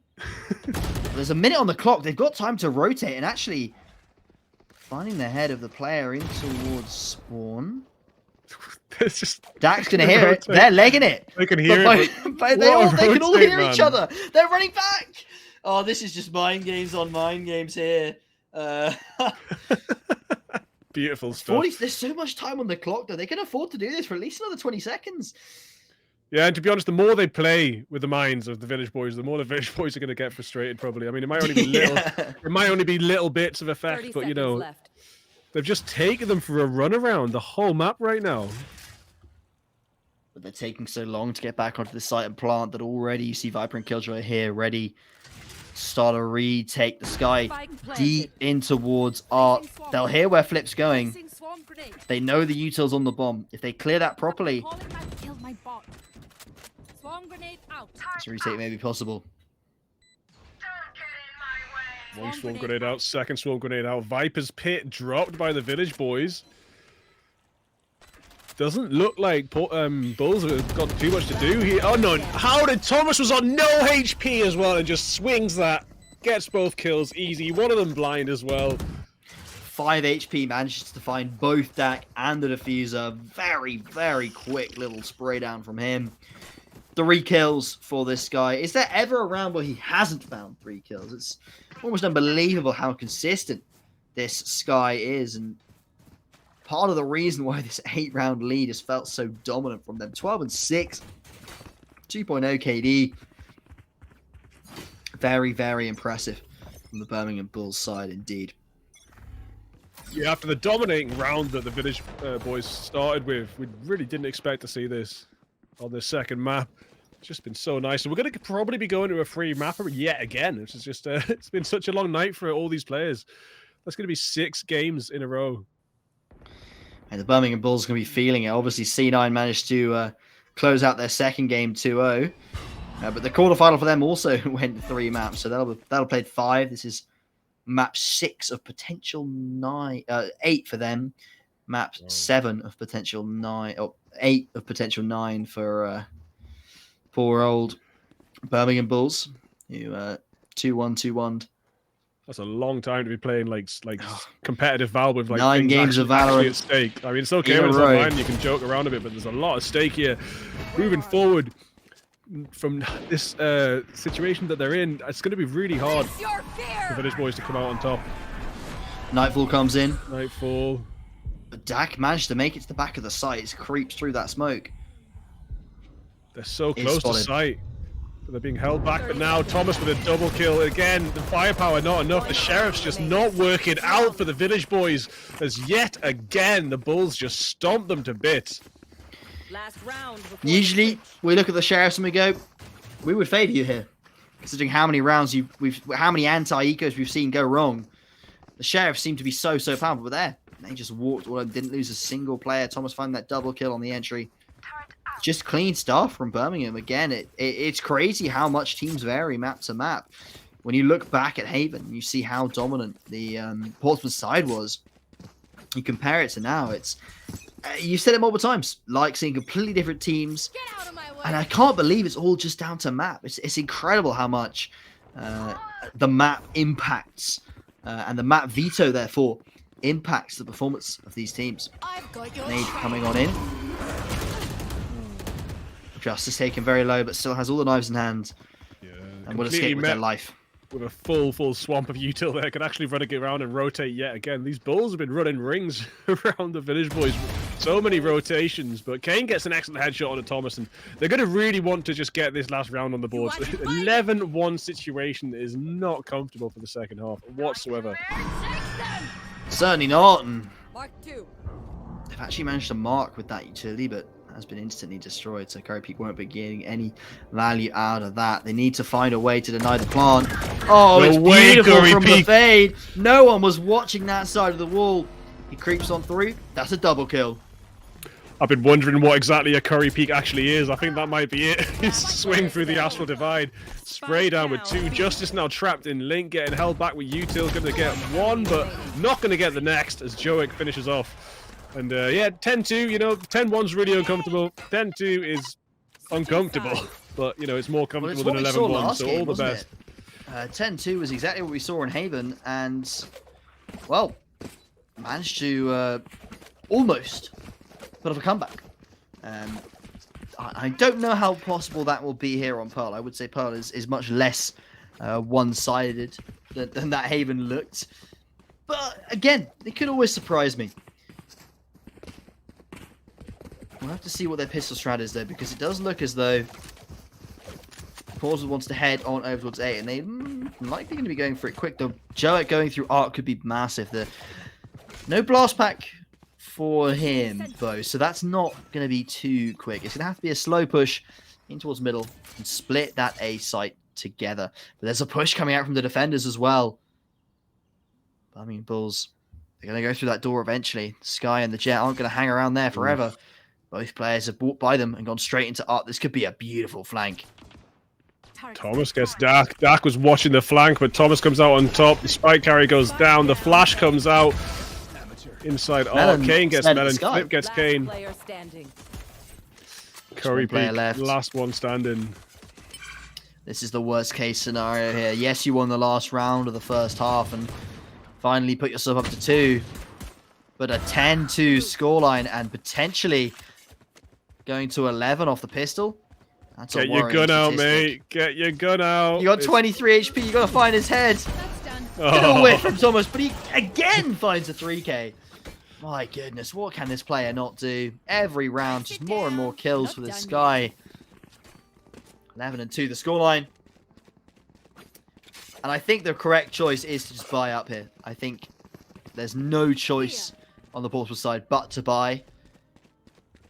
Birmingham Bulls have a 9-round lead, and if they win this one here, you would have to find 10 in a row just to get to overtime, and no one wants to play that long with no mistakes. You have to force it here. That's the decision they've made. Kane, Joek, Starbound line up as best they can. The rest of the team as well. It's a quick push into B lane because Utah will do a bit of damage, but won't stop the advance. Yeah, it's all well and good getting control of B-Link, but you also need to get out of there. Does look like it's going to be pretty simple with the guns on the board, yeah. Oh my days, they don't get out of there whatsoever. Knife is going to be a little bit too late there. Thomas wanted the 4K. They push up to 12, they give themselves a 10-round lead. They also give themselves 10 rounds in which they could lose 9 of them. As long as they win the last one, they win 13-11. There's so much space from there's no pressure at all on the Birmingham Bulls side. This game is completely in their hands. It's all over and done with. They just need to find the round to close it out on. That could be this one. They already need to start thinking about game 3. We're going on, I believe, to Ascent. A map they showed great confidence and great expertise in the first series that we saw today. This is looking good for Birmingham Bulls at this point. They close it out here, go on over to Ascent. There's an opportunity for yet another reverse sweep. Picks coming in early. The reveal, it's not going to be enough. It's going to help a little bit. It's Joe K, by the way, not Joek. Oh, is it? Joe K, yeah. Joe K gets a good kill there. Flip making their way through Link, only with a sheriff in hand. Full armor, might be able to do something. Got 2 pushing around from long as well. Interesting spots for the defenders to be pushing from. Not pushing this PT at all. They do get 2. Thomas with the rifle. Yari Flip with the sheriff, and it's just looking so nice. Yeah, that will be 1 round each. So we're going to be moving on to our 3rd and final map. The 6th match of this stream.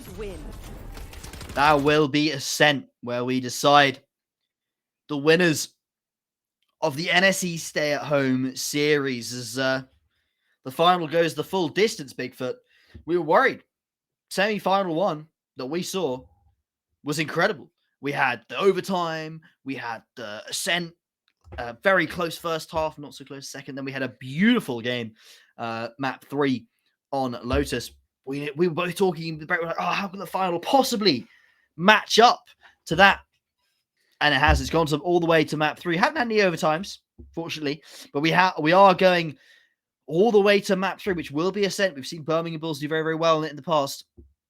There is a lot of confidence, I think, in that team now. From me, especially. I don't know what your thoughts are on this, Bigfoot, but I'm looking at Birmingham Bulls saying the return, the reverse sweep is definitely possible here. They've picked up this one in frankly, astounding fashion. 13-2, the scoreline there. That's pretty one-sided. Ascent could be a similar fashion. Yeah, it could be. I mean, it's anyone's game now. I really did expect for it to end up this way. And even if Birmingham Bills did win that second map, I thought it wouldn't have been so easy for them. With the performance we had from the Village Boys to start with, I really didn't think it would be that simple. But it was. They absolutely dominated, smashing to pieces the attack side, murdering this defense side, even not letting them get anything on the board barely. So moving to this final map, it is really interesting. But we're going to head over to this quick ad break, and we'll be back with this last match of the night to find out who will be crowned the winners.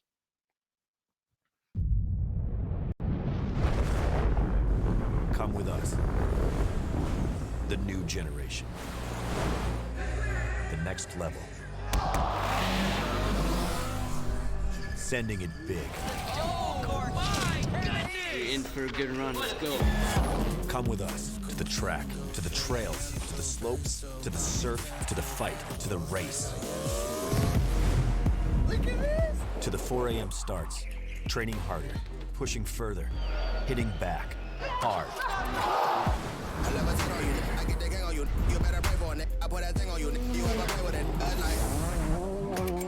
To the fans, to the followers, and the haters. But it doesn't matter. Come with us to the blood, to the sweat,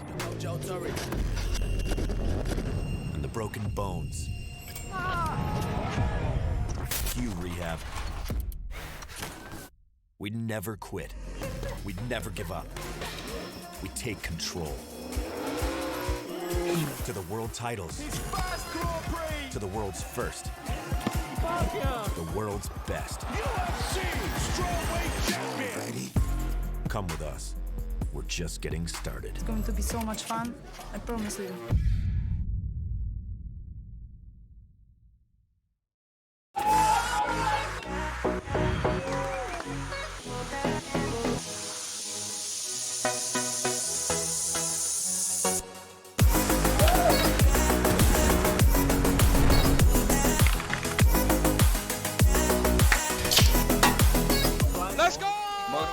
Monster Blade! Let's go!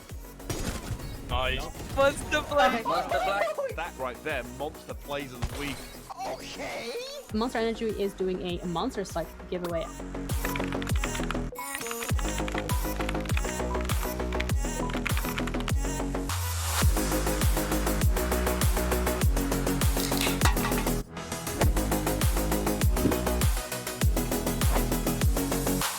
NSE Stay at Home series, supported by Monster Energy.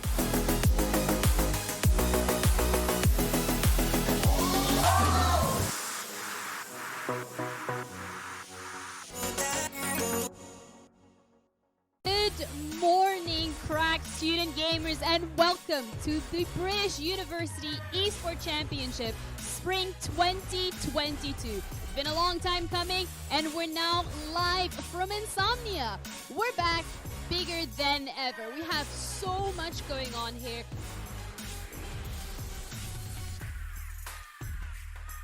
It's a place for all competitive gamers to come along. Even if you're not amazing, you can still take part, which is really nice, and you meet so many different students from different unis. It's just really nice, like a fun place to be. And the NSE, by being at Insomnia, is really amazing. Especially a small, isolated university like Oxford, it's great to meet other students who are into esports.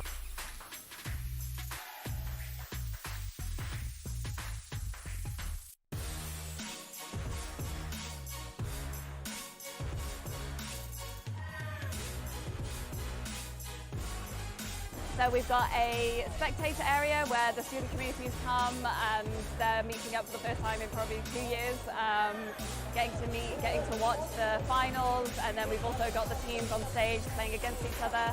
And then also we've got a student LAN as well, as kind of like a mini LAN in a wider bring your own computer over the weekend.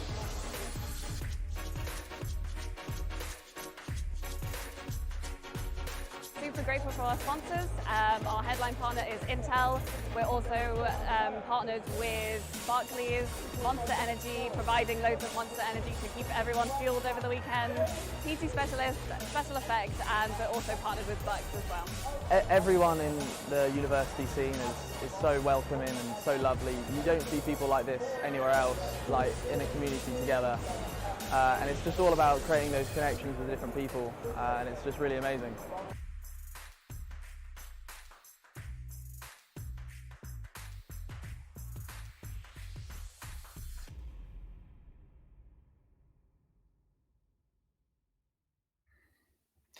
Welcome back, everybody, to the NSE Stay at Home series Valorant Grand Final. We are here with the final map of today, the final map of this series, and potentially, I think, the 9th map that Birmingham Bulls have played today in a row after starting their quarterfinals run, going 2-1, doing the same in the semis, and now going 1-1 so far in the finals. We are going to be heading on over to Ascent in a moment once the players are ready. But Bigfoot, I'm joined by you again. How are you feeling coming into map number 3, the final map of tonight? I'm less tired than I thought I would be, man. These games have kept my attention, man. Like, it's been really, really good. I wasn't even. I'm normally really rigorous with notes, and that, like, I haven't got my full notes on because it's just I've been like the rounds have just been so engrossed, yeah, gripping. Definitely. I mean, all of the games so far have been really good. Even the slightly one-sided ones, like the ones we just had on Pearl. Ascent. It's a map. We saw it from Birmingham Bulls earlier. I've talked about this a couple of times, but I think we have to mention it. They started in the attack, I believe, if I remember correctly. They went 6-6 on the attack. That's fully respectable. They then swapped over to that defense. They won 7 straight rounds in a row. Didn't drop a single round in that second half to kill, and closed out map to 13-7 or something ridiculous like that. Oh, no, 13-6 straight off the bat. 7 rounds in a row, 36. Are we worried that could happen again, that they might reverse sweep again here in the grand final and lock out Portsmouth from a final that they were clearly favoured in? I mean, it's possible, but like, what might happen is like the mirror of the first half. So we end up with this crazy overtime now for the final round, like we started with, going up to 17-15 or something. From the first 2 maps with Sin, from the boys and the Bulls, is it's looking like they're pretty equal, but depending which map they're on. So maybe it comes down to just whose Ascent is better more than anything.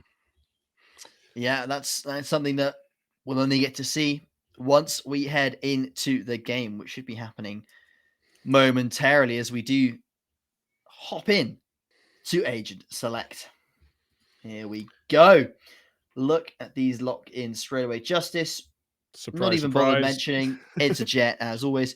Now, we've heard that Joic, as I've been calling him, is actually Joe K. Now, why not put a space between the Joe and the K? That's all I'm saying. Come on, put a dot, put a space, or just don't put the K. Just be Joe. It confuses me. I'm sorry. I messed your name up, but now we can call you Joe or Joe K or whatever you'd like, and we'll continue to call the rest of them the same names because apparently everyone else is fine. I don't think we've had any other complaints. Is that right, Bigfoot? I think we're pretty good. Yeah, no one's got in touch to say. No one's got in touch to say it's not Dylan, it's Deluxeson. If you've been affected by any of the name calling on this stream, please don't DM me. I'm sorry, but oh well. Well, let's talk about these agents, Bigfoot, because very meta. We're seeing. Well, I was about to bring that up. Both KOs standard locked in. Both Killjoys standard locked in. We do see a bit of variation. We've got the Omen for the Astra. Fair enough. We've got the Raze for the Jet, but I feel like that's just the duelist that they're comfortable on. I don't know. I wouldn't suggest Raze is like an insane duelist on Ascent. I think it's absolutely fine. There's definitely stronger maps for that agent-like split, in my opinion. As well, sometimes Pearl could be pretty strong on that agent. I wouldn't suggest that this is potential. Haven especially, actually, for Raze. Very, very good. I wouldn't say I sense anything special for a Raze, but it's certainly not going to hurt, especially if they're confident, which Joe K has shown in the past. He is pretty darn confident on that Raze. This is pretty much the setup we saw last time. The Bulls took their Ascent game, so they've got they've won this map already tonight, but against a very different team. Just got to say that very different team. Yes, still a good team. The Kent side showed some beautiful moments, but they didn't make the final, so they're not a top 2 team. Whereas C9 Village Boys certainly are. The first map was excellent from them. Map 2, they stumbled, and it was a pretty surprising loss to the Birmingham Bulls side. But as we start to see the Bulls group up in B main, there are 3 players coming towards B from the defense, and I think it's going to be a B hit pretty quickly. Just as likely to smoke a dash in and see when they start the action. Yeah, nice, easy action. I'm going to take that shock dart right out of the hands of Kane as they march through. They haven't actually, I say march through, they haven't actually made out of main. One made it to Boathouse and got taken down. And now it looks like there's going to rotation back through to A even, as the spike follows the start of the rotation. We just got Thomas hanging around now, as the rest of them make that move. But the rotation's also coming out from the side of Portsmouth, so they're going to make it onto site around about the same time. Tree area is going to be contested. Garden looking pretty hot. Turret comes back online, does some excellent damage to Dylan. Dylan very low. One enemy remaining. Managed to get back on towards this site, and now all of the Birmingham roster falls to the wayside. Just the KO left alive. That's, of course, Thomas coming up the flank. Has opted off the sky. Picking up that KO, which a bit of maybe a sacrifice for his team, because KO, whilst very useful here on Ascent, definitely one of the agents that I would look to put standard into any Ascent roster. The Sky has just been working out so well for Thomas that you wonder if maybe he just sticks to that, right? Yeah, I mean, he's been great with it. Seen Thomas do some excellent KO stuff though as well, back on that very first map in Icebox. Definitely just a versatile player all around, but sticking to that sort of initiator role with the flashes, getting those good kills. C9 Curry Peak trying to hold down A main, but nothing's there. Recon Bolt destroyed on B. Grenade comes out into main and takes Justice down pretty low. Does look like the Village Boys' defense strength is coming back on this map.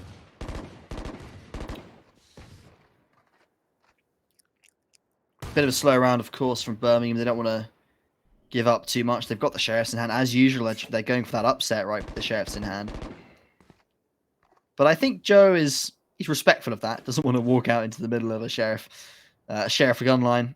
So will not be swinging that. Oh my days. So many of them pushing up. All on Curry here. They're going to come out, but they're going to run past the fragment. They're going to get away with that. Location revealed for Curry Peak. Got to move back. Dylan going to get the spike down pretty easy. Joe K up on Heaven. Will get wallbang down at 84 health and lose nearly almost all of his armor here. Nice one, Joe K. 2 blinded as well. Oh my days. One enemy remaining. Last player And Thomas finds ahead. And so damn close. The mid-air shock dart takes Thomas right down, but Thomas will manage to finish. Oh yeah, what indeed, mate? What was that? That was almost on. I mean, I shouldn't even say it's unbelievable. We've seen them do it like 3 times already. They go into the second round. They just buy like 3 Sheriffs. Thomas probably finds like a 3k somehow.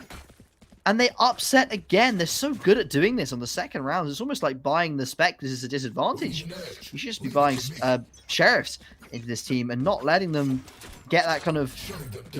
don't get into your head that you've got an advantage over them. They're really not at a disadvantage when they're on these Sheriffs. Days. And Madden finds 2 instant headshots. Justice finds 2. What is this?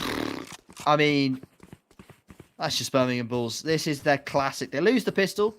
You know, they're lost on a pistol, but every round after that, it's just domination. Yeah, we'll have to see, because the first round defense did look so hot. Second round just fell apart. That one, this one we can put down to the gun diff for sure. Yeah. But the next round is where we see what's really going down. The rifles will be coming out. Pressure will be on. Already, Joe is actually 1 point of his ultimate, same with Thomas. Well, likely we'll see them coming out pretty. That's a very, very early timeout coming out from the defenders. They're Dak and the rest of the Portsmouth side opting to call a timeout very early on. Maybe they need more time to discuss how they want to approach this first rifle round. I think it's good, man. I think it's good to get that set up early as well, like, because you might have your plans moving in, but like they can already see whatever plan they've got hasn't worked out entirely for them. So it isn't actually a bad time to reset and sort of catch up and hopefully overtake the Bulls and what's so far been quite a pretty aggressive and well performed attacks. Right there. It seems every time we see them on attack, starting on attack on no matter what map it is, they always pull off that second round upset, proceed to dominate obviously on the third round when their opponents can't buy. And now here on round number 4, this is the tell. In previous maps, when they've won this, they've stomped. When they've lost this round, it's looked very dire for the rest of the half. They've really struggled to find much of a lead in any other way after they've found these first couple of rounds. We'll see which map this is going to turn out to be to try and get the read on this one as they group up again. They're really good at this. One thing I will notice from the Birmingham Bulls, they sit towards one area of the map. They put the other two players towards the other. They take both sides of the map control that they can. You know, however much they'll be given, they'll take it. Then they'll rotate back and execute on it. It's a very passive, slow style of play, but it seems to work out very well for them. I like it. Yeah, some teams only send one person on a lurk as well. I much prefer two people lurking all around. It just works out so much better. Like if they fall, you can normally get a trade at least. And yeah, it looks like they're actually going to move back before giving out too much noise on A. They're starting to look into mid a little bit. The spike is still down though, so there's no committing just yet. Again, the Bulls very good at just like leaving that spike down until you really know exactly what you do in that round. This might be the Curry Peak, the famous Curry Peak. You jump with a roof on you above your head.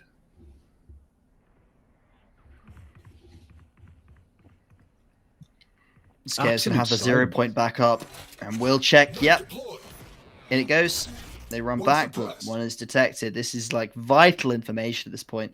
They know the Astra's still her, and as the controller, although she's one that can be on the opposite side of the map, she does want to be close to her team. You don't really want to be the flank player. And it's a good read that they can get in. The execute comes on in quickly, and a KO as well to boot. Oh my day. Absolute chaos. It's just so silent for so long, and the kills are coming out and fast. Thomas is down. That's going to be a big upset now for the Bulls. Going to get sprayed down. Flip going to make this peak. Going to get the kill on the Starbound. Might even get the res. But there's only 9 seconds left. The spike needs put down before anything else can happen. So unfortunately, Thomas will fall. Recon Dolt gets them. Kane going to have to make the push out of heaven, but it's so tricky. A lot rests on Kane getting this round as well. If Kane can get this on the board, it's going to be a lot more comfortable moving forward. Very, very quiet, and Yari Flip on top with the headshots coming out. A little bit of toxicity there, spraying the dead body on the floor, but they're just doing so good. Kane not able to equalize the match, letting the Bulls get 2 points ahead now. An important round to sort of indicate how the direction that this game might go. All the Birmingham Bulls in the past, when they put off a strat like this, they usually get towards 5-1, 6-1, because winning that rifle there it's a good indicator the rest of the half. It puts them in a position again where they're playing anti-eco the following round. So here they're playing into, I believe, 5 straight up sheriffs. They should be capable of winning this one if there's no surprise upset. Put themselves 3 rounds ahead. And then it's a rifle round again. They've proven they can win those. They can keep the pace going. God. Justice goes ham on the knives. 2 headshots coming out. Thomas has found 1. Flip. Flawless. The round's over before we can even describe what's happened, Bigfoot. Stomp again from Birmingham Bulls. And Ascent just looks like their comfort zone. It really does. And like there was only 1 round, admittedly, but it did look so solid in the pistols. The defense was just so solid for the Village Boys. But unfortunately, ever since then, they haven't get anything else on the board. Bulls, the one looking solid, completely well cohesive. They're playing the map so well. They're split up, but then they group up and play together, and it works so well for them. Now, the rifle round returns. Both teams moored up and ready.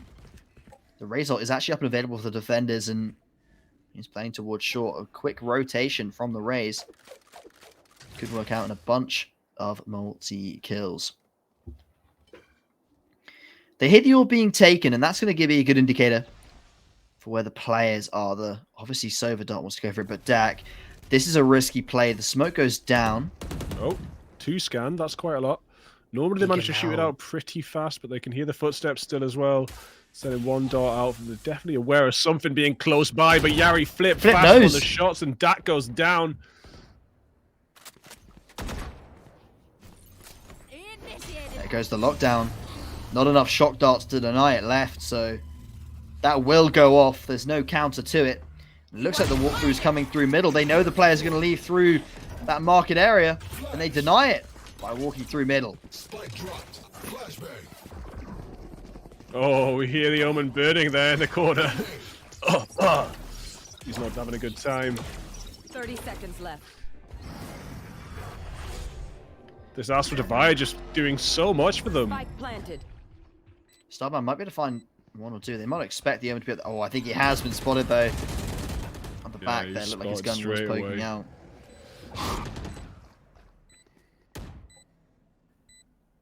They're going to retreat on back, up for the save, and give Birmingham round number 5 for themselves.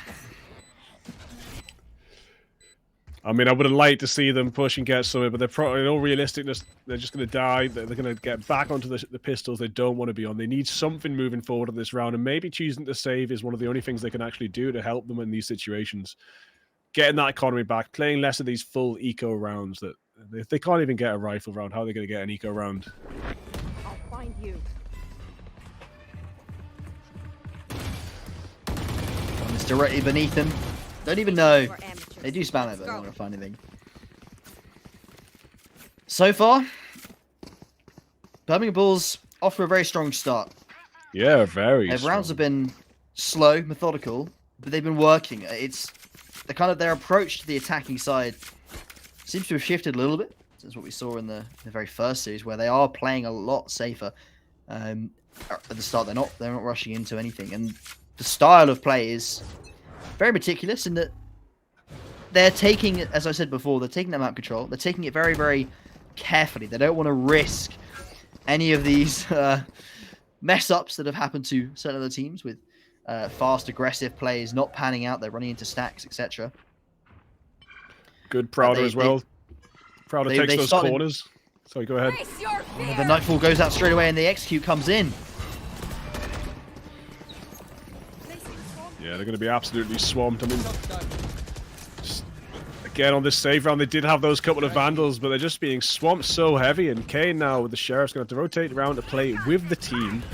Showstopper comes out, but doesn't get anything. Joe K gets taken down. Kane falls as well. And it's just absolutely flawless for the Birmingham Bulls. 6-1.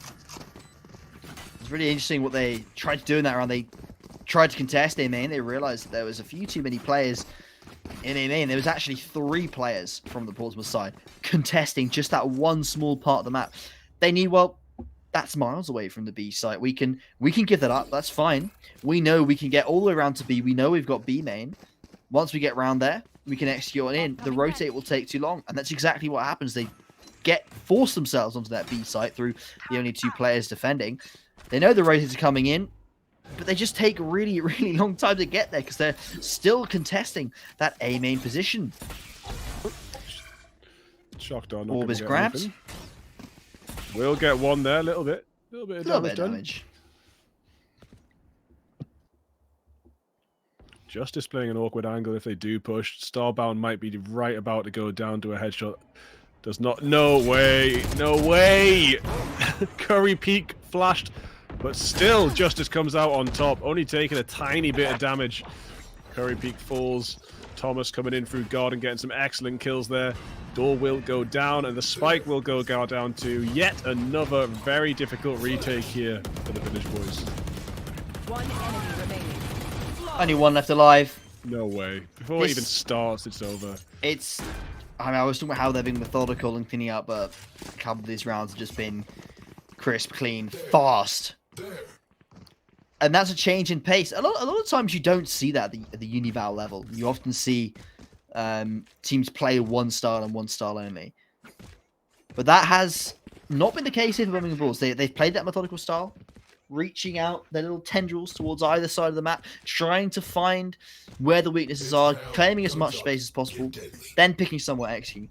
They've also now, as well, they've done it a couple times last game as well, where they play very aggressively, very fast, very loose into these bomb sites. And that change in pace can really surprise your opponents. And it's working very well for them. They're doing it in moderation. And that's kind of the key. If you start doing it too much, people start to gamble stack against you. They can try and find a couple of rounds through that. They can burn a lot of util early. They know you're going to be seeing out those bomb sites. They can make some excellent plays. But if you do it just occasionally, you can really surprise. Again, we see that Spike. It's towards B. They've claimed this A main space. They know there's no one here. They can then start to go back, lean towards B. And really the pressure is on Portsmouth here to either reclaim that space or start checking that they're still there at least. You know, they have got a 0 point. Curry Peak's going to do it. Recognize that there's still an Asher there. But he is going to go for the rotate. The correct call here. Yeah, it does look like that Spike's not going to retreat from B main. So, and there is people pushing in through mid now as well. Excellent judge work from Joe K. It's not normally from that distance. It's so easy. Shots from behind though. Joe K completely sandwiched. Will not be taken down as Curry Peak saves their life. Wow. 30 seconds left. Curry Peak with a clutch life save kill on the Justice. Now, finally, it looks like the Village Boys are in a comfortable, rigid defensive position. So, but the best they can hope for is continuing this for 4 straight rounds and coming out 7-5. One enemy remaining. 10 seconds Looks left. a little bit unlikely from the domination we've seen so far, but maybe they've just really woke up and they're back on the board and they're feeling themselves. We'll have to see how this goes for the rest of this half. Dax finding 3 there is important. Do you get the lockdown online? And wow, they lose 1 round and they go, nope. Let's call a timeout. There's actually not a bad strategy. A lot of the time people think, oh, that's a bit of an overreaction there. But you want to stem the bleeding before it becomes, you know, a completely open wound. I like this strategy from them. They'll call the timeout. They'll think about it. They're also getting their opponent's heads a bit. Portsmouth's thinking, oh, what are they going to try here? What new strategy is going to be developed? Maybe they just don't. Maybe they just go for the standard stuff anyway. They do the normal stuff. They take outside A main and take B main, choose a site. Maybe they opt for that. Perhaps they change it up. It can do anything at this point. And this just put Portsmouth on a bit of a backseat. It breaks that momentum. You know, you just won a round. You're ready to go on to the next one. You're ready to keep it going, keep the momentum, keep the wins flowing. But then you call the timeout, breaks the momentum a bit, have a bit of calm. That can sometimes unsettle. Timeout nearly out. They're going to be moving back into this. Hopefully, for them, they're going to come up with some sort of impenetrable strat. But hopefully for the Village Boys, they've managed to work out what went well for them that round, work out what's been going bad for them in that timeout. Timeout's going to be good for the Village Boys too. They're having that extra minute to chat. It's not like when one team calls a timeout, the other team gets muted and they're not allowed to speak. Like they're still sorting out their strat as well. It's just the timeout was called by the Bulls. So let's see what they can pull out the bag moving forward. Spike down again. It is actually a solo lurk this time, instead of the double lurk.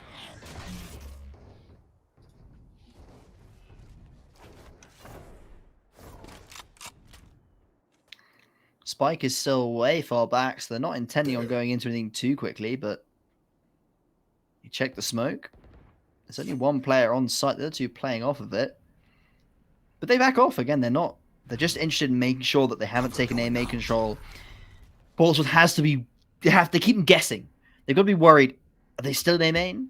Are they sitting outside there ready to burst on to site with a full execute?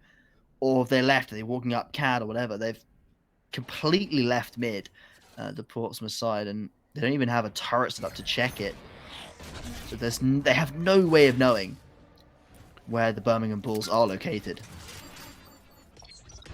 Yeah, they do a really good job of keeping it quiet and then executing with a bit of an explosion. It's worked for them so well.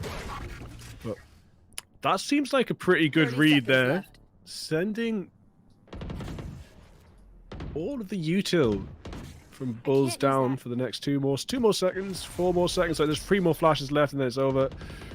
I can't use that. You are Now the attackers pull it out themselves, but Starbound with a beautiful headshot on the Justice. Meanwhile, Joe K got a grenade on the Melon, and the attackers are actually falling apart. The Bulls looked so comfortable previously, but now the defense is putting itself back together. The Finnish boys showing us what they can do when they work well together and cohesively. Keeping 5 alive and their economy only going to be helped by that. 2 rounds left of the half. They should be able to buy in both of them. The attackers, Birmingham Bulls, of course, they have a 4-round lead, and technically they can't lose the half. The worst that can happen to them right now is they lose the next 2 in a row, and they're put 7-5. But that's not too bad, because if you remember when we saw them versus Kent, they found 6 rounds on the attack. It was a 6-6. It was even Stevens, absolutely equal. And then their real strength lay in that defense. That's what we're waiting to see at this point. When we swap sides, how will that dynamic be different? Because Kent completely fell apart on the attack. They were being wrecked in every single situation. There was no round that they could find, even like an angle in, let alone find the round itself. But we've still got to close out this first half, and Flip's taking some fights.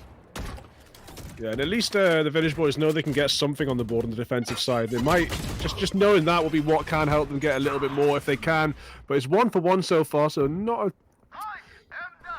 There's a cloudburst coming through on A side. It does look like that might be the push. Hunter's Fury comes out, doesn't seem to get anything as Dylan gets 1. Nightfall, push through Garden. But Justice going to be able to get sight pretty easily. Melon takes down Joke. Oh, lovely shot from Justice there onto the head.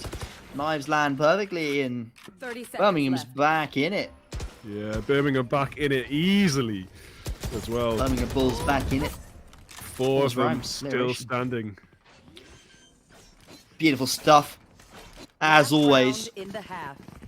Came into this thinking, Birmingham was, they had a really good run on the scent previously, but how would the Portsmouth side look? Again, they came into this as clear favourites.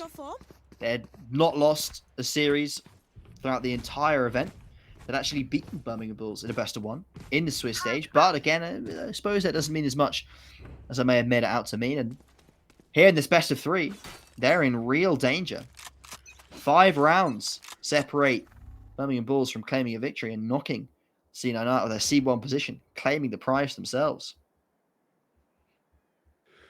It's a 2-3 split again. This time the spike on the side of the 3.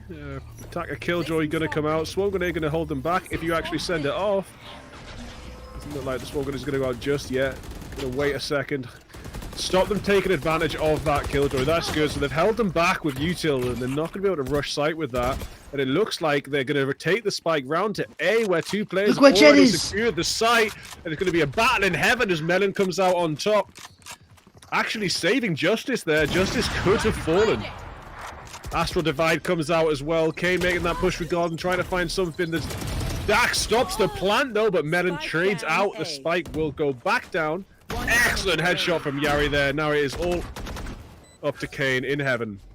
Not a lot to be done if you ask me. A 9-3 half is a scary one to face down, and it being the final round of the half, Kane has no choice but to go for this. It looks so challenging though, the fade util lands and caught in that trap. What can he do? 9-3 half.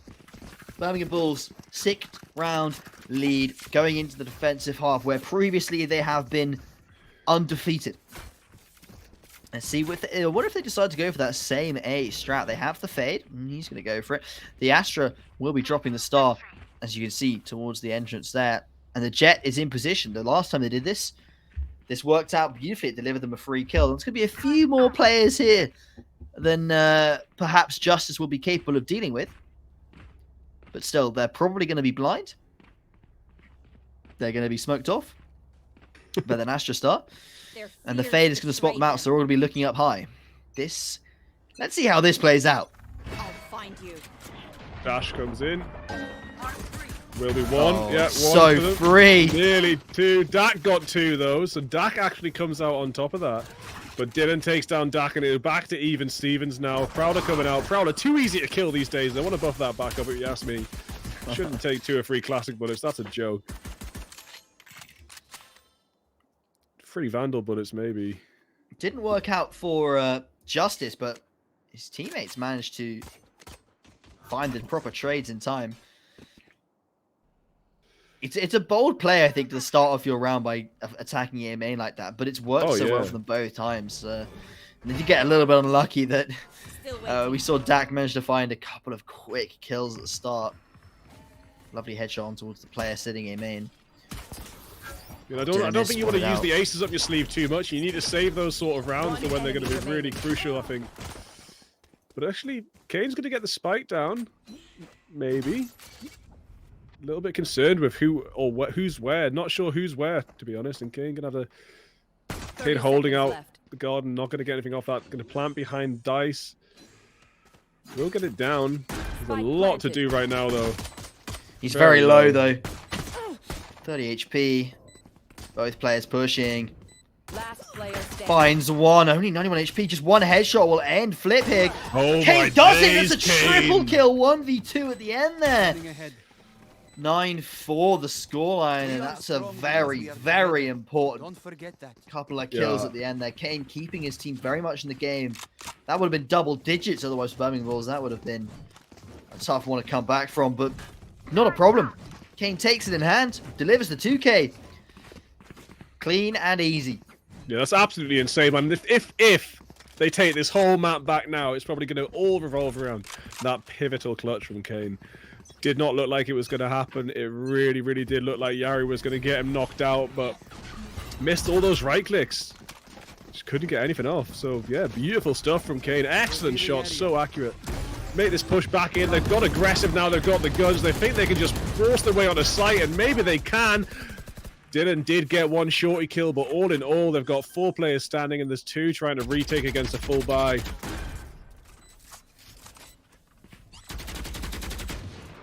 C9 trying to get back on the board with authority.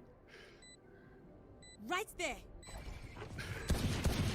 Melon just trying to find something with the sheriff. It's hard to spam with the sheriff. Does get a little bit of damage, but Joe just going to shrug it off. Yeah, they may as well go die. Get that money in the bank. Yeah, they don't have enough, do they, to save here at all. If you're holding a full rifle in hand, it can be worthwhile to save. But when you got a sheriff, you get actually more money by jumping into the black sphere that comes out of that spike and just letting yourself pass on. Of course, the advantage of that being you don't give the opponents any kill money. Or kill money or anything. It will be a suicide for both of them. Only 4 rounds to catch up, you know. It's like it's not that much, and when you've got 2 with so much authority, 4 looks like nothing. So C9 is losing right now, but they might clutch to read someone out of the chat. A comeback is possible. I mean, they found the first 2. This is the rifle round. This is the one where you really start to work out whether they can make this offense work. Let's make some chaos. They found first 2 in, well, quite tight fashion. The first one. The second one was a lot easier, but they did have a pretty significant advantage over Birmingham Bulls, and Joe just a little bit of spam there. They do stay, well, we see a different approach from Portsmouth here. They're not worried about contesting that B main position at all. They're actually walking in A main, taking all of this short angle, and they're going to try and split the A site as a 5. Yeah, and they really don't want to hand this rifle round over to the Bulls. They want to maintain control, maintain that economic lead. If they can get this one on the board as well, they'll be miles ahead in the economy. Melon does get Kane, though, with the Bulldog. Thomas gets Dak. Curry Pete trades out. There's 2 standing now for the Village Boys. 2 for 2. 2 for 1. Thomas! The trades back and forth. Thomas with 3K so far. Can he finish off Curry Peak? Will Dylan come in with it? Oh my days. It will be Dylan with the final kill on the Curry Peak, taking a very, very crucial Vandal round. 10-5. The first rifle going the way of Birmingham Bulls, who do so in a tight form. But still losing 3 players means their economy won't be insane, as you can tell from that buy. Actually got a Bucky out on Flip. You know, I respect it. The Bucky can do some real damage, although it does look as though Justice has sold that rifle, bought down to a Bulldog instead. Keep the money high, potentially looking for an op in round number 17 when they do get round to it. Full push towards A, though, from Ports. All of them grouped up. Fast smokes going in. This is going to be a fast take from the C9 squad. Is it really what they need to be doing right now, though? Running through smokes blind? You've got the entire championship on the line, and they're just marching into sight like they've already got control of it. Being proven that you can't do it that easily, but Dak does get a beautiful headshot back onto Thomas, holding them back a little bit, but Yari Flip in mid, gonna try and make that push round.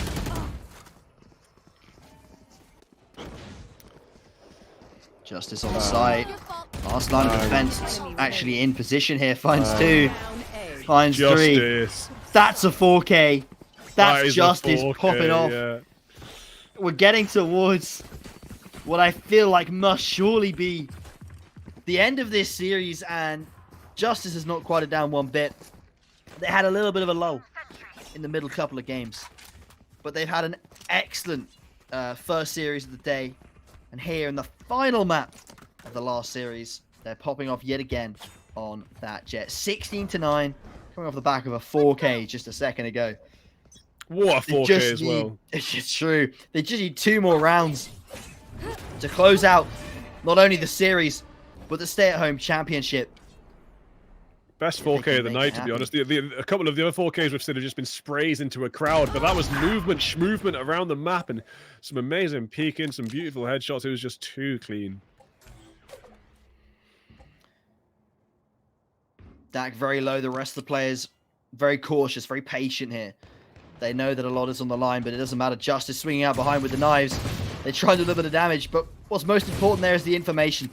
Justice can tell his team, there's nobody A. They're actually all towards middle and B.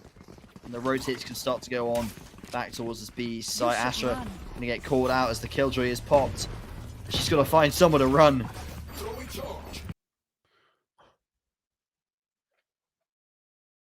Looks like just a bit of small pause there. It's fine. It's over. As very quickly, Melon and Flip shut down all form of offense from that Portsmouth side. Spike down B. Birmingham, they are walking on straight through. I think that's 5 maybe in a row there, I think. An incredible start to this performance so far. Or potentially end, this performance so far. Their defending side has been, 3 in a row so far. There was a little bit of a glitch. The pistol and the second round went towards Portsmouth. But Birmingham is showing no signs of stopping now. They're on towards match point. They have 7 opportunities to do so. And with their economy pretty healthy as well. A couple of players on over 5K. A couple of them on about 2. 2 ultimates available. The key ones as well. Nightfall and the KO ult. The Killjoy ult's not available. Oh my days. KO ult is a very quick nade flying in, but so fast. That's all it will be. This push is going to come into Cat so aggressively, though. Can Justice stop it? There's going to be 4 turn in this corner any second. Justice gets 1. Thomas gets 2. No, Justice didn't get any. Justice was just taken out, and Thomas got 2. Dak gets Dylan, though. And now it looks like Village Boys do have a player advantage. You got Flip moving up onto Heaven, not able to take out Dak. That's all on Melon. But, you know, if they don't get this, they're still sitting comfortably a match point to 6. 1v2, though. Melon potentially series point here. Potentially the last play of the game. If they can just find a couple of kills. They are bunched up as well. They're in spraying distance. Taps the bomb. Finds just the one. Looking for the last. Can go back and tap the bomb as well. Has 6 bullets. That's enough. That's enough to find a killer. Gets it to half. And walks back in. Curry's not peeking. Has enough time. Doesn't find their head. And Curry peek. Keeps their team alive. For just a little bit longer. Will likely fall. Doesn't fall to the bomb. Just ends just a second before they would have done. And 12-6 the scoreline. 6 more rounds to go if Portsmouth want to have a shot at winning this event.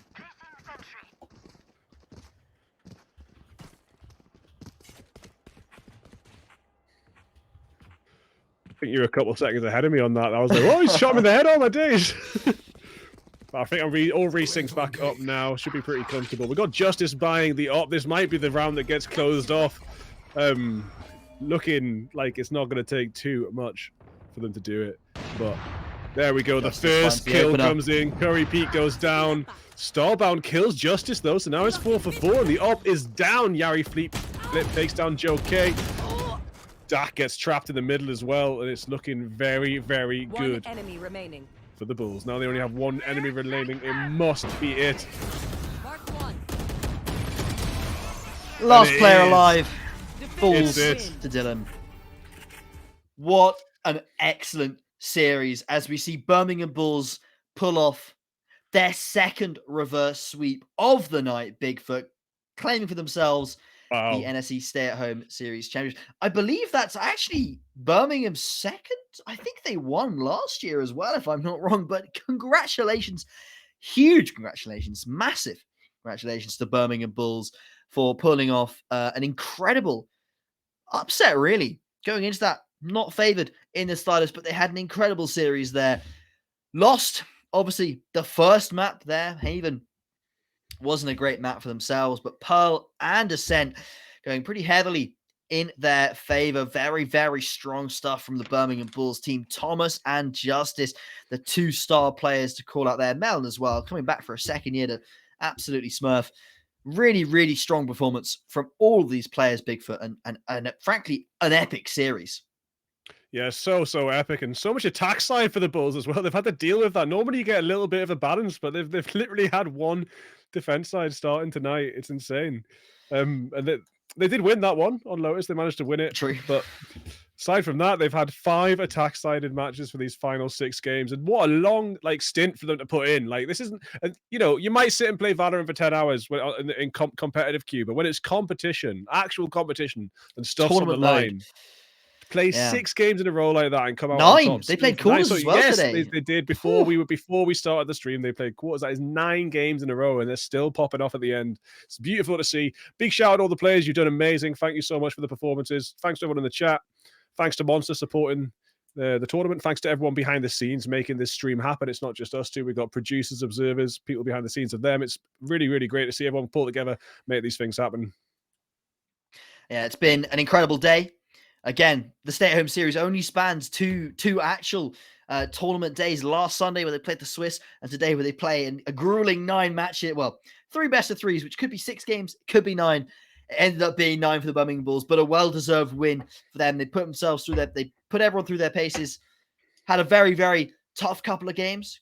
Couple of losses in there as well, but it doesn't matter. They come out with the victory. They come out claiming the grand prize. I think it's £150 cash prize, as well as a monster stock drop for all 5 of those players. You'll be very impressed with themselves for that performance. The mental fortitude as well to push through, and a very, very strong victory from the Birmingham Bulls side. Congratulations to everyone that took part, everyone that's won some of the prizes. I think all the top 3 teams would have won something, so make sure to check what you did win. And hopefully all of you in chat have won some monster drops. I don't know when they were drawn, but I know at some point during all the games they would have been drawn. Hopefully you remember to put your name in there, and hopefully you won some of them. Thank you so much from Bigfoot and I. Thank you so much to NSE for having us on. Thank you so much for Monster for this incredible tournament. And I believe, Bigfoot, that is all from us. Yeah, man. We'll just be saying... shout out your socials while you're at it. Oh, well, you can follow me over at Twitter at HannoAtomic. Bigfoot, what do you... Bigfoot Cast on Twitter, or Jody Bigfoot on YouTube and stuff for music and that. There you go. Go and follow Bigfoot. Excellent man. And that is all from me and Bigfoot tonight. Thank you everyone for watching. Yeah, thank you so much. Goodbye. We're out. Come with us. The new generation. The next level. Sending it big. You're in for a good run. Let's go. Come with us to the track, to the trails, to the slopes, to the surf, to the fight, to the race. Look at this! To the 4 a.m. starts, training harder, pushing further, hitting back, hard. I never turn on you. I get the gang on you. You better pray for it. I put that thing on you. You ever play with it? To the fans. to the followers and the haters. But it doesn't matter. Come with us to the blood, to the sweat, and the broken bones. You rehab. We never quit. We never give up. We take control. To the world titles. To the world's first. The world's best. Come with us. We're just getting started. It's going to be so much fun. I promise you.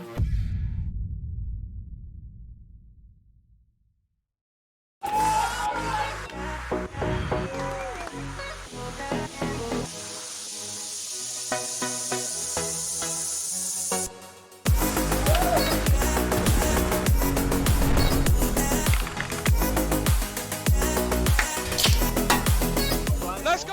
Monster Black. Monster Black. Nice. Monster Black. Monster Black. That right there, Monster plays of the week.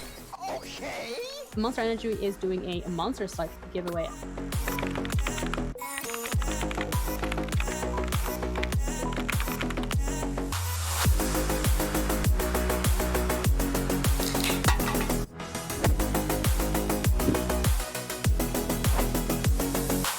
NSE Stay at Home series supported by Monster Energy.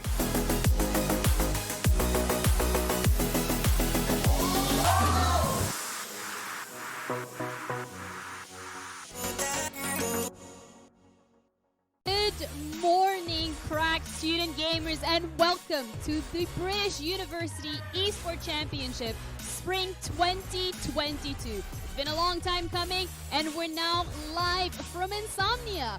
We're back bigger than ever. We have so much going on here.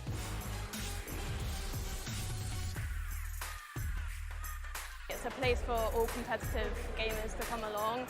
Even if you're not amazing, you can still take part, which is really nice, and you meet so many different students from different unis. It's just really nice, like a fun place to be. And the NSE, by being at Insomnia, is really amazing. Especially a small, isolated university like Oxford, it's great to meet other students who are into esports.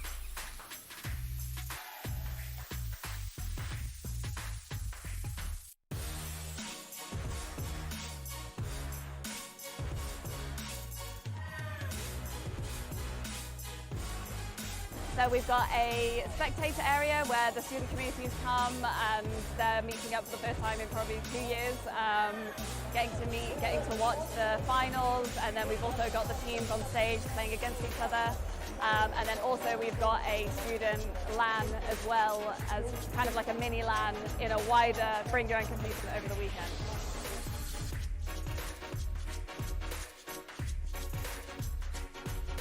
Super grateful for our sponsors. Our headline partner is Intel. We're also partnered with Barclays, Monster Energy, providing loads of Monster Energy to keep everyone fueled over the weekend. PC Specialist, Special Effects, and we're also partnered with Bucks as well. Everyone in the university scene is so welcoming and so lovely. You don't see people like this anywhere else, like in a community together. And it's just all about creating those connections with different people, and it's just really amazing.